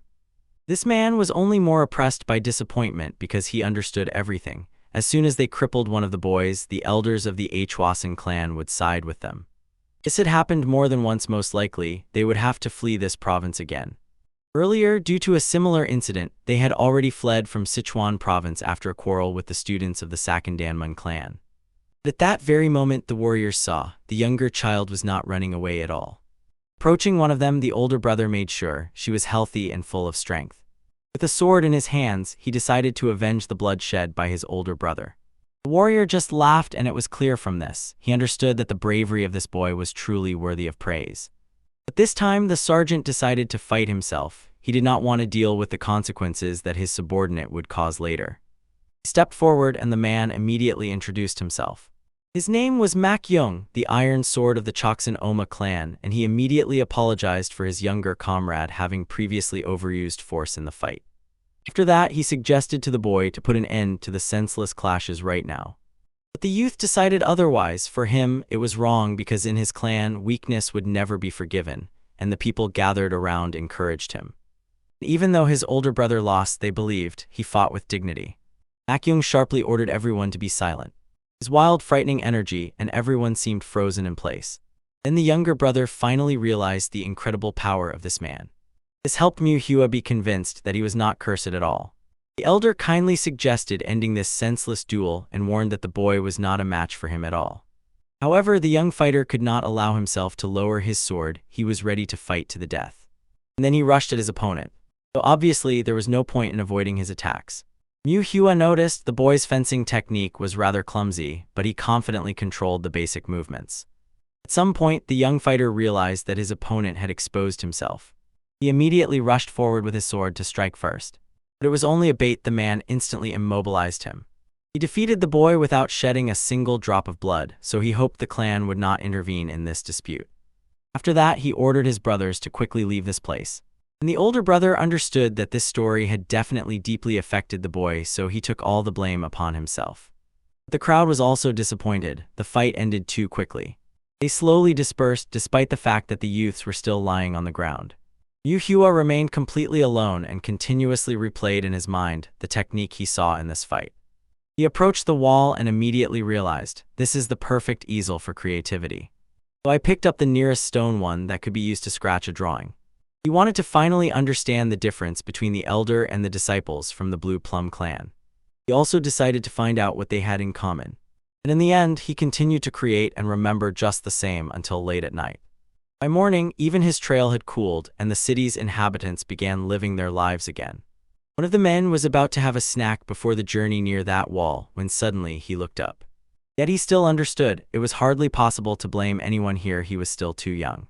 He saw something strange. Same drawings carefully scratched by Mu Hua on the wall. Soon Chan Bon arrived here, the supreme elder of Hwasan, to personally inspect these drawings. They quickly discerned the basics of their swordsmanship art in them, yet it was still strange. Like a fresco, the technique turned out to be painted directly on this rotten wall. Chan Bon immediately called his assistant Ilban and gave the order to separate the drawing without damaging a single line and take it to their sanctuary. Moreover, Chan Bon was worried. Someone had already created a secret book describing the essence of their clan's martial arts, and the assistant immediately ordered the disciples to find it. But in reality, Chan Bon was troubled by something else. He wanted to stop the spread of their secret techniques. When this was first spoken of, he considered it pure madness. But it seemed that someone had indeed mastered their martial art. At that moment, the leader of the beggars approached Chan Bon. Seeing the concern of the supreme elder, he decided to find out how he intended to restore the part of the swordsmanship art that had already been lost. Moreover, the older brother remembered grandfather especially pinned hopes on Mu Hua. He wanted him to take the position of the emperor's portraitist. Chan Bon himself understood this well. Spilled water cannot be gathered again. So from that day, their clan would abandon the swordsmanship technique. The head of the beggars was quite surprised. Is there really a need to take such harsh measures? He even suggested that Chan Bon entrust them with this task, then they could earn a larger commission, work a bit on the side, and Chan Bon would restore the revealed part of the secret art. But Chan Bon understood forcing students to spend time on this technique made no sense if it had already become public knowledge. It was like signing his own death warrant. However, the head of the beggars was still convinced this was true wastefulness. It takes a lot of time to teach students another swordsmanship technique, especially if they had already trained in this particular martial art. And Chan Bon explained he did not intend to leave the situation as it was. He would take care of the person who drew these techniques. After that, he handed money to the head of the beggars and asked to find out information about the Reaper as well as who had drawn such techniques overall. He wanted to get all the necessary assistance from them. The older brother and their second brother would seek their place in life because the younger one's successes had long surpassed his. The man only nodded, saying that the beggars from his almshouse were already asking around the whole area, so they would quickly find the information he needed. Chan Bon himself understood, now their clan is going through not the best times. First, their strongest master was killed by the Reaper, and now there has been a leakage of martial arts. There is nothing you can do anymore. The situation is so serious that only one thing remains: to find one person. Perhaps he was too deeply involved in earthly matters, but now there was simply no choice. Here at this time late night came. Mu Hua lay calmly on his bed and pondered the incredibility of martial arts. Mu Hua had already seen two people using the same swordsmanship technique, but for some reason it looked different with each of them. Moreover, Mu Hua immediately noticed another peculiarity. His fencing technique was directed only forward. The Reaper's fencing concealed a deadly threat, but at the same time was held together by chaos. Suddenly, the elder brother noticed something interesting on the table. The secret movements of the people from the Hwasan clan were too fluid. Although the fight looked impressive, the fighter still moved forward straight toward the target. Mu Hua tried to imagine what would happen when these two martial arts reached the peak of perfection. He wanted to know who would win in this fight then. In his head, realistic scenes floated one after another. He saw how the fighters took blows and deflected each other's attacks. Yet despite the prolonged struggle of the clash, both remained unharmed. Finally, they engaged in close combat. At that very moment, their images froze, as if time had stopped. Mu Hua woke up after a strange dream. Rising, he forced himself to catch his breath, still pondering martial arts. He realized, no matter how much he tried to deny it, they were actually very interesting. In the gazebo, the first brother listened to the boy's story. As soon as he finished drawing eyes on animals, they died. Among the other sketches lay his portrait as well. Now the main thing is to find a way to make a living. When Manhwa woke up, he did not yet suspect that he had overslept for 3 whole days. Going downstairs to eat, he heard people gossiping about someone's fresco with the clan's technique. Hardly anyone would be found who had not already seen it. Moreover, this fresco had already been called a great work. Despite their words, the young man noticed only one thing: he had simply slept poorly. If there is no work today, then he will have to start studying martial arts. As soon as I approached Manhwa, I immediately realized he was glad to see him. He became curious about where the boy had gone. 3 whole days had passed. He decided that probably Manhwa had offended him somehow, so he thanked him for coming again. He remembered how the boy dreamed of working as an artist, so he had a job that suited him. He was pleased by the skill with which the details were drawn. Everything was perfected, and the portrait seemed to breathe. As it turned out, one of the members of the imperial family had ordered a portrait. He asked the boy to take paper, go to the alley where a person would already be waiting for him, and immediately after that get into his carriage to the place where he would paint the picture. Manhwa did not seem at all eager to do this. Apologizing, he was about to ask Manhwa for another job. The problem was simple: he still could not draw people's eyes. This angered the man. Could an artist of such a level really not draw eyes? Manhwa then explained that this was the only exception to the rules. At first, Manhwa was about to get angry and drive Manhwa away, but he understood that doing so was simply unacceptable. And he knew, regarding this boy, he was definitely not mistaken. For over 50 years, he had been assessing people's abilities and was confident this young man was a true talent. Yet he simply could not let him go. The elder brother thought hopefully, now Manhwa would trust him and focus on painting. Manhwa did not know what to do right now. Suddenly he was struck with an idea. The boy insisted that he could not draw only the eyes. So he invented something and quickly wrote a new address on the paper. He decided to advise Manhwa to another person. For this, it was necessary to approach the warrior who was standing guard in the alley and show him the paper. In response, he would immediately indicate the way. But this client was too peculiar, so Manhwa could not guarantee that he would accept Manhwa. The boy did not give up. He immediately set off for the indicated address.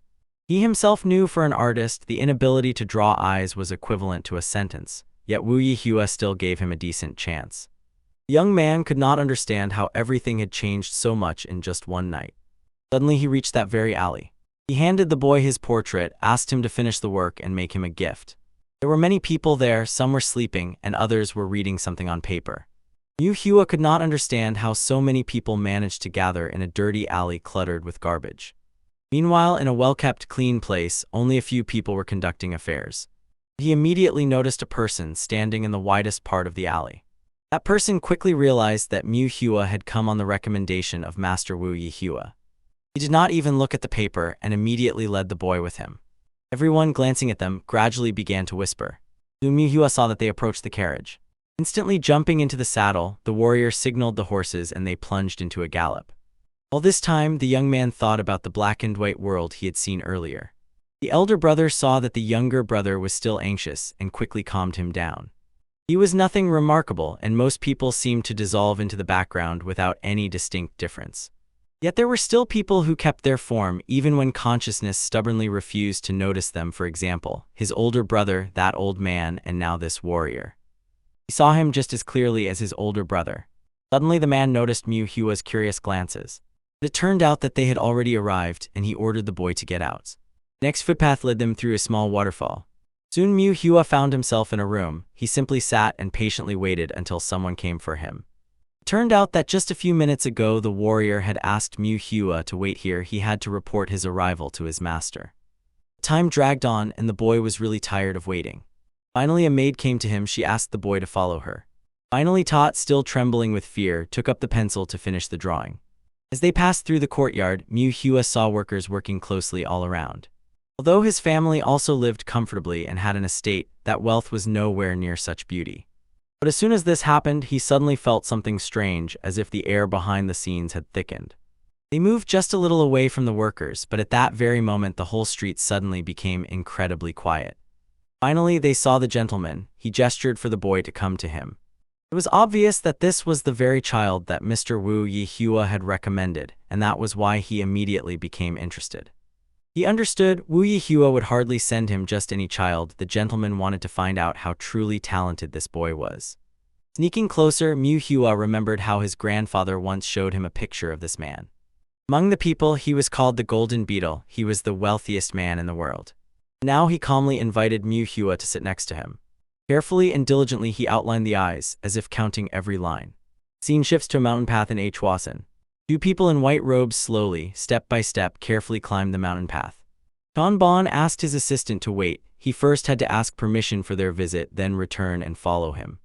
His journey had already been prolonged. He was still traveling alone. Soon he saw an old man diligently working the land. He immediately recognized this man. He approached, bowed politely, and gave his name. The old man lit up with joy. They had finally met after a long 12 years of separation. This man was the wielder of the sword Blooming Plum.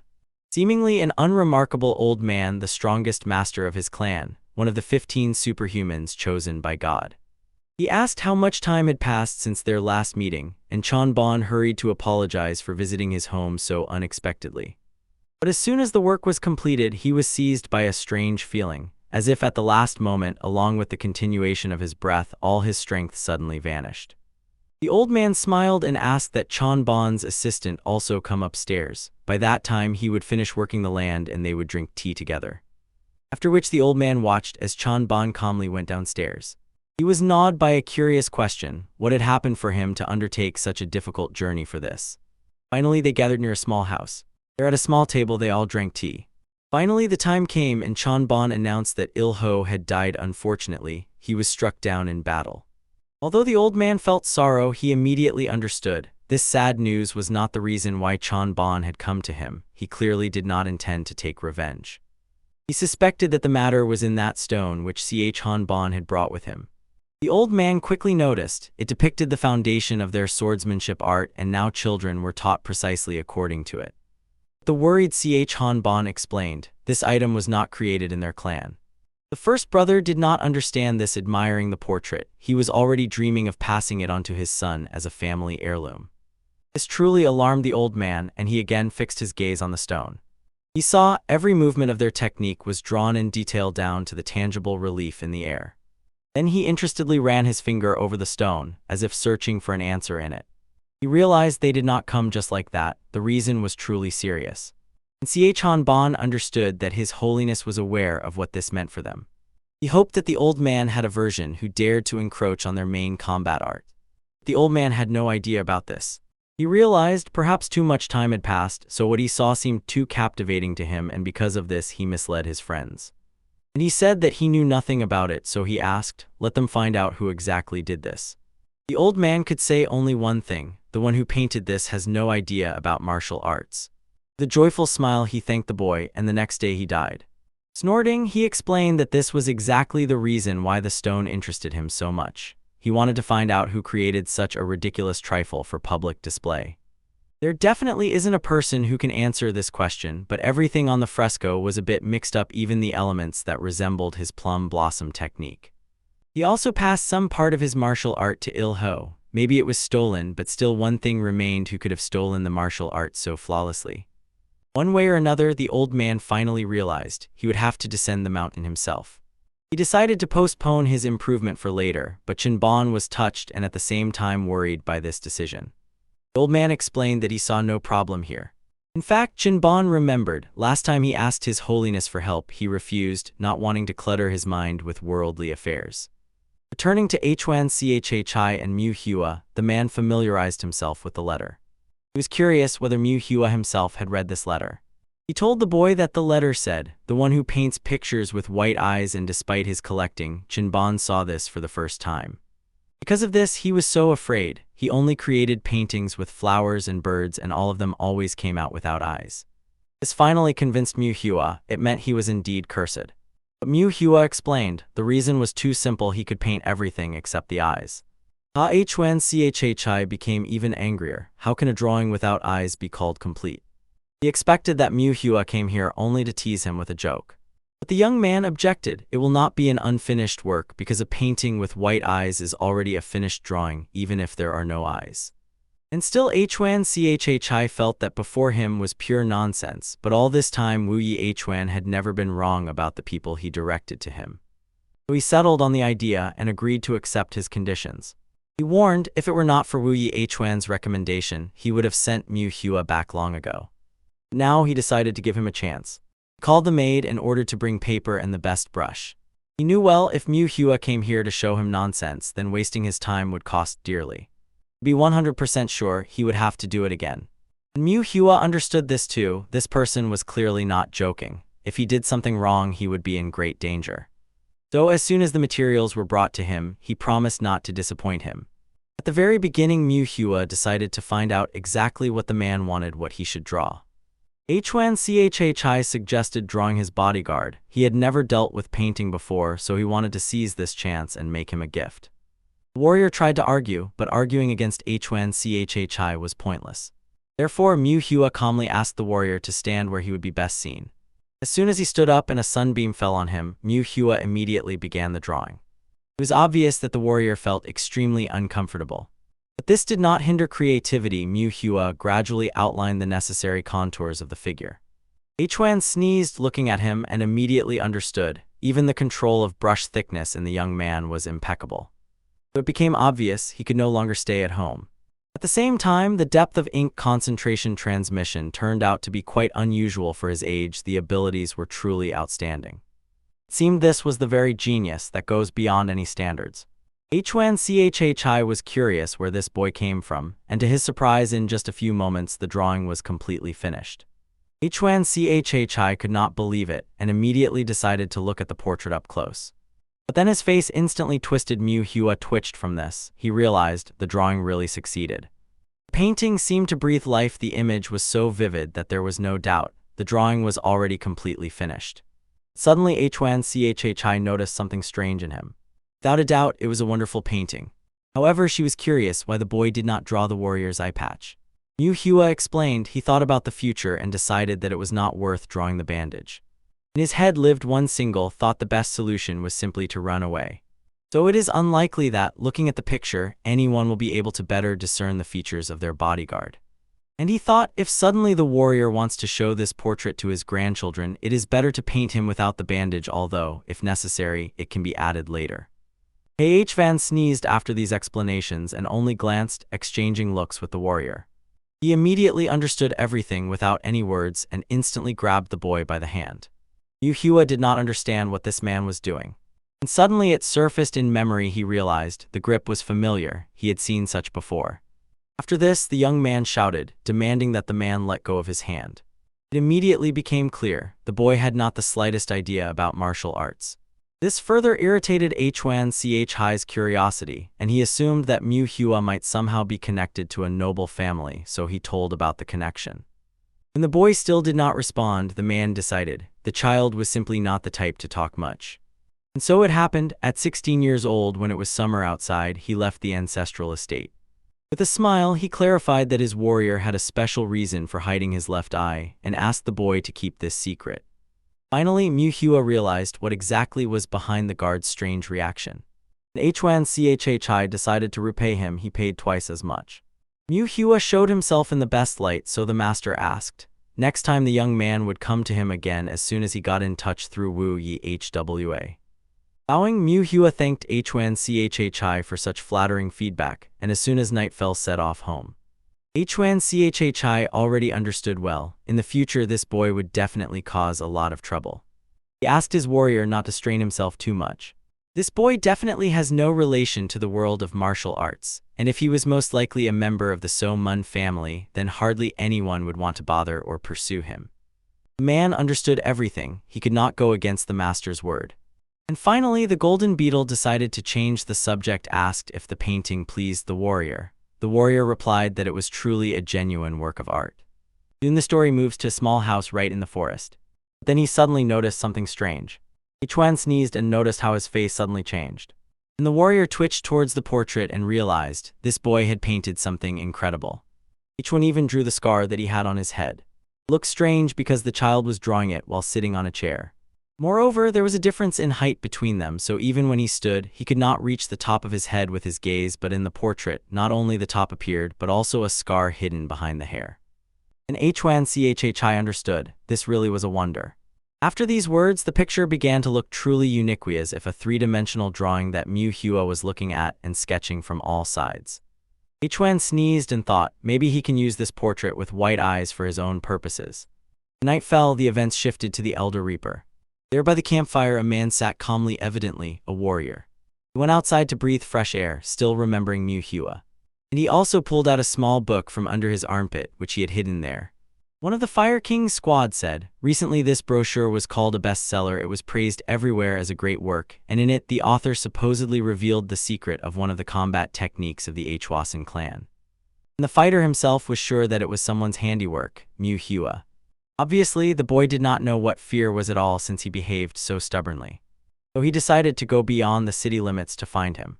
And this time he was found in time by Jiang Raichu. It was clear that he was truly interested in the reasons for his departure.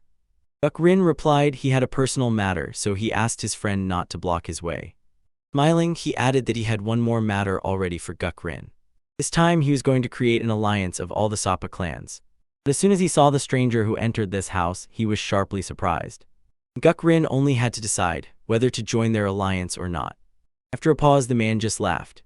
He said that the old man really made a funny joke, but added he had no desire to join anything. For some reason, the old man confidently felt Guk-rin would say exactly that anyway. And if Guk-rin was not going to act that way, he should have followed the rules. And at that very moment, threatening silhouettes grew behind his back. It became obvious that man was going to catch him and even called all his friends, so all 12 Reapers of Death gathered here. He came with the law of Sapa. When parties do not agree in a dispute to defeat the opposing side, a duel to the death is launched. But for Guk-rin, this was always disgusting. The other 12 Reapers got angry. They decided that Guk-rin had completely lost his manners and would remind him that he could not fight them on equal terms. Jiang Raichu calmly explained he would go into battle with Guk-rin alone. Manhwa calmly apologized to him for bursting into the home, trying to hide from the rain. Guk-rin rejoiced at least it would not be that all of them would attack him at once. Jiang Raichu was boiling with indignation. The Reaper so underestimated the attacker. He stated that to deal with him, one opponent would be enough. And as soon as this was said, a furious, fierce clash erupted. But even when the blows were coming wave after wave, Guk-rin did not lose his cool head. First, Guk-rin immediately reached for his blade. But just before the moment, he still changed his mind and decided to fight in hand-to-hand combat. All the other Reapers probably considered him simply crazy, as if he wanted to die himself. It was unclear how the fencer decided to switch to fists, and even against the fist technique, Storm Strike, used by the old man. But in the clash, Guk-rin held up quite well. Carefully examining the boy, the warrior understood not everyone could get here. Surely he was someone's apprentice. At some point, stepping back, Guk-rin decided to ask his opponent for something. He demanded an honest fight from the old man. No jokes, no yielding. The man only slightly smiled and said there would be no jokes. Then, addressing the others, he asked, had they seen that he fought seriously and did not give up, did not retreat, and did not defend, so he definitely did not yield. All the Reapers agreed with Jiang Raichu. If they had not witnessed their fight with their own eyes, they would have decided that Jiang Raichu yielded to Guk-rin. Though suddenly Jiang Raichu had a question. When did Guk-rin manage to reach such a level? Probably he did not even realize that he was able to block the Storm Strike technique with his bare hands. Therefore, Jiang Raichu wanted to know when Guk-rin became a master of the highest level. Thinking it over, he realized perhaps it happened precisely then, at the moment when he was almost enlightened. He was curious about what exactly happened then, what prevented him from reaching the highest degree of mastery. Manhwa, the younger son, felt painful shame when he had to talk about such things, but he could not lie. So he decided to find out to which master he belonged.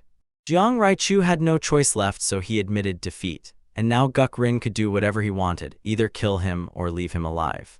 To Jiang Raichu's surprise, Guk-rin did not take offense, he just laughed. He saw no point in killing an old man who was about to fall apart anyway, so he promised he would spare the man's life. Although Jiang Raichu should have justified himself, these words struck him in the chest and truly annoyed him. Smiling, Jiang Raichu reminded him, according to the rules of their cult now he must become his follower. And this is not only about him, everyone who was under his command as well. It turns out from now on, Rin's boss was Guk. Therefore, everyone bowed and the 11 elders of the Death Reapers Union greeted their new master. But it seems the warrior was not happy about this at all. In the end, it happened just like that. the 12 Death Reapers submitted to Guk Rin and he became the leader of one of the clans, the Death Reapers Union.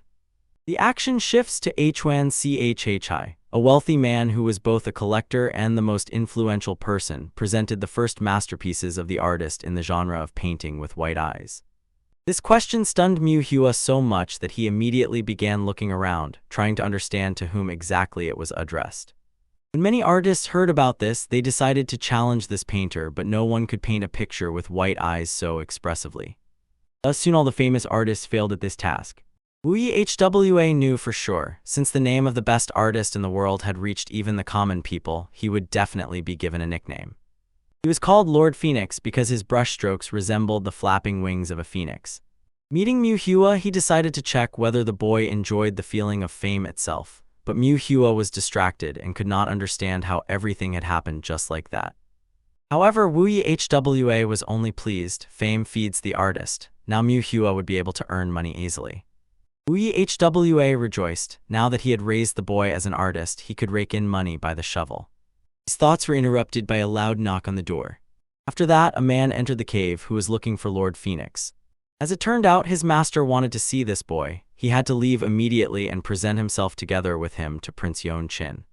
The man became even angrier and repeated his words again. That news obviously shocked the experienced Wu Hwa. After all, he was the younger brother of the emperor. Just after the emperor appeared, he a figure with power, absolute and unquestionable. Besides, this man was known for his cruelty.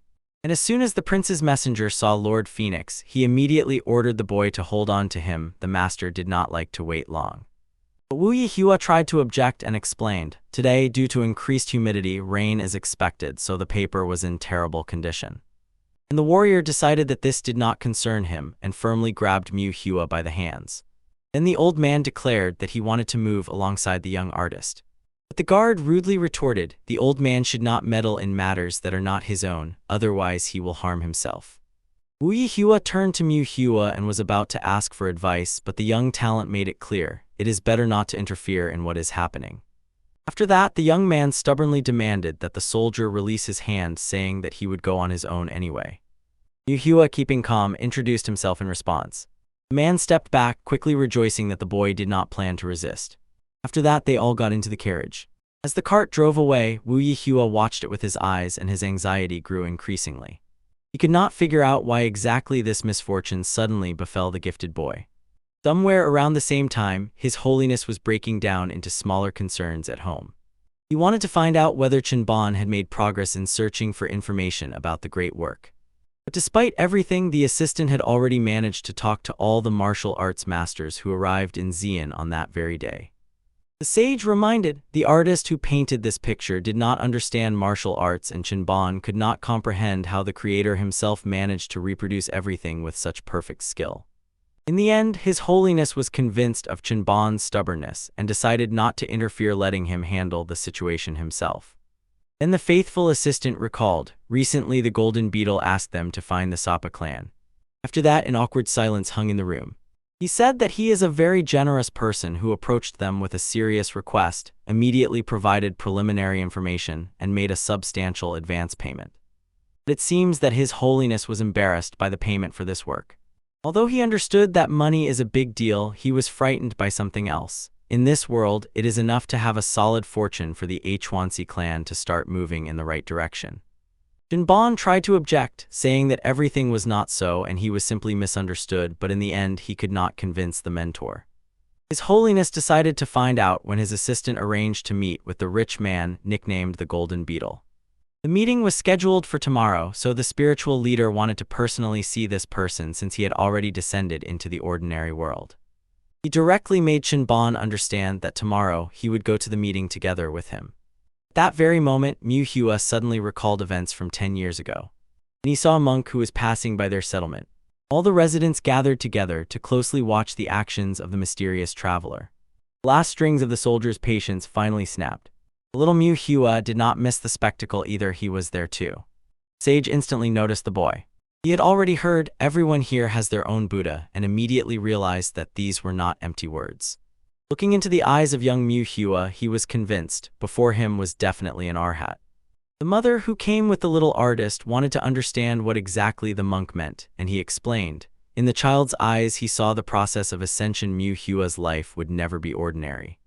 The woman asked what this ascension meant, and the traveling sage replied, "It is what an old man like him had tried to achieve all his life, but Mu Hua had come to it at such a young age.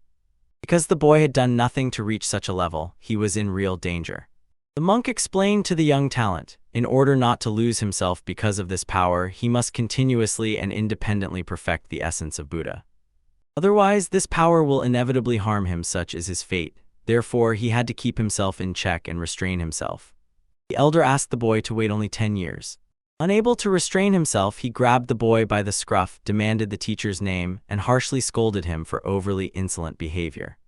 After that, the monk began to read something aloud. So easily, barely touching, he struck the child with his cane. Even though the blow was very weak, Mu Hua immediately began to lose consciousness. The elder, looking at him, understood. Life and death from the very beginning are one and the same, so there is no need to dwell on it. And even if the boy wants to free his mind from heavy thoughts and fears, he must neither be sad nor give up because of difficulties. Yet still, if it becomes too hard for him to carry life in this world, the monk asked Mu Hua to find him. His name was Gongi. As soon as the young talent opened his eyes again, the mentor was already gone. He heard his instructions only from his mother. Finally, the boy reached the magnificent gates of the residence. Then he finally realized, it is here that the prince who summoned him will be waiting. Meanwhile, the soldier ordered Mu Hua not to fall behind and to stay close to him. The stern fighter firmly knew, to begin, the student had to name the master of his martial arts, and he thought that maybe the boy did not respect him at all. The young man began to wind himself up, but each time he said aloud, "Calm down." He knew he would get out of any situation if he thought clearly. After a long journey, they stepped over the threshold into a spacious room.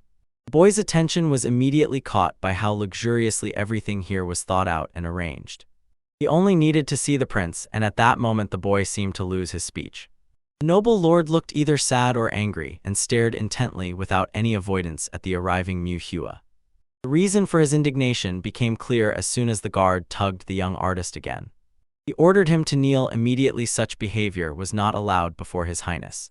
The noble dignitary did not get angry. On the contrary, he asked the boy to raise his head.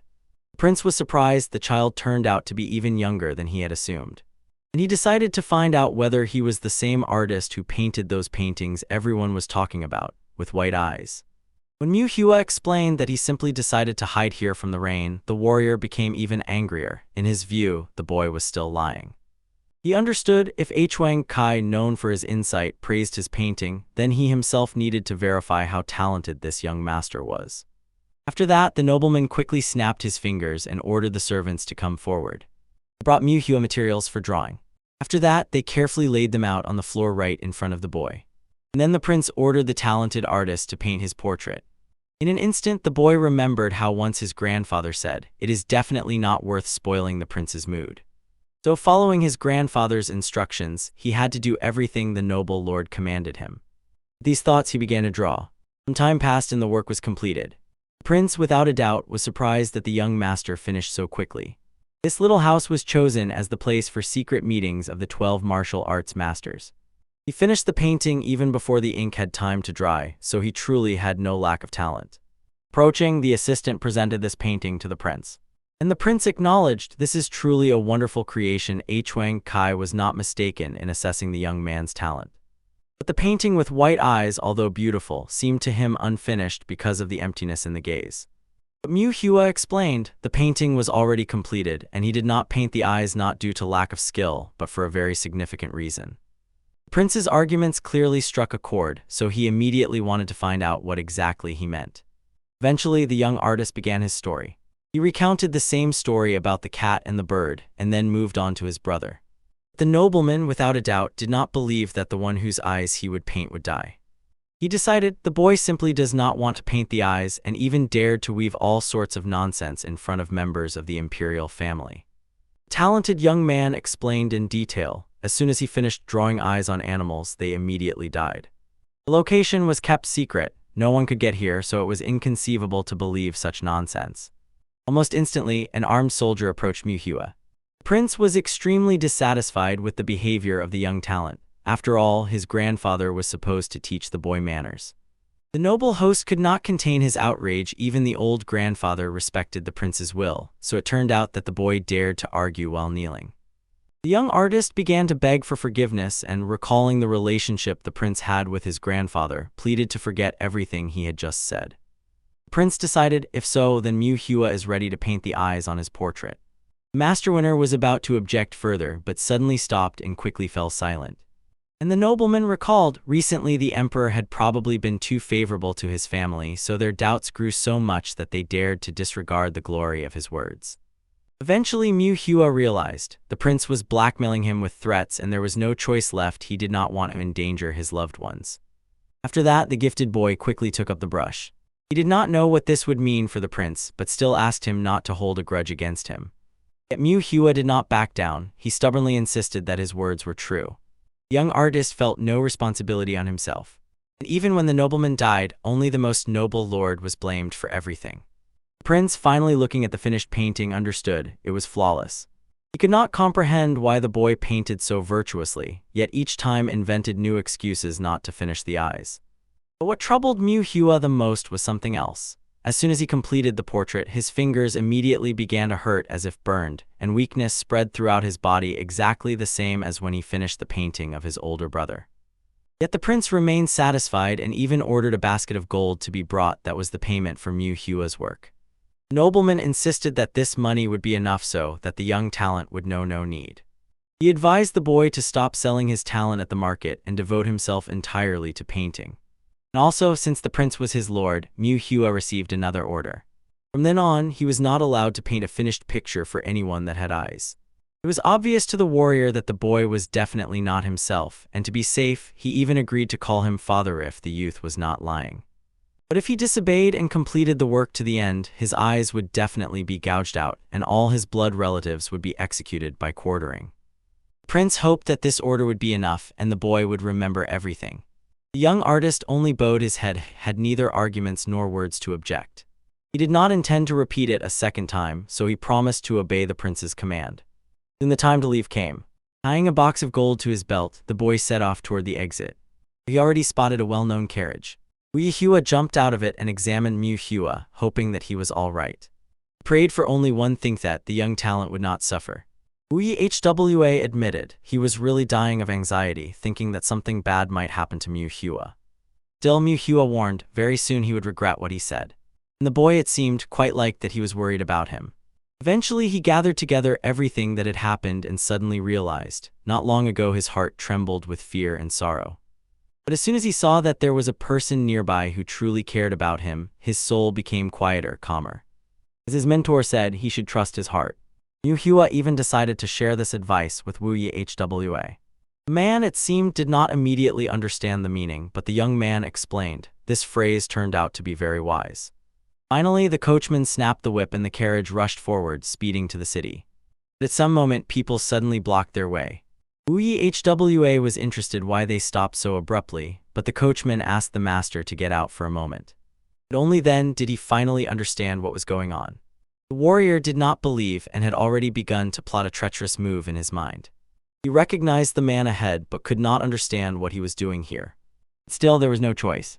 So he greeted the man with feigned joy, although he could not fully understand why the leader of the organization Som Hwa Yon appeared here. However, Lee Chun explained, instead of empty talks, he wanted to immediately put everything in its place. He ordered to hand over the boy nicknamed Lord Phoenix, who was currently sitting in the carriage.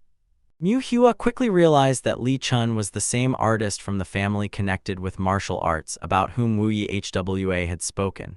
They say he was greedier than talented, so this situation clearly did not suit him. Manhwa said that first he wanted to find out the reason and what exactly connected Lee Chun with Manhwa.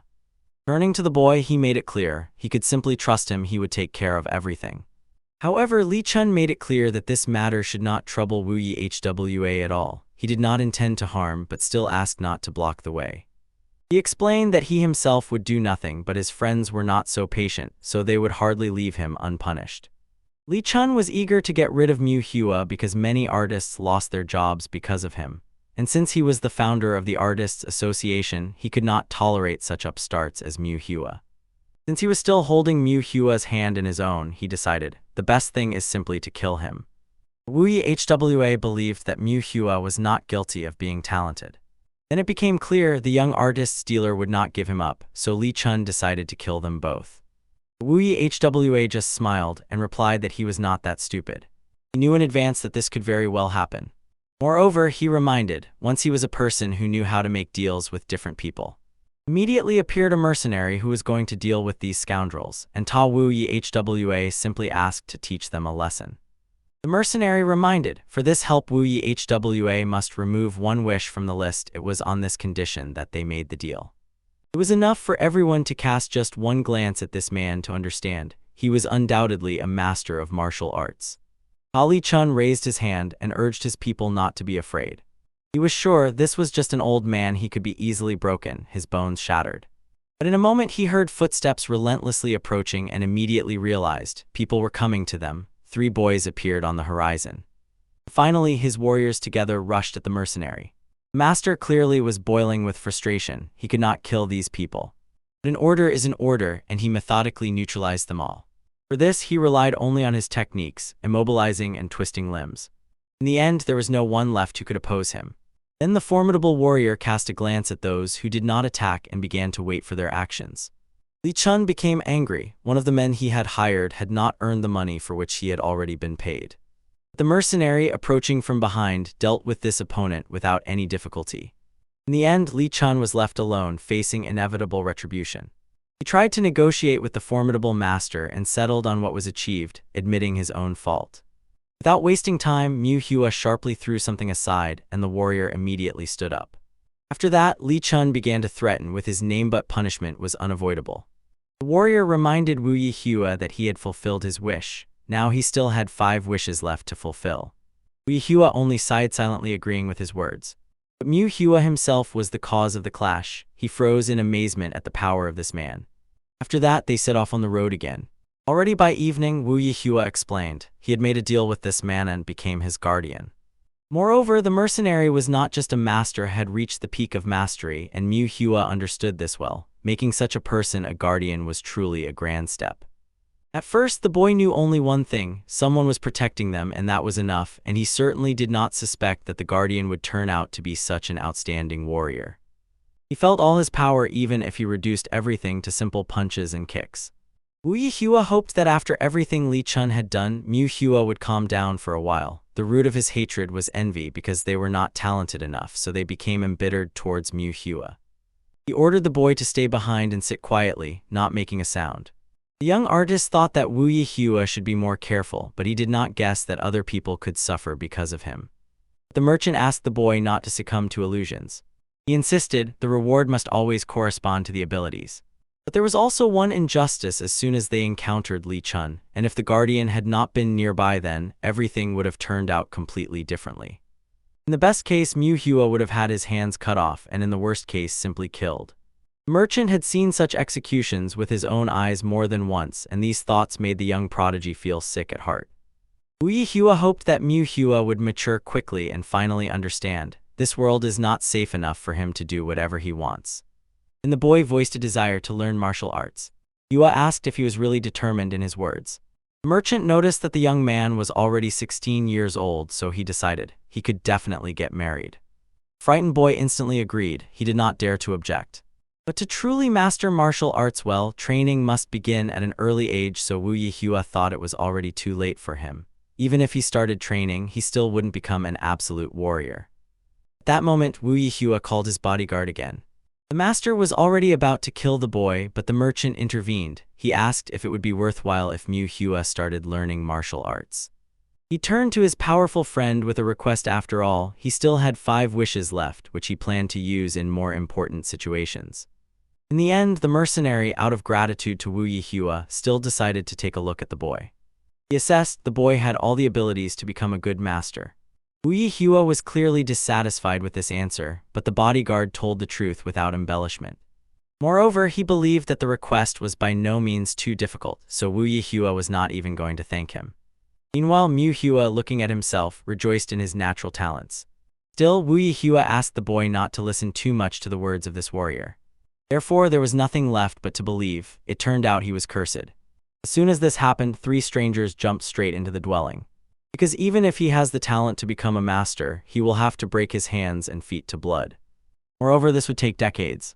But the guard objected, it is not necessary, everything depends only on who becomes the young man's mentor. With a good master, he could hone his skills in just a couple of years. Wu Yihua was getting heated, insisting that the guard had completely lost his mind. Ma Ryan, that was the mercenary's name, did not understand what exactly had brought Wu Yihua to such a state. But it was obvious he was not going to let Mu Hua go even for a few years.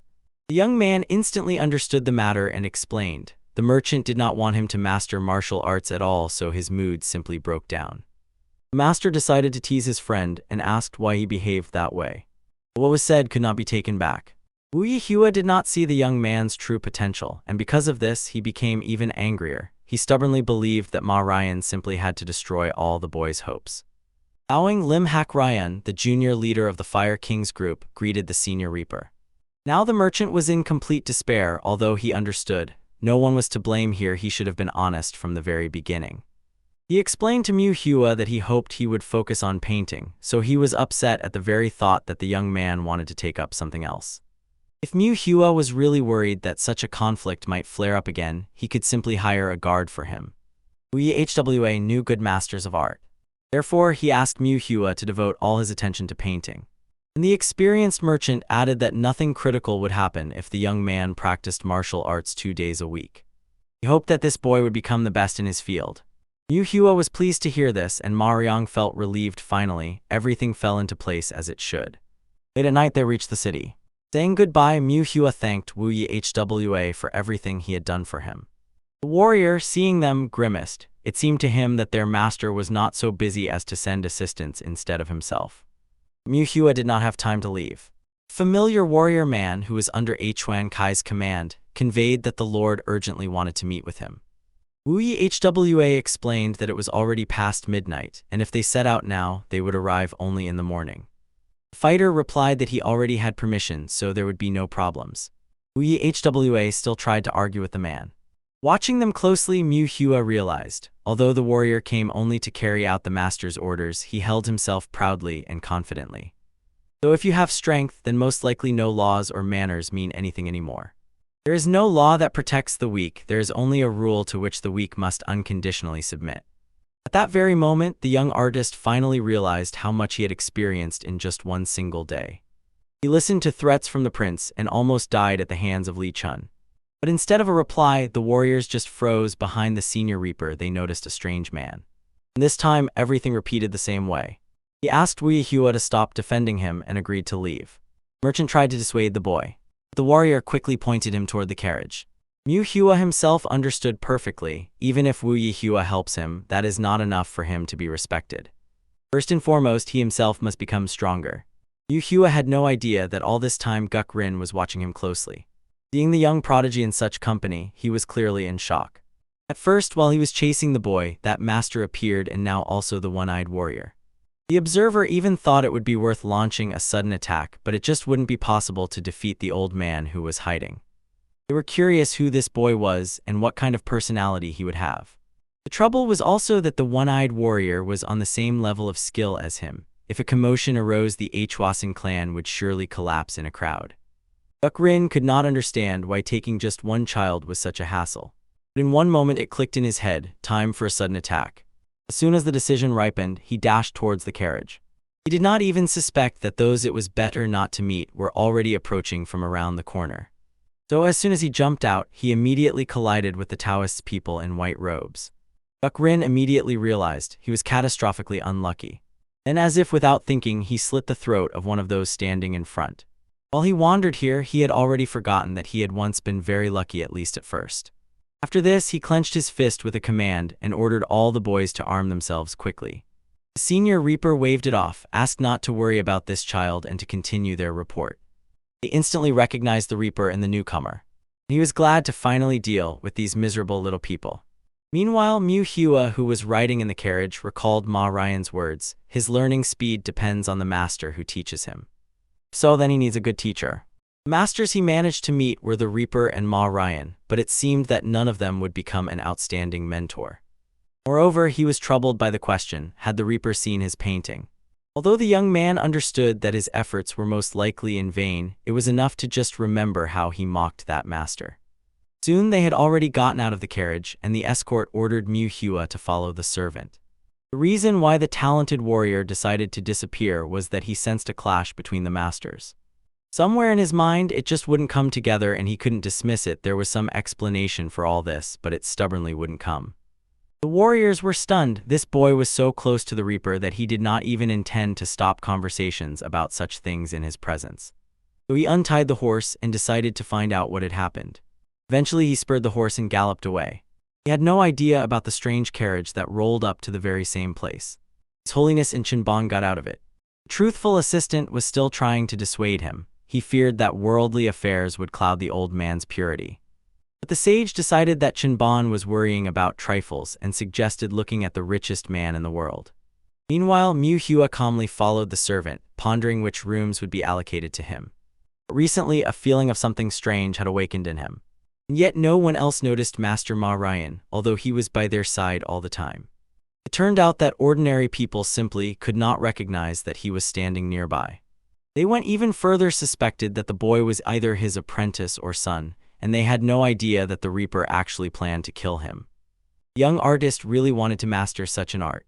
I silenced with a glance and watched how the master did it. Unusually twisting his toes, he tried to get rid of the sound when the floor touched the body. Manhwa also wanted to try to repeat. But in a moment his legs buckled, and he began to behave completely differently than usual. The servant even suspected that the boy was unwell, but he asked to go to the restroom. The servant decided to both escort him and at the same time report to the master about his arrival, so he asked the young man not to hurry. The boy only confusedly realized Ma Ryan's art turned out to be not at all as simple as he had imagined. After that, they continued on together without stopping. Manhwa noticed another oddity. After the bows, the warrior quickly explained they urgently needed to evacuate the master. In an impressive report, black on white, it was stated the justice group had interfered in their affairs. If you look more closely, the warrior had some special breathing technique. This led him to several thoughts. He began to try to copy his actions. Even Ma Ryan was touched by this activity. What is this boy doing? But at some point he noticed with surprise that he was literally evaporating. Master froze in amazement. His hands trembled. Could it be that he had not seen all these quirky wonders in advance? Even if a person is insanely talented, mastering the Phantom Wanderer technique is not easy. Only a few high-level masters can handle it. This boy managed. He even felt and recognized its presence. After that, he began to imitate the steps of the Phantom Wanderer. It became clear why, besides him, no one else came here. Now he disappeared right before his eyes. Manhwa himself immediately realized the man simply does not see him. And this seemed a bit strange even to himself. Ma Ryan was even more surprised. Even if the young man says something, he is completely invisible. This was the final stage of the Phantom Wanderer technique. He was amused by how easily the talented boy managed to master it. He wanted to talk a little with Manhwa about it. After all, it turned out like this. He just glanced and copied the technique of the Phantom Wanderer without even studying it in advance. It turned out that his abilities were even more outstanding than he himself had assumed. Ma Ryan hoped that Manhwa would be cautious. Masters consider those who copy their martial arts to be thieves. Manhwa apologized, thinking that perhaps he had hurt the master's pride.